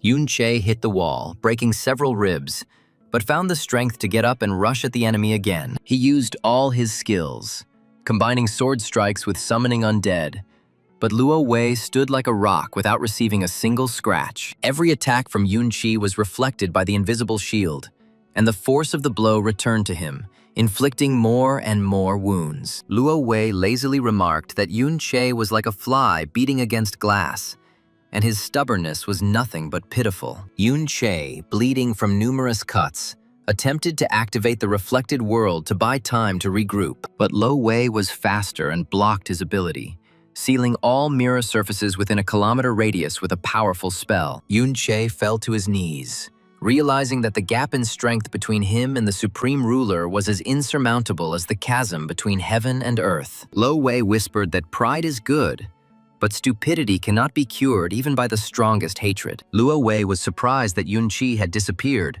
and didn't expect that he had a stealth skill that even he couldn't detect. He noticed that Yun Che had been injured by his automatic counterattack skill. He is now in a state of constant bleeding and confusion, and is not expected to live much longer. Yun Che was seriously injured and his health had dropped to a critical level, and his death status meant that he was dying. He had only 4 minutes and 47 seconds left in the reflected world walk mode. Luo Wei coldly told his subordinate not to worry, as the rebel had been injured by his automatic counterattack skill. He added that Yun Chi was probably on his last legs now and wouldn't live long. However, just in case, Lo Wei decided to play it safe and leave nothing to chance. He turned to his brother and asked him to be kind and carry out one important task. Lo Wei ordered Brother Yi to take several troops and comb the area of the intended landing. This is to get rid of this parasite, even if it is only on its last legs. Yun Che heard his father's familiar voice saying that he shouldn't be spoiled like this, and that the sun was almost up. His mother objected, asking if he himself had never overslept, and reminded him that at the beginning of their marriage, he had every day. The father gave in, saying, Okay, let him sleep," and added, "Why did she even remember this in front of the child?" Little TR called her brother to eat and quietly called her mother. Then she said that her brother was always skipping training and was constantly getting into trouble. Father finally couldn't stand it anymore and found Yun Che a very strict swordsmanship teacher. The older brother said with a laugh that he was finished. After all, Mr. Sha Wan is a true master of the sword, and even his father is no match for him. Thanks to Yun Che, his elder brother would also be able to learn from him, and this was a rare opportunity to touch the legendary swordsman's skills. He praised the younger one, saying that he had performed well on the training ground today. It even reminded him of his own style in the old days, when he himself was just as young and reckless, but full of fire and ambition. Yun Yi added with warmth in his voice that if the younger brother continued in the same spirit, then in a couple of years he would be able to surpass even his eldest brother. He patted Yun Che on the shoulder and said that he was proud of how quickly he was growing. Yun Che felt a warmth spreading in his chest from these words, and for the first time in a long time, he wanted to believe in a bright future. The mother asked Yun Yi to also teach the younger one and not let him become lazy again. Yun Yi replied that Yun Che was just a little flighty, but his foundation was strong. The girl objected and said that she saw him practice today, and that whirlwind kick was simply magnificent. It was much more impressive than his older brother's boring methods. The sister admitted that she had awakened the bard class, and now if Yun Che got injured, he could come to her and she would treat him. She added that she had cured everyone today, and everyone praised her skill. They said that he was very strong, and the older brother said tenderly that she was the strongest of them. Sister told Yun Che the good news, but then she hesitated. She suddenly ran away somewhere and returned saying that she had found him a wife. She added that teacher Sha Wang's daughter was in his hands, and he would certainly be more lenient towards him. Yun Che replied that he was not actually refusing, but on the contrary. T-Air said jealously that the girl was a priest like her, And she also had healing skills, so let him not come to her anymore when he gets hurt. But this way, Yun-che will have more reasons to communicate with her. TR asked in surprise why he was looking at her like that. Yun-che said quietly with sadness in his voice that he missed them very much. Father reproached Yun-yi, saying that he was too harsh with his subjects. His punishments are excessive, and it seems that it is too early to trust him with all this. And in the meantime, let him do something else. Yun-yi objected that if not him, then who would do it? After all, Yun-che was completely unsuitable for such duties, but his father cut him off abruptly, saying that it was none of his business, and there was a steely inflexibility in his voice that brooked no argument. Father added that there was no point in working for Prince Luo Wei anymore, and that it was not something he should interfere with. Yun-yi tried to object, saying that Prince Luo Wei was the only one who truly cared about the fate of their family and offered real protection. The father sighed heavily and replied that protection for which one has to pay with one's own conscience and freedom is worth nothing. He added that he saw Lo Wei destroying those who became inconvenient to him and did not want his son to be among the next victims. Yun-yi fell silent, knowing that his father was speaking out of love, but stubbornness was still visible in his eyes. Yun-yi said that the other lords were already building up their troops, and his softness was becoming a weakness. He said that indecision would destroy the future of their family, and the father was indignant. How dare he contradict the head of the family? Tier asked fearfully why they were arguing, and her mother asked her to stop, telling Yun-yi that she shouldn't talk to her father like that. But Yun-yi replied that she didn't understand anything and that she shouldn't interfere. Tier told Yun-che that she was scared, and he replied that there was no need to be scared. The second brother will definitely protect her. But then he added bitterly that it was he who destroyed her. Yun-che whispered painfully that no, it wasn't like that, and his voice was filled with despair, mixed with longing for a past that was gone forever. He froze, unable to move, as if heavy chains had bound his body and soul in this moment of eternal sorrow. The image of a frightened T-Air was still before his eyes. Her small face, distorted with fear, was forever etched into Yun-che's memory. Yun-che quietly called out her name, but the only response was emptiness and the cold stones of the ruins that had swallowed up everyone he had once loved. He dropped to his knees and ran his hand across the dusty floor, as if hoping to feel the traces of her little feet, or at least a warm glow. The silence around was deafening, and only the wind blew through the ruined halls, singing its endless, mournful song about the dead. Yun-che remembered how they used to play hide-and-seek here when they were children, and T-Air would always hide in the same corner, thinking that no one would find her. Now the corner was blocked by stones, and only a weak ray of light broke through a crack in the ceiling, falling exactly on that very spot. Yun-che thought that perhaps her soul was still here among the ruins, waiting for him to return to say goodbye. He promised himself that he would find a way to talk to her at least once before leaving this damned dungeon forever. Yun-che closed his eyes and imagined hearing her ringing laughter, which once filled these walls with life and joy. He whispered that she was the best sister anyone could wish for, and that he would never stop loving her. Yun-che opened his eyes and rose from his knees, realizing that it was time to move on, because the dead did not need our tears, and the living needed protection. Luo Wei cheerfully said that everyone should relax and not be so tense. The girls, shocked, asked His Majesty what brought him to such a place. After all, the level of this dungeon is too low for him, and it is so neglected. Lo Wei replied that he had come for them, of course. And hadn't he ordered them to return home? Luo Wei added that she really thought that he wouldn't know about their secret entry here and the use of their great-uncle's connections. He told her not to be nervous.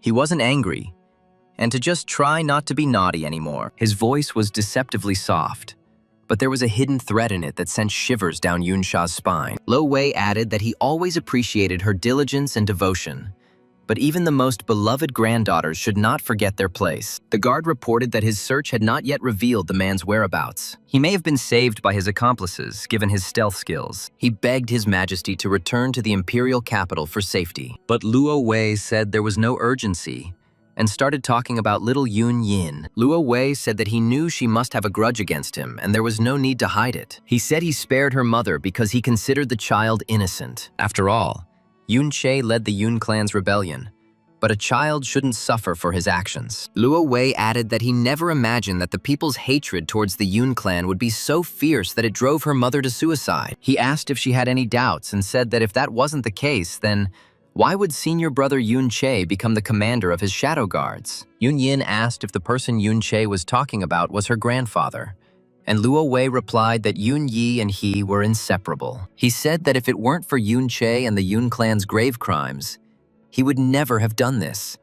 And even now, that decision still torments him. Yun Yin thought that if Yun Yi was not a rebel or a traitor, then her rebellious blood could not come from him. Luo Wei confirmed that her grandmother was actually none other than his younger sister, Yun Ti-er. He said coldly that she should call him great uncle, and there was not a drop of warmth in his voice. Yun Yin felt the ground slipping from under her feet, because it turned out that the person who destroyed her family was her own relative. She asked in a trembling voice why he had killed everyone then, if they were his family, and tears rolled down her cheeks. Luo Wei chuckled and replied that there was no room for sentimentality in the empire, and sometimes even those closest to him had to be sacrificed for the greater good. Yun Sha objected. He couldn't take her bodyguard because he himself told her to hire her. Luo Wei said that he told her to take good care of Yun Yin, and she did a great job. He had already prepared a reward for her, and then quietly used mind control, enslaving Yun Sha's will right before everyone's eyes. He coldly ordered that their family reunion not be disturbed, and added that it was time to go home to the imperial palace, where they were already waiting for her. Yun Yin tried to resist, but her body stopped obeying, and her eyes became cloudy, as if she was looking at the world through a thick layer of water. Luo Wei took her hand and led her along like an obedient doll, ignoring the tears rolling down her cheeks. Yun Sha looked at what was happening in horror, realizing that her own will was no longer hers. The girl tried to call for help, but only a silent scream came out of her throat, drowned out by the echoing silence of the destroyed hall. Yun Che saw Ti-er and asked in shock how she ended up here. But then I realized that this was the Yun family's estate, and it was completely normal that she was here. He said that she became undead, but still remembered him. Even now, having turned into an undead, she instinctively cannot attack, only heal. Yun Chi endlessly begged for forgiveness, saying that he was useless, could not protect her, and led to her death. He received an offer to enter into a contract with this soul in order to take it from the reflected world and use it in battle. But the maximum level of the soul was limited by his own level. Yun Chi understood that in order to fully restore Ti-er, he first needed to become stronger himself. Yun Che asked hopefully if she had really just said his name, and his voice sounded almost like a child's plea for a miracle. He added that perhaps she recognized him, since the reflected world had undergone changes after reaching the third level. Yun Che reached out his hand towards his sister's ghostly figure and felt cold fingers touch his palm. He quietly said that he would definitely restore her mind, no matter what it took, and find a way to give her back the smile that had been taken from her. TR repeated his name again, and something like recognition flickered in her empty eyes, although her lips did not move. Yun Che realized that every new level of the reflected world brought him closer to his goal, and he would develop this skill. He vowed that someday they would sit at the same table again, and TR would be able to laugh again and call him brother. Yun Che pressed the yes button, forming a contract with his sister's soul, and felt his mana decrease slightly. He looked at her and whispered that from now on they would fight side by side, and he would never let anything bad happen to her again. Yun Che realized that if the third level could partially restore the undead's mind, then there was a way to completely restore it. He firmly said that he would find this way. The guards continued their search in the ruins of the training ground, and the commander ordered the first squad to search to the east. The girl noted that since he could not be found earlier, he might already be dead. With His Majesty gone, there is no need to continue the search, as the main objective of the operation has been accomplished. The commander realized that he had forgotten that he still needed to deal with her, and the girl screamed in pain when rough hands grabbed her by the shoulder. The guards asked what they should do with her and looked at each other in indecision, not knowing what to do with the captive. The commander coldly replied that since His Majesty had taken the main suspect, the girl was no longer needed. One of the guards countered that she might still know something about Yun Che and couldn't be let go just like that. Another guard noticed that the dungeon was beginning to dissipate, and if they didn't get out of there quickly, they might be left in ruins forever. The commander ordered the girl to be tied to a pole and left there, letting fate decide whether she would survive or not. The guards obeyed the order without complaint, leaving the captive in the darkness, and hurried to the exit, saving their lives. At that moment, the dungeon began to disperse, and everyone wondered who had killed the dungeon master. Yoon-chae wondered if his elder brother had really participated in the murder of the Yoon family. He remembered that he returned home with a heavy heart. T-er told him that it was just a cover to create an opportunity to be alone with her father. With this ruse, he easily lured his father into an ambush and stabbed him in the back when he turned to him with pride for his eldest son. Yoon-chae realized with horror that all the members of the Yoon family had been killed, and his own brother had done it with his own hand. He felt an icy emptiness spreading in his chest, and his mind refused to believe that his older brother turned out to be a monster. T-er added that Yoon-yi personally cut off their father's head and looked at it for a long time. A voice from the past shouted at the newcomers to get up for training, and said that at their age, he wasn't such a lazybones. Someone objected that it hadn't even struck midnight yet, and as soon as he said a few words, she was already picking on them over trivial things. Fred threatened that the elder brother had returned, and if they didn't believe her, she would tell him, and he would beat them.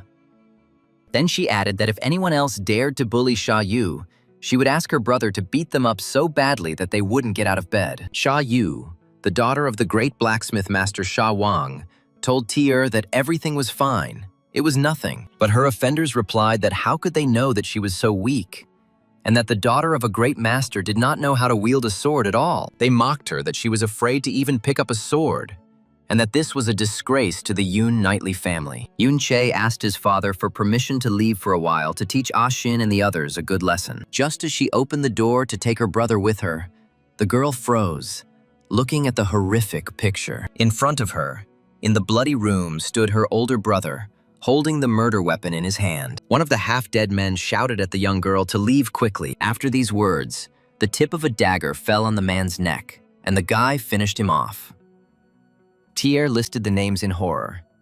Nina, Auntie Bay, Aya the guard, Ah-shin, father. She asked her older brother with pain why he was doing this. The mother called out to T-er, and when she answered, she said they were under attack. Sha Yu tried to pull the girl towards her so that she would go with her, but she resisted. However, she still gave in, realizing that otherwise they would both die.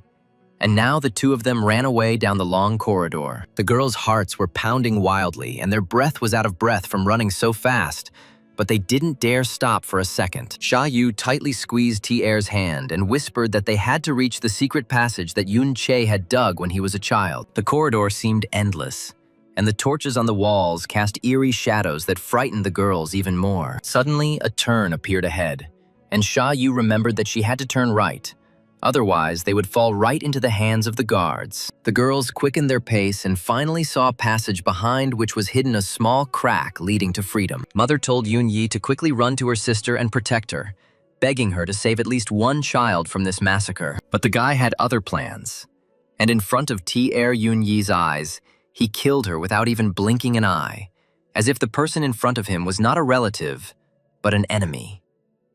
T-er screamed, but the sound stuck in her throat as she saw her mother's lifeless body fall to the floor. Yoon-yi wiped his blade on his cloak, while the girl couldn't believe what was happening. Sha Yu said that they must find his father, the sword master, and only he can lead them out of here. She remembered that when Yoon-chae was a child, he had dug a secret passage through the dense bushes nearby to escape the grueling heat of training. She said they could get out through it, but that place was guarded by Lo Wei's most loyal guards. They know too well everything about the Yoon family, every secret room and every hidden passage, and it was all arranged by Yoon-yi. T-er added with a shudder that her older brother personally led the guards through the corridors and showed them where everyone was sleeping. She said that if they went to that hole, they might run into an ambush, because Yoon-yi probably knew about this secret of his younger brother. Sha Yu replied that there was no other way out, and even if they were waiting there, it was better to die in battle than to sit idly by and wait for death. Sha Yu realized that if this continued, they would both die, and said that she would distract him while T-er crawled through the hole in the wall. Only if she gets to her father will they be able to return and save her, and then they will have even a ghost of a chance of salvation. Sha Yu said with a trembling voice that she was not afraid of him, although her shaking hands betrayed genuine fear. She drew the small dagger she carried in her boot and stepped between TR and the advancing guards. Sha Yu shouted at her friend to run without looking back and rushed at the nearest guard, aiming her dagger at his unprotected neck. T-Ro hesitated for a second, but then ran towards the hole in the wall, praying to all the known gods. The guards quickly subdued Sha Yu, but she managed to inflict a deep wound on one of them, causing him to cry out in pain. Yun Yi pushed the guards aside and personally dealt a fatal blow to Sha Yu's stomach. Sha Yu fell to her knees, clutching the wound with her hands, but blood still flowed through her fingers, spilling onto the floor. She looked at TR, who had almost reached the saving gap, and smiled weakly. Yun Yi looked at TR and whispered that she shouldn't blame him. He added that if she had not gotten involved with the rebels, she could have lived happily in the palace. But her pride turned out to be more important than life. TR, hearing her brother's voice, turned around and saw Sha Yu falling face down, with a huge pool of blood spreading from under her body. Meanwhile, the dungeon had dispersed, and the troops that had been standing outside were entering inside. Everyone was puzzled as to what was happening, and why the walls, which had seemed impregnable just a minute ago, had disappeared. The soldiers ran in panic in different directions, stumbling upon the rubble of ruins and the bodies of their fallen comrades. Yun Che coldly said that Yun Yi must die. In the square, among the other guards, stood the chief, thinking about what to do now. He then realized that it was Yun Che who made the dungeon disappear. He wants to confuse him so that he thinks he escaped in the confusion. The guy announced that Yun Yin would be executed in 2 hours. He added that from now on, everyone needs to double their vigilance to prevent a possible attack by the rebels. The girl realized that this was a trap, and he wanted to lure Yun Che out. She wondered if Yun Che would risk his life for her again. The girl, feeling too weak, added that perhaps it would be better if she died. A mysterious man appeared in front of her, and the girl screamed in surprise. The stranger did not show her face and did not say a word. But with her arrival, everything around was illuminated by a bright light. Yun Yin closed her eyes from the blinding light. The stranger raised her hand and made a smooth gesture. The main character watched all this from above, not understanding what was happening. The mysterious girl turned and headed towards the exit, followed by a trail of shimmering golden sparks, like stardust. The guards guarding Yun Yin fell to their knees, unable to bear this divine pressure, and did not even dare to raise their eyes. Yun Yin felt that this quiet and mysterious figure inspired an inexplicable trust and calm in her. The guy said coldly that she had finally shown herself, and addressed her by the name Sha Ya. The protagonist exclaimed in surprise that Sha Ya was indeed alive. T-Er, being next to him, was perplexed as to how she survived, since she should have been killed. The guy noticed that she looked as young as Yun Yi, Luo Wei, and Lan Kan. Yun Yi explained that as payment for betraying him, Luo Wei gave him a strange skill book. Having studied it, she was able to absorb the life energy, but only much later did he realize that he had been deceived. Luo Wei himself never used this ability, but all this time he was striving for it. He said bitterly that he gave her this ability simply as an experiment. The protagonist wondered where Luo Wei had acquired this ability to devour life. Yun Che wondered how Sha Ya had managed to hide this, and what was actually going on in the shadows while all these dark deeds were happening. Shadow 30, a reclassed S-Class Shadow Guardian Assassin, appeared before Sha Ya, ready to attack, and she instantly assessed the danger. Sha Ya lunged forward, her sword arcing and colliding with the enemy's blade, sending up a shower of sparks in the dim light of the dungeon. She used her incredible speed and began to circle around her opponent, delivering rapid blows from different sides, not giving him time to recover. Shadow 30 tried to counterattack, but Sha Ya anticipated his move and moved to the side. Even when she was wounded in the shoulder, Sha Ya did not stop and continued to press the enemy. With the destruction of the Sha dungeon, I was able to obtain another class without attracting the attention of the authorities and guards. After all, such power is given only to the lords of the dungeons. She reached level 85 and the class of Holy Oath Paladin, SS Class 2nd Reclass. The guy noticed that there were gaps in the current system, and that this would need to be addressed in earnest. Sha Ya told Yun Yin not to worry. She was safe, and gently touched her shoulder. With one swift movement, she cut the ropes that bound the girl and helped her to her feet. Sha Ya shielded Yun Yin from the flying arrows with her body, covering her salvation with her own back. In response to her question, she promised to explain later, adding that she would get her out of here. The captain of the Royal Knight Order's strike force, a level 80 S-class barbarian appeared before them. He said that even without the intervention of the head of the Shadow Guard, they were finished. And what courage to engage in battle alone? The guard asked how much of Yun Che's strength and agility would be left when there was someone to protect. He then smiled coldly and said that once Yun Che lost his mobility, the financial countdown of his life would begin. Yun Che was not the type to abandon the defenseless to their fate, even if it cost him his life. Xia Ya hugged Yun Yin close and prepared to defend herself, realizing that her main goal now was not victory, but saving the innocent girl. The guard, not expecting such determination, froze for a moment, but immediately came to his senses and rushed into the attack with redoubled force. The girl blocked the blow with her shield and, using inertia, retreated a few steps, maintaining distance between the enemy and her ward. The crowd around was discussing Yun Yin's execution, and someone said that it was right to execute the descendant of the rebels. But someone came to her aid, and they were surrounded by troops. The crowd around was going wild and shouting for the troops to crush them and kill all the rebels without mercy or regret. Xia Ya's shield was shattered by the hail of blows, but she didn't lose her composure and instantly activated the Oath of Vengeance. The holy shield of sin enveloped her body in a golden glow, reflecting some of the damage she took back at her attackers. The enemy cried out in pain as their own attacks turned against them, and the formation began to crumble in panic. Xia Ya used this pause to regroup and deliver a few quick strikes against the most persistent pursuers. Even with her shield broken, she continued to fight with redoubled fury, knowing that every moment of hesitation could cost her life. The enemy ordered healing, and, concentrating his attack, he used the Ashes of Sin and the Oath of Vengeance, capable of slaying 10, 100, 1,000 enemies. Yun Yi said coldly that no one could withstand such exhaustion. He ordered the surrender of those who hid in the shadows of the kingdom like parasites. The guy introduced himself as a second-class SS Shadow Hunter, level 99. Then he said that now that she had revealed herself, she would be hunted to death. Yun Yi added that there was no need to deceive oneself by trying to oppose the will of the state. Yun Yi coldly said that once her rebellious status was revealed,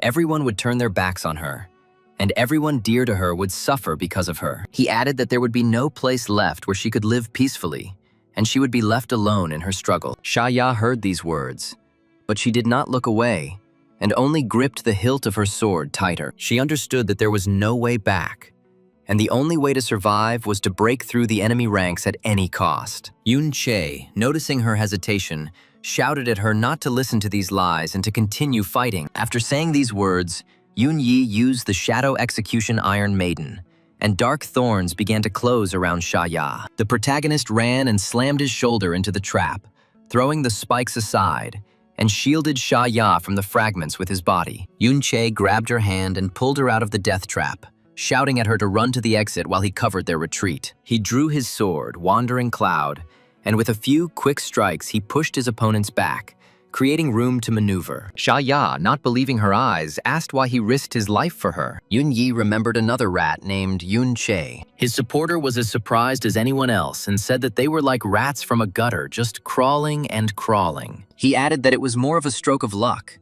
and now it was possible to lure out even more hidden rebels and destroy them all. Xia Ya looked at her savior with gratitude and surprise. The crowd cried out in horror.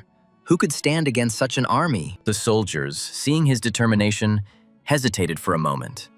But the commander immediately ordered the attack to continue. Yun Chi adjusted his grip on the sword and quietly told Xia Ya to stay behind him and not stick her head out no matter what happened. He used the last of his mana to activate the final defensive barrier and stood as a wall between the girls and the advancing enemies. Yun Che parried blow after blow, his sword flashing in the air, cutting through armor and leaving a trail of blood behind.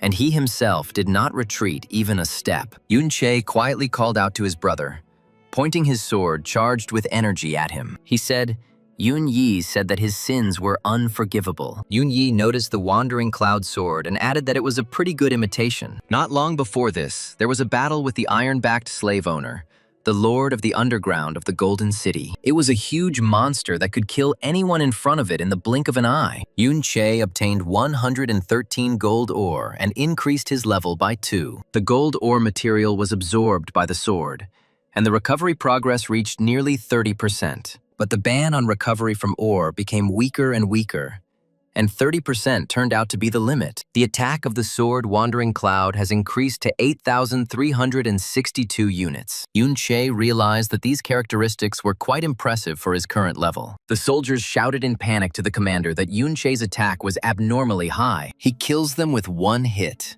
Without even using skills, the commander ordered the garrison troops outside to enter the dungeon. But the soldiers added that many died from the summoned undead, which not only resurrected, but some of them reached S-class. At first, they were weak spirits, but gradually they began to be replaced by undead with the appearance of their own soldiers, with exactly the same skills and strength.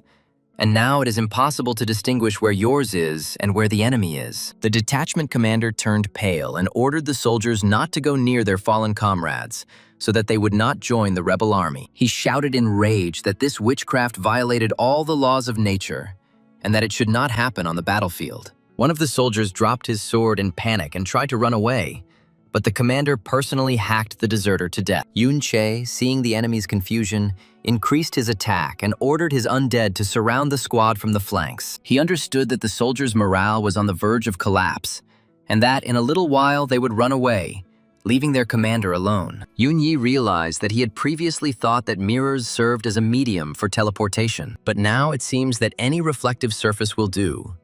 And in such an environment, it is too difficult to block this skill. He noticed that Yun-che's fighting stance was all too familiar to him, and recognized the enemy oath skill, which strengthened the attack against the marked target. Yun-yi exclaimed that such a skill belonged to Sha Ya, and the situation only became worse. He thought that this boy, whom he thought long dead, had somehow miraculously returned and was now threatening everything he had built over decades. Yun-yi gritted his teeth and decided that he would no longer underestimate his opponent, and would kill him completely this time. He ordered his archers to concentrate their fire on Yun-che, ignoring the undead around him. Yun-yi himself rushed to attack, using his shadow skill to disappear and appear behind his brother. He struck out, but Yun-chi, as if sensing it, turned around and blocked the attack with his sword, causing sparks to fly in all directions. Yun-yi thought that his younger brother had always been more talented than him, but this damned soft character of his father had destroyed their entire family. He took a step back and used a shadow strike, releasing a cloud of darkness at Yun-che. But Yun-che reflected it with his shield. Yun-yi growled in anger and ordered his soldiers to attack Sha Ya to distract his brother. He hoped that Yun-che, like before, would rush to protect the weak and leave his defenses open. But Yun-che didn't fall for this trick and continued to fight him while simultaneously commanding the undead through mental communication. Yun-yi thought that his brother had changed and was no longer the naive boy he remembered. He decided that if he couldn't defeat Yun-che in open combat, then he had to use his own nobility against him. Yun-yi ordered Yun-yin to be taken hostage and threatened to kill her if Yun-chi did not lay down his arms. But Sha Ya managed to pull the girl out from under fire and covered her behind her shields, preventing the soldiers from getting closer. Yun-yi realized that time was working against him, and with every soldier lost, his army was weakening, while the undead were only growing stronger. He thought in despair that perhaps he had made a mistake in choosing Luo Wei's side. First, there were endless, unkillable creatures, and now there's even a master like this. The power of Yun-che's attacks was simply monstrous, and the soldiers wondered if their kingdom's army could possibly lose. Shi Ya was almost out of mana, and she realized that she needed to break through now by activating a shadow attack. Yun-yi rushed after the girl and told her not to even think about doing anything. Then he plunged a dagger into her back and pierced her through. The main character noticed this and shouted the girl's name throughout the area. He rushed at his brother, ready to kill him on the spot. Yun-yi asked Yun-che if he hated him, and remarked that at his age, there was no way she could know him. After all, in all the missions where he acted personally, he always covered his tracks. However, he is so skilled in wielding the Wandering Cloud sword that he knows what weak points in his defense he had before. It was as if I had been training my whole life to kill him. Even his fighting stance was exactly the same as his, and he realized that this was indeed Yun-che, his younger brother whom he had betrayed all those years ago. Yun-yi felt cold sweat running down his back, because he knew that if anyone could defeat him, it would be the one who knew all of his secrets. He tried to retreat and regroup, but Yun-che didn't give him a second's respite, pursuing him closely. Yun-yi thought that his brother had not only become stronger, but also more cunning, and no longer fell for his provocations and tricks. He realized that this battle would be the hardest one in his life, and its outcome would be unclear until the very end. Yunyi shouted to his soldiers to hold their positions at all costs until he dealt with this upstart once and for all. Yunyin asked Sha Ya if she knew this man and who he was. Yunche shouted out questions about why he became Luo Wei's dog, why he attacked his own family, and how he dared to kill T-Air. Yunyi froze for a moment, and a shadow of doubt flashed in his eyes, but he immediately suppressed it, reminding himself of his goal. He replied that he had no choice and that everyone in this kingdom had to pay a price for survival. Yunche did not accept this excuse and charged forward with renewed vigor, his sword flashing in the air with inexorable fury. Yunyi parried the blow, but his hand trembled with tension, and he realized that his strength was leaving him faster than he expected. He whispered to himself that if he was destined to die, he would die as a warrior, not as a coward who betrayed his family for power. Yunyi coldly said that it was his younger brother, Yunche, and added that he was alive again. But that didn't change anything. Yunche heard these words and felt his blood boil with rage, because his brother did not repent, but only became even more bitter. He drew his sword and rushed forward, intending to end this long-standing nightmare with one blow. Yunyi, seeing his determination, prepared to defend himself. But deep down, he knew that this battle could be his last. He thought of Tyr, of her smile, of how she called him Big Brother, and for a moment his hand trembled.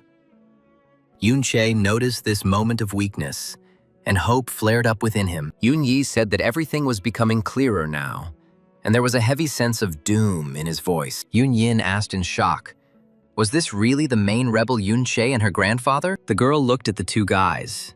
She couldn't utter a word, and her eyes darted between them, trying to find at least some similarity. She felt the ground slipping from under her feet, because her whole life had been built on a lie about her family's betrayal. Yunyin took a step back and whispered that she couldn't believe that the man who saved her life and the one who was chasing her were related. Sha Ya put her hand on her shoulder and quietly said that sometimes the truth is more terrible than any lie, but you can't run from it forever. Yunyi said with a grin that he was alive again, and then he would make him die again.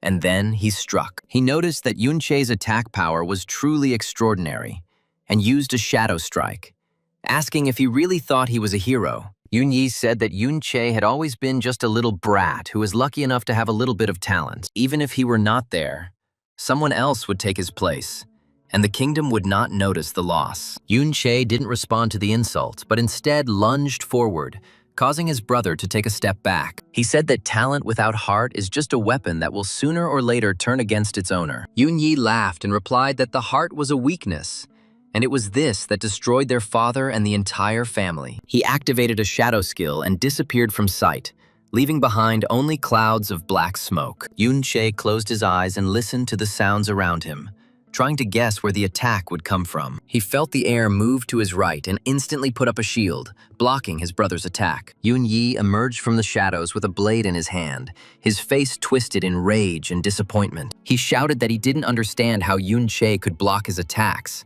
since he had trained this skill for decades. Yunche replied that he had known all of his techniques since childhood because they had learned from the same master. He counterattacked and caused a deep wound on his brother's arm, causing him to drop his weapon. Yunyi grabbed his injured arm and stepped back, his eyes burning with hatred and pain. He hissed that this was not the end, and that he had an ace up his sleeve that Yunche didn't even know about. Yunchi prepared for a new attack, but he kept his eyes on his brother, expecting any trick. The boy asked if Yunche knew how the kingdom had prospered in the decades since his death, how the food harvest has increased several times, and there are no more wars in the area. Yunyi added that the mechanisms His Majesty had developed allowed the kingdom to operate at full capacity. They are becoming stronger and stronger, and the real hero is Lo Wei, not some rebel. He took advantage of the moment when Yunchi was distracted by these words and delivered a crushing blow. Yunyi rushed after him and began to strike blow after blow,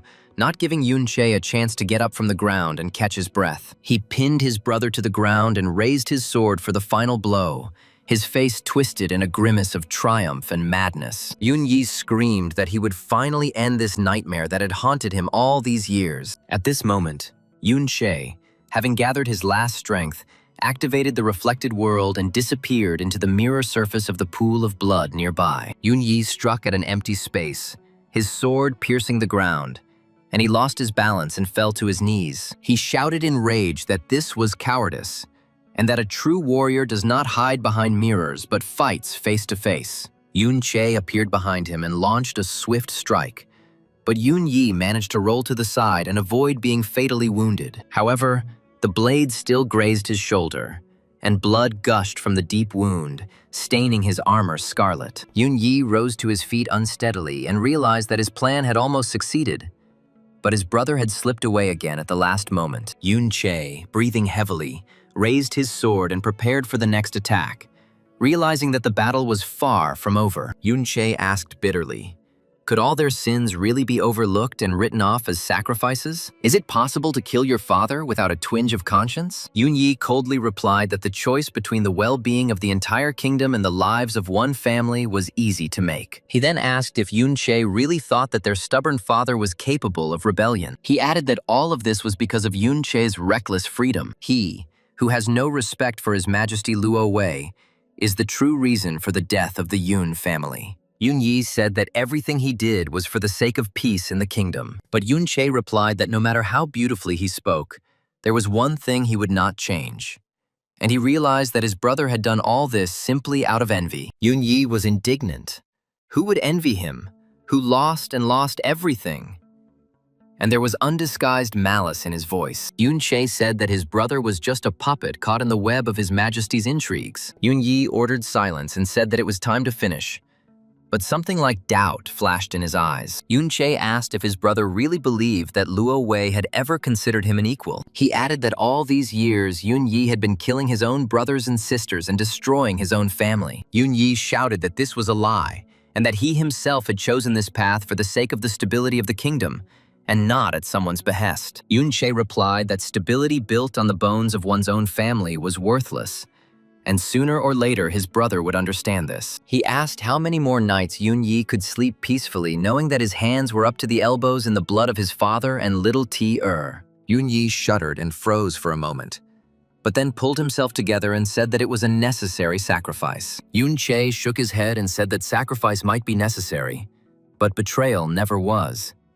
And what his brother had betrayed was not the kingdom, but his soul. He reminded Yun Yi of how, as children, they had sworn together to protect each other until their last breath, and asked if those vows meant nothing. Yun Yi clenched his fists and said that childish vows were meaningless in the face of real power and responsibility for millions of lives. Yun Che chuckled and asked what millions, since this was just an excuse for cowardice in the face of a true choice. He said that his brother was simply afraid to admit that he had been deceived, and that his whole life had been built on lies and betrayal. Yun Yi shouted furiously at his brother to shut up, and that he would not allow some boy to tell him how to live. He added that Yun Che never understood the weight of the burden that lay on his eldest son's shoulders. Yun Che quietly said that an ideal world was not built on the blood of innocence, and that his brother knew this very well, but was simply afraid to admit it. Yun Che activated His Majesty's artifact, the SSS class, level 110th Reflection Core. The mental strength requirements were met,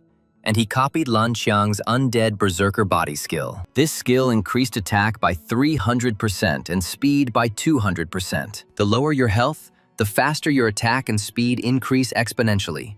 The protagonist said that he was tired of listening to his brother's nonsense, and today, they would end everything once and for all. Yun Yi said that it was His Majesty's thing and called Yun Che a vile thief, but he only laughed in response. Yun Yi shouted in rage that Yun Che didn't even know what kind of power he was dealing with, and that his pathetic tricks wouldn't work against the king's own will. He summoned all his shadow power, and a dark haze began to form around him. Yun Che replied that the power given by the traitor was not worth a dime, and that sooner or later Luo Wei would get rid of him. He added that Yun Yi himself knew this very well, but was afraid to admit that all his sacrifices were in vain. Yun Yi swung his arm for the finishing blow, but a hint of doubt flashed in his eyes, which he immediately suppressed with a surge of hatred. He shouted that Yun Che knew nothing about governing a country, and that the blood on his hands was the price he paid for a peaceful sky. Yun Che shook his head and said that a world built on fear and betrayal would not last long. He stepped forward and raised his sword, Wandering Cloud,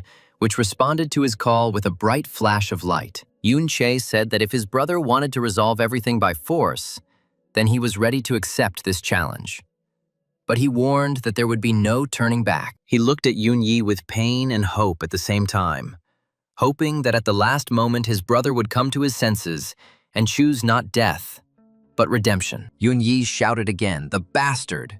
and activated the force intimidation field. He asked if heroes were involved in theft, and where was his vaunted knightly spirit. He said that Yun-che had the audacity to claim that he was jealous, and added that his conscience was clear. Yun-che chuckled and asked again, and then bitterly noted that a clear conscience does not stain the floor with one's own father's blood. He asked how his brother could sleep at night without hearing the cries of those he had betrayed, and without feeling the weight of his choice. Yun-che added that the conscience that allows one to justify any atrocities with high ideals has long ceased to be pure. He looked at Yun-yi and quietly said that one day, when Luo Wei's power collapsed, his brother would be left all alone. Yun-yi replied that what was done could not be undone.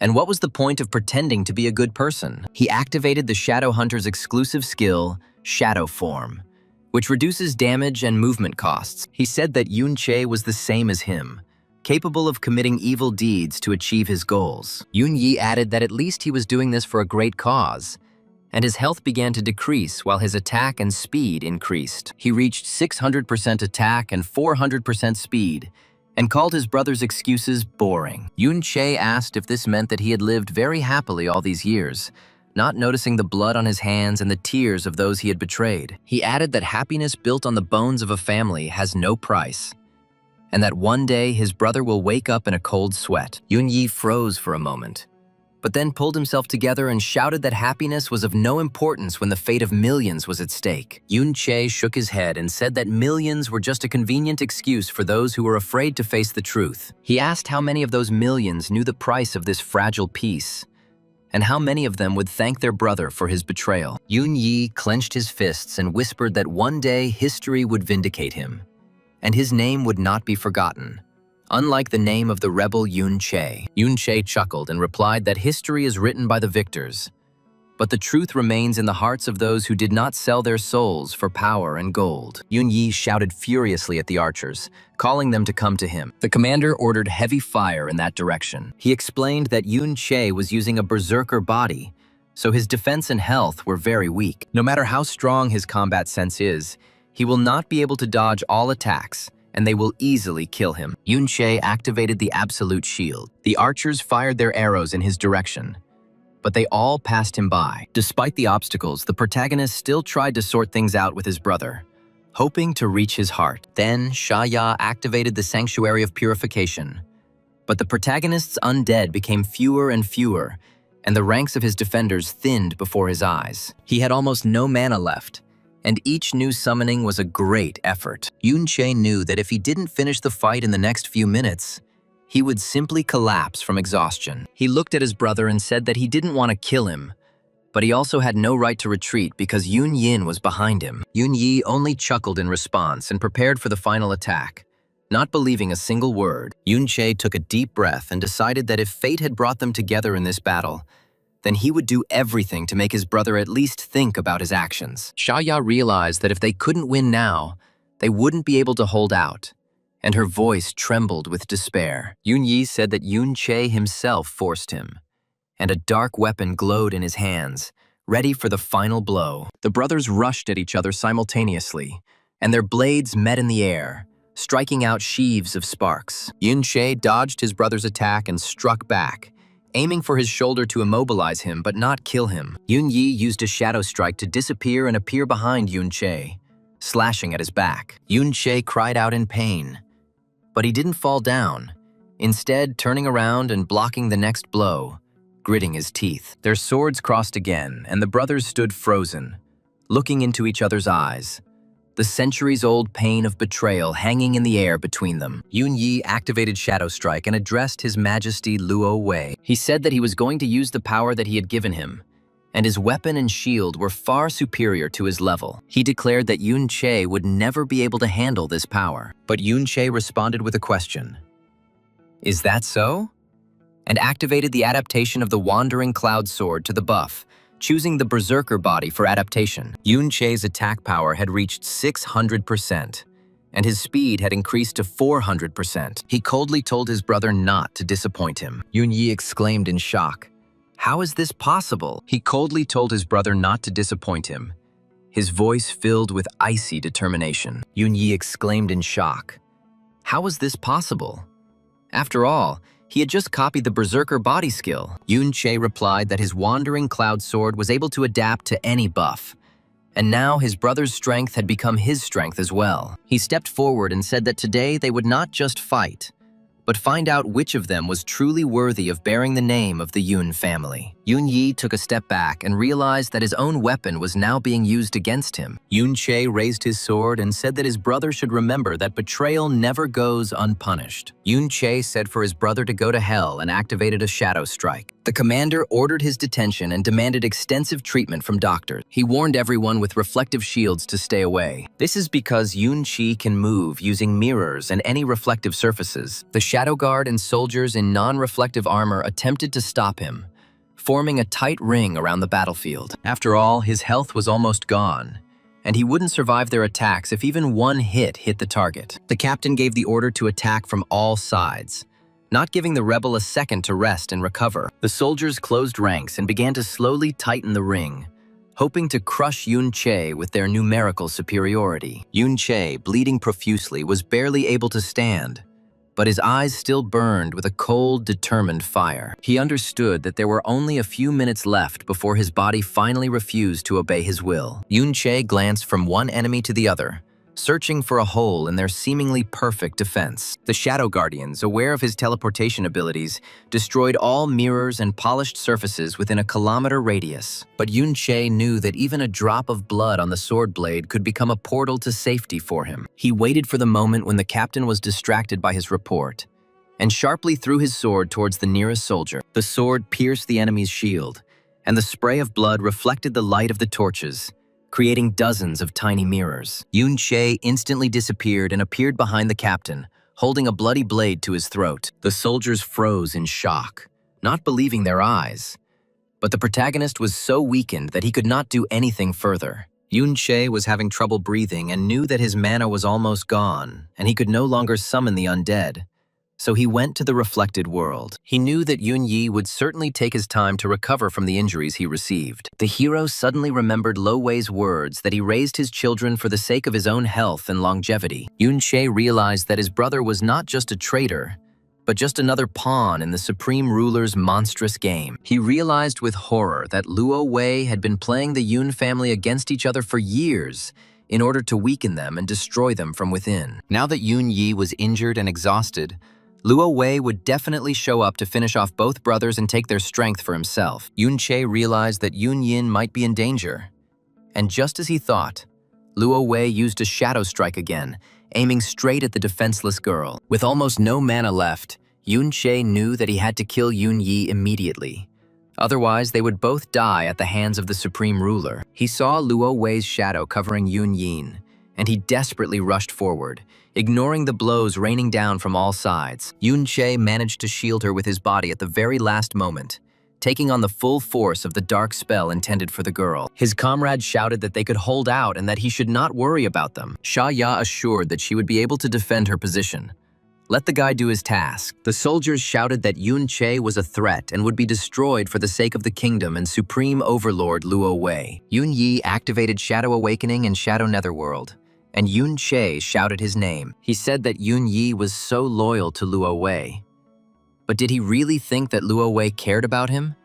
And that he was just a consumable in his plans? Yun Yi replied that he shouldn't even think about getting into his head, and that he wouldn't be able to sow doubts. Yun Che added that all these years, Luo Wei had only laughed at him, watching him kill his own family. He asked if his brother had ever wondered why the supreme ruler always sent him on the dirtiest missions. Yun Yi froze for a moment, and something like pain flashed in his eyes. But he immediately suppressed this weakness. He shouted that Yun Che didn't understand anything about big politics, and that sometimes, in order to maintain peace, One had to sacrifice even the closest ones. Yun-che chuckled and asked what kind of world could a kingdom where people lived in fear be called. He said that he saw in the reflected world the souls of those whom Lo Wei used for his longevity, and they were screaming in pain and hatred. Yun-yi shuddered and asked what kind of nonsense he was talking about, but his voice no longer had the same confidence. Yun-chi replied that his brother simply didn't want to face the truth. He said that it was not too late to fix everything, and together they could destroy Lo Wei and free the kingdom from this dark tyranny. Yun-yi shook his head and whispered that the way back was cut off, and too much blood had been spilled to simply start all over again. Yun-che activated the restraining mode and the blade of deterioration, aggravating the damage and negative statuses on the enemy target. He ordered his brother to die, with bitterness in his voice. But in his eyes, one could see not only hatred, but also deep pain from betrayal. The blade of deterioration aggravated all of Yun-yi's wounds, and he struggled to maintain his balance while bleeding profusely. Yun-che knew that this blow could be the final one in their brotherly feud, but he hesitated, as if hoping for a miracle. Suddenly he said, "Good morning," tenderly, greeting his little brother, as he remembered the good times of the past. Luo Wei appeared before Yun-ying's eyes. Yun-yi asked His Highness in shock what he was doing, and Yun-che urged Luo Wei, saying that at this rate they wouldn't make it in time. Luo Wei apologized for his rudeness and called Yun-yi a slowpoke. He said, "Your Majesty," with difficulty, his voice trembling with pain and humiliation. Luo Wei said that he still couldn't survive without him and asked for forgiveness, but there was no sincerity in his tone. Yun-yi didn't know what to do now.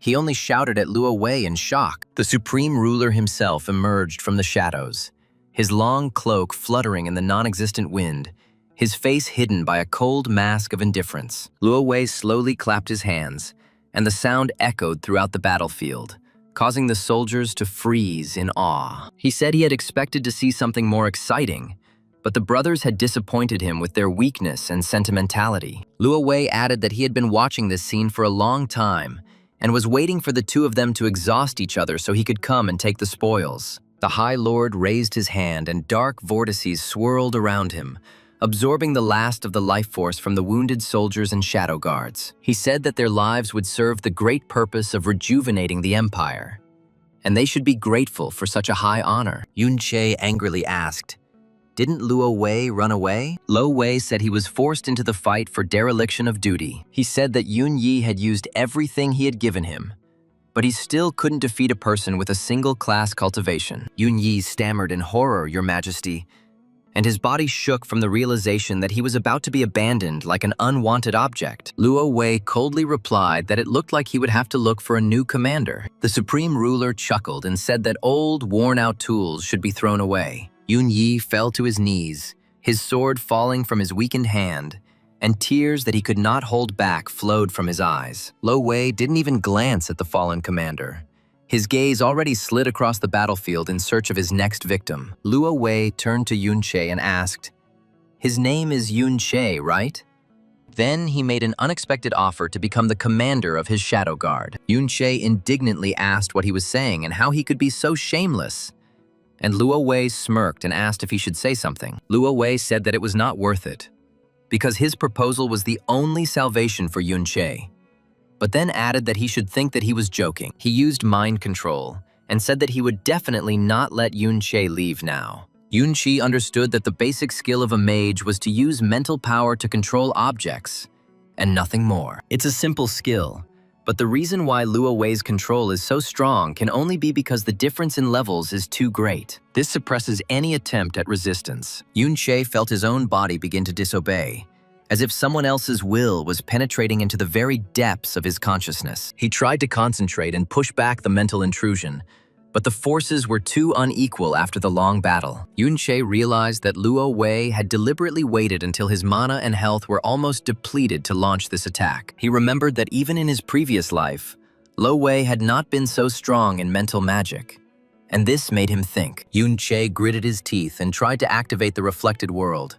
knowing that this was his only chance to break free from its control. But gravity spells pressed on him from all sides, not allowing him to even move. He realized that he was trapped. Lo Wei ordered him to bow down and cast a gravity spell that was much stronger than before. He said that it could be seen as a tribute to his tragically deceased brother, Lan Qian. Then he added, "Shouldn't Yun Qi bow down and repent?" Lo Wei said that this was a bonus for all his soldiers and shadow guards who sacrificed themselves. He cast the gravity spell twice, then 3 times. Luo Wei said that even in his previous life, he was not this strong, and repeated that he would not let Yun Che get away. He added that mirrors act as intermediaries for his skills, and ordered not to even think about using them this time. Luo Wei mockingly remarked that without his tricks, Yun Qi was just a pitiful bard with the last of his mana. He said that he watched every one of his fights and learned all the weak points, which he now uses against him. Luo Wei asked if Yun Qi found it ironic that his own beloved mirrors were the cause of his defeat. He slowly approached and said that he was tired of all this fuss,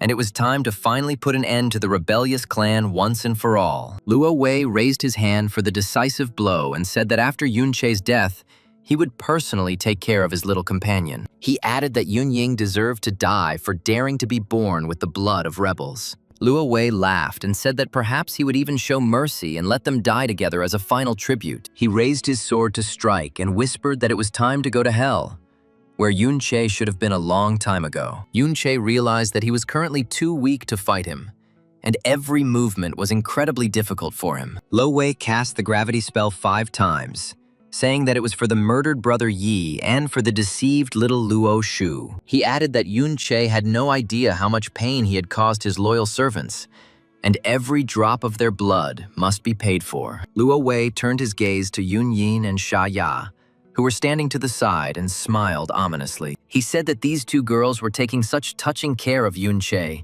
and asked if he wanted them to share his fate. Luo Wei slowly approached Yun Yin and said that her loyalty to Yun Che was admirable, but she should understand that he could easily destroy her with a snap of his fingers. He turned to Sha Ya and said that the blacksmith's daughter, who couldn't even hold a sword, looked especially pitiful in this massacre. Luo Wei offered Yun Che a deal.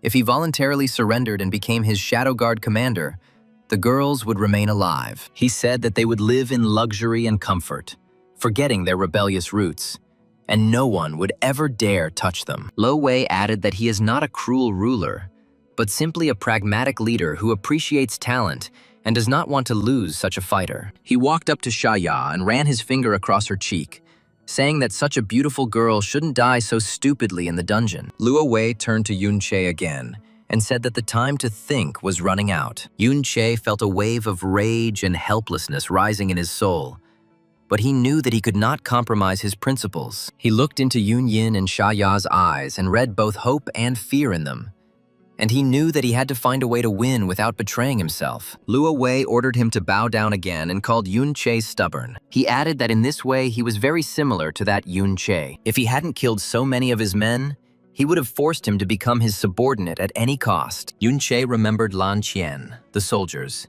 Yun Yi and Luo Sha, and said that there was no need to pretend that he cared about them. Luo Wei noticed that his health had long been close to 0, and Yun Che could kill him with just his little finger, but he still hesitated, and recalled Yun Yi's words about how he forced him to enter the battle. Yun Che asked what his original plan was and what he knew. Luo Wei asked what he was waiting for, and Yun Che realized that Luo Wei wanted to lure him out. The gravity spell was lifted and Lo Wei chuckled, saying that it hadn't worked on him before. He added that he was still able to make Yun Che appear by using the boy. Teacher Sha Wang appeared before him. Sha Ya quietly uttered the word, "Father," saying that she again could not cope without his help. The teacher told Lo Wei not to call him teacher because he did not remember taking him as a student. He explained that he had only once fulfilled the request of his good friend and taken on one single student. Sha Wan asked Yun Che if he was still holding on, and he exclaimed in shock, "Teacher, 10 years ago, the main character was breathing heavily during training. He said with disdain that he too was a master of the sword, and if he had the guts, let him pick up a stick." Teacher Sha Wang was indignant that he was fighting with a child with a real sword and was proud of it. However, he still took the stick as his student asked. A bitter and painful blow followed Yun Che's face. After the blow, Teacher Sha Wang asked if the student was still holding on. Yun Che replied that it was just a minor scratch and he wouldn't give up so easily, then stood up again, gritting his teeth. The teacher noticed that he had not yet shown everything and continued to stand and wait, coldly watching his student. Yunche charged for the 100th time, but his master, with one light movement, sent him flying to the ground without even moving. The sun rose higher, then past noon, and Yunche continued to rise and fall, receiving new blows time after time. By evening, his clothes were in rags and his body was covered in bruises, but he stubbornly refused to admit defeat. The teacher looked at the sunset and calmly remarked that today was enough, and tomorrow he would wait for him again in the same place. Yunche, lying on the ground and breathing heavily, whispered that tomorrow he would definitely last longer than today. Teachers said that Yunche's father had spoken about his discipline problems, but he is not completely hopeless. And at least he has stubbornness and ambition. Since this was the case, the teacher decided to take him on as a student, although he never wanted such a nickname for himself. But the legacy of his family's craftsmanship can only be passed on to one person. He said the bond between a student and a teacher is often similar to that between a father and a son. A student must honor the teacher as a father, and by accepting him, he takes responsibility for turning him into something worthwhile. This applies to swordsmanship and everything else. But until Yunche grows up, the teacher will protect him with his own life. Lo Wei called him teacher, but Sha Wang told him not to call him that, and he did not remember taking him as a student. Only once did he fulfill the request of his good friend and take on one single student. Sha Wan asked Yunche again if he was still holding on. The main character thought that in this life he was not destined to see his loved ones again, and that they no longer existed in this world. Yunche said that he only had a scratch, as if he was back in training as a child, when his teacher patiently taught him how to hold a sword. Who would have thought that not only Sha Ya was alive, but also the teacher, and that they would meet again after so many years in this damned dungeon? Yunchi felt tears welling up in his eyes, but he held them back, as now was not the time to show weakness. Luo Wei said with resentment that the teacher had taught him too, albeit for a very short time, but only accepted Yunche, and how heartless he was. Sha Wan replied that since he was already here, there was no need for Yunche to waste time on others, and suggested that they begin. He told Yunche to take advantage of this chance. He ordered to take Sha Yu and Yun Yin and leave. After all, the current Luo Wei couldn't be defeated even if Yunche reached the SSS class and they joined forces, the teacher said bitterly. He added that during his years of power, Lo Wei accumulated an incredible number of artifacts and forbidden techniques. Master looked at Yunche and said that the only chance of victory was to find a way to destroy the source of his power. He remembered that there was a mention of Lo Wei's weak point in the old chronicles, but those books were thought to be lost many years ago. Yunche replied that he would find these books even if he had to search through all the libraries in the kingdom and descend into the most dangerous dungeons. The teacher sighed heavily and said that there was little time left, and if they did not make it in time, the kingdom would be plunged into an even more terrible darkness. Sha Wang advised to first go to the reflected world and take the soul of Yun Yi, who should have useful information. Yunche was surprised at how his teacher knew about the reflected world, since he had only activated this skill just before his death in his previous life. The teacher said that they had to leave and he would explain everything when they were safe, throwing him the crystal of the spiritual mother. The teacher then added that he didn't expect that Yunche would actually be reborn, and that he would see his disciple again after so many years. Master said that Yunchi would be of use to him, so he should take with him this old sword that he had kept all this time. He handed the student a battered scabbard and said that the weapon had once belonged to his father, but that it was now rightfully his. Yunche took the sword and felt a warm wave run through his hand, as if the blade itself was recognizing its new owner. The teacher looked at the sky and said that time was running out, and they needed to leave before Luo Wei recovered from the unexpected attack. He added that in a safe place, he would tell Yunche everything he knew about Luo Wei's plans and how to stop him. Yunche nodded and tightened his grip on the sword, feeling that with this weapon and his master's support, he had a real chance of winning. Sha Ya said that Yunche was finally able to return, so he should try not to die so easily again, and ordered him to follow her. Yunche listened to the girl and went after her, who was already running past the opponents. He paused for a second and wondered where life had taken him. The hero had already found himself in the reflected world, and thought that at first it seemed to him that his rebirth was just an accident. However, the enemies are too strong. He realized that his family and friends from the past were turning out to be traitors. Fighting alone against an empire that had been built up over decades was nearly impossible. And Yun Che understood this better than anyone. However, it turned out that he still had supporters, and his allies joyfully shouted his name when he entered the reflected world. Yun Che looked around in amazement and saw the faces of those who had risked everything to fight Luo Wei's tyranny. He realized that his father and teacher had been preparing this resistance for years, gathering strength and resources bit by bit. Yun Che felt the weight of loneliness gradually lift from his shoulders, giving way to hope. He quietly said that he did not expect to meet so many loyal people here, ready to fight for a just cause. Yun Che vowed that he would never again allow his friends and allies to fight alone against a common enemy. The girl said that her father had prepared a teleporter, and if she could hold out until it activated, she would be able to move from here. The enemies shouted that they should not even think about running away and increased the pressure, trying to break through the defense. Yun Che took a quick glance at the activating portal and realized that there was very little time left. He asked to cover him to allow the teleportation to be completed. The enemy soldiers were getting closer with every second, and the pressure on the defenders was growing incredibly. Yun Che activated the last remaining shield and shouted for everyone to retreat to the portal without panicking. The girl maintaining the teleportation had difficulty maintaining the spell. Her mana was running low. At the last moment, Yun Che parried another attack and, picking up his wounded ally, jumped into the shimmering teleport passage. Shaya, entering the teleport into the shelter, ordered to lower the weapons, saying that everyone here was friendly. Yun Che was surprised to find that he was here too, and it was time to get acquainted with those who shared his goals. The girl said that for decades they had been gathering supporters who would fight against Lo Wei and the Empire. She added that this base became a refuge for all those dissatisfied with the ruler's tyranny. Yun Che looked around the fortress with admiration and realized that the teacher had created something more than just a resistance force. The girl explained that they were not simply hiding, but planning coordinated strikes on key targets of the empire. Yun Che asked how many more people were willing to stand against Luo Wei when the decisive moment came. They told him that their numbers were growing every day, and that they would soon be able to strike a blow from which the empire would not recover. Sha Ya then allowed us to introduce their base, Ember,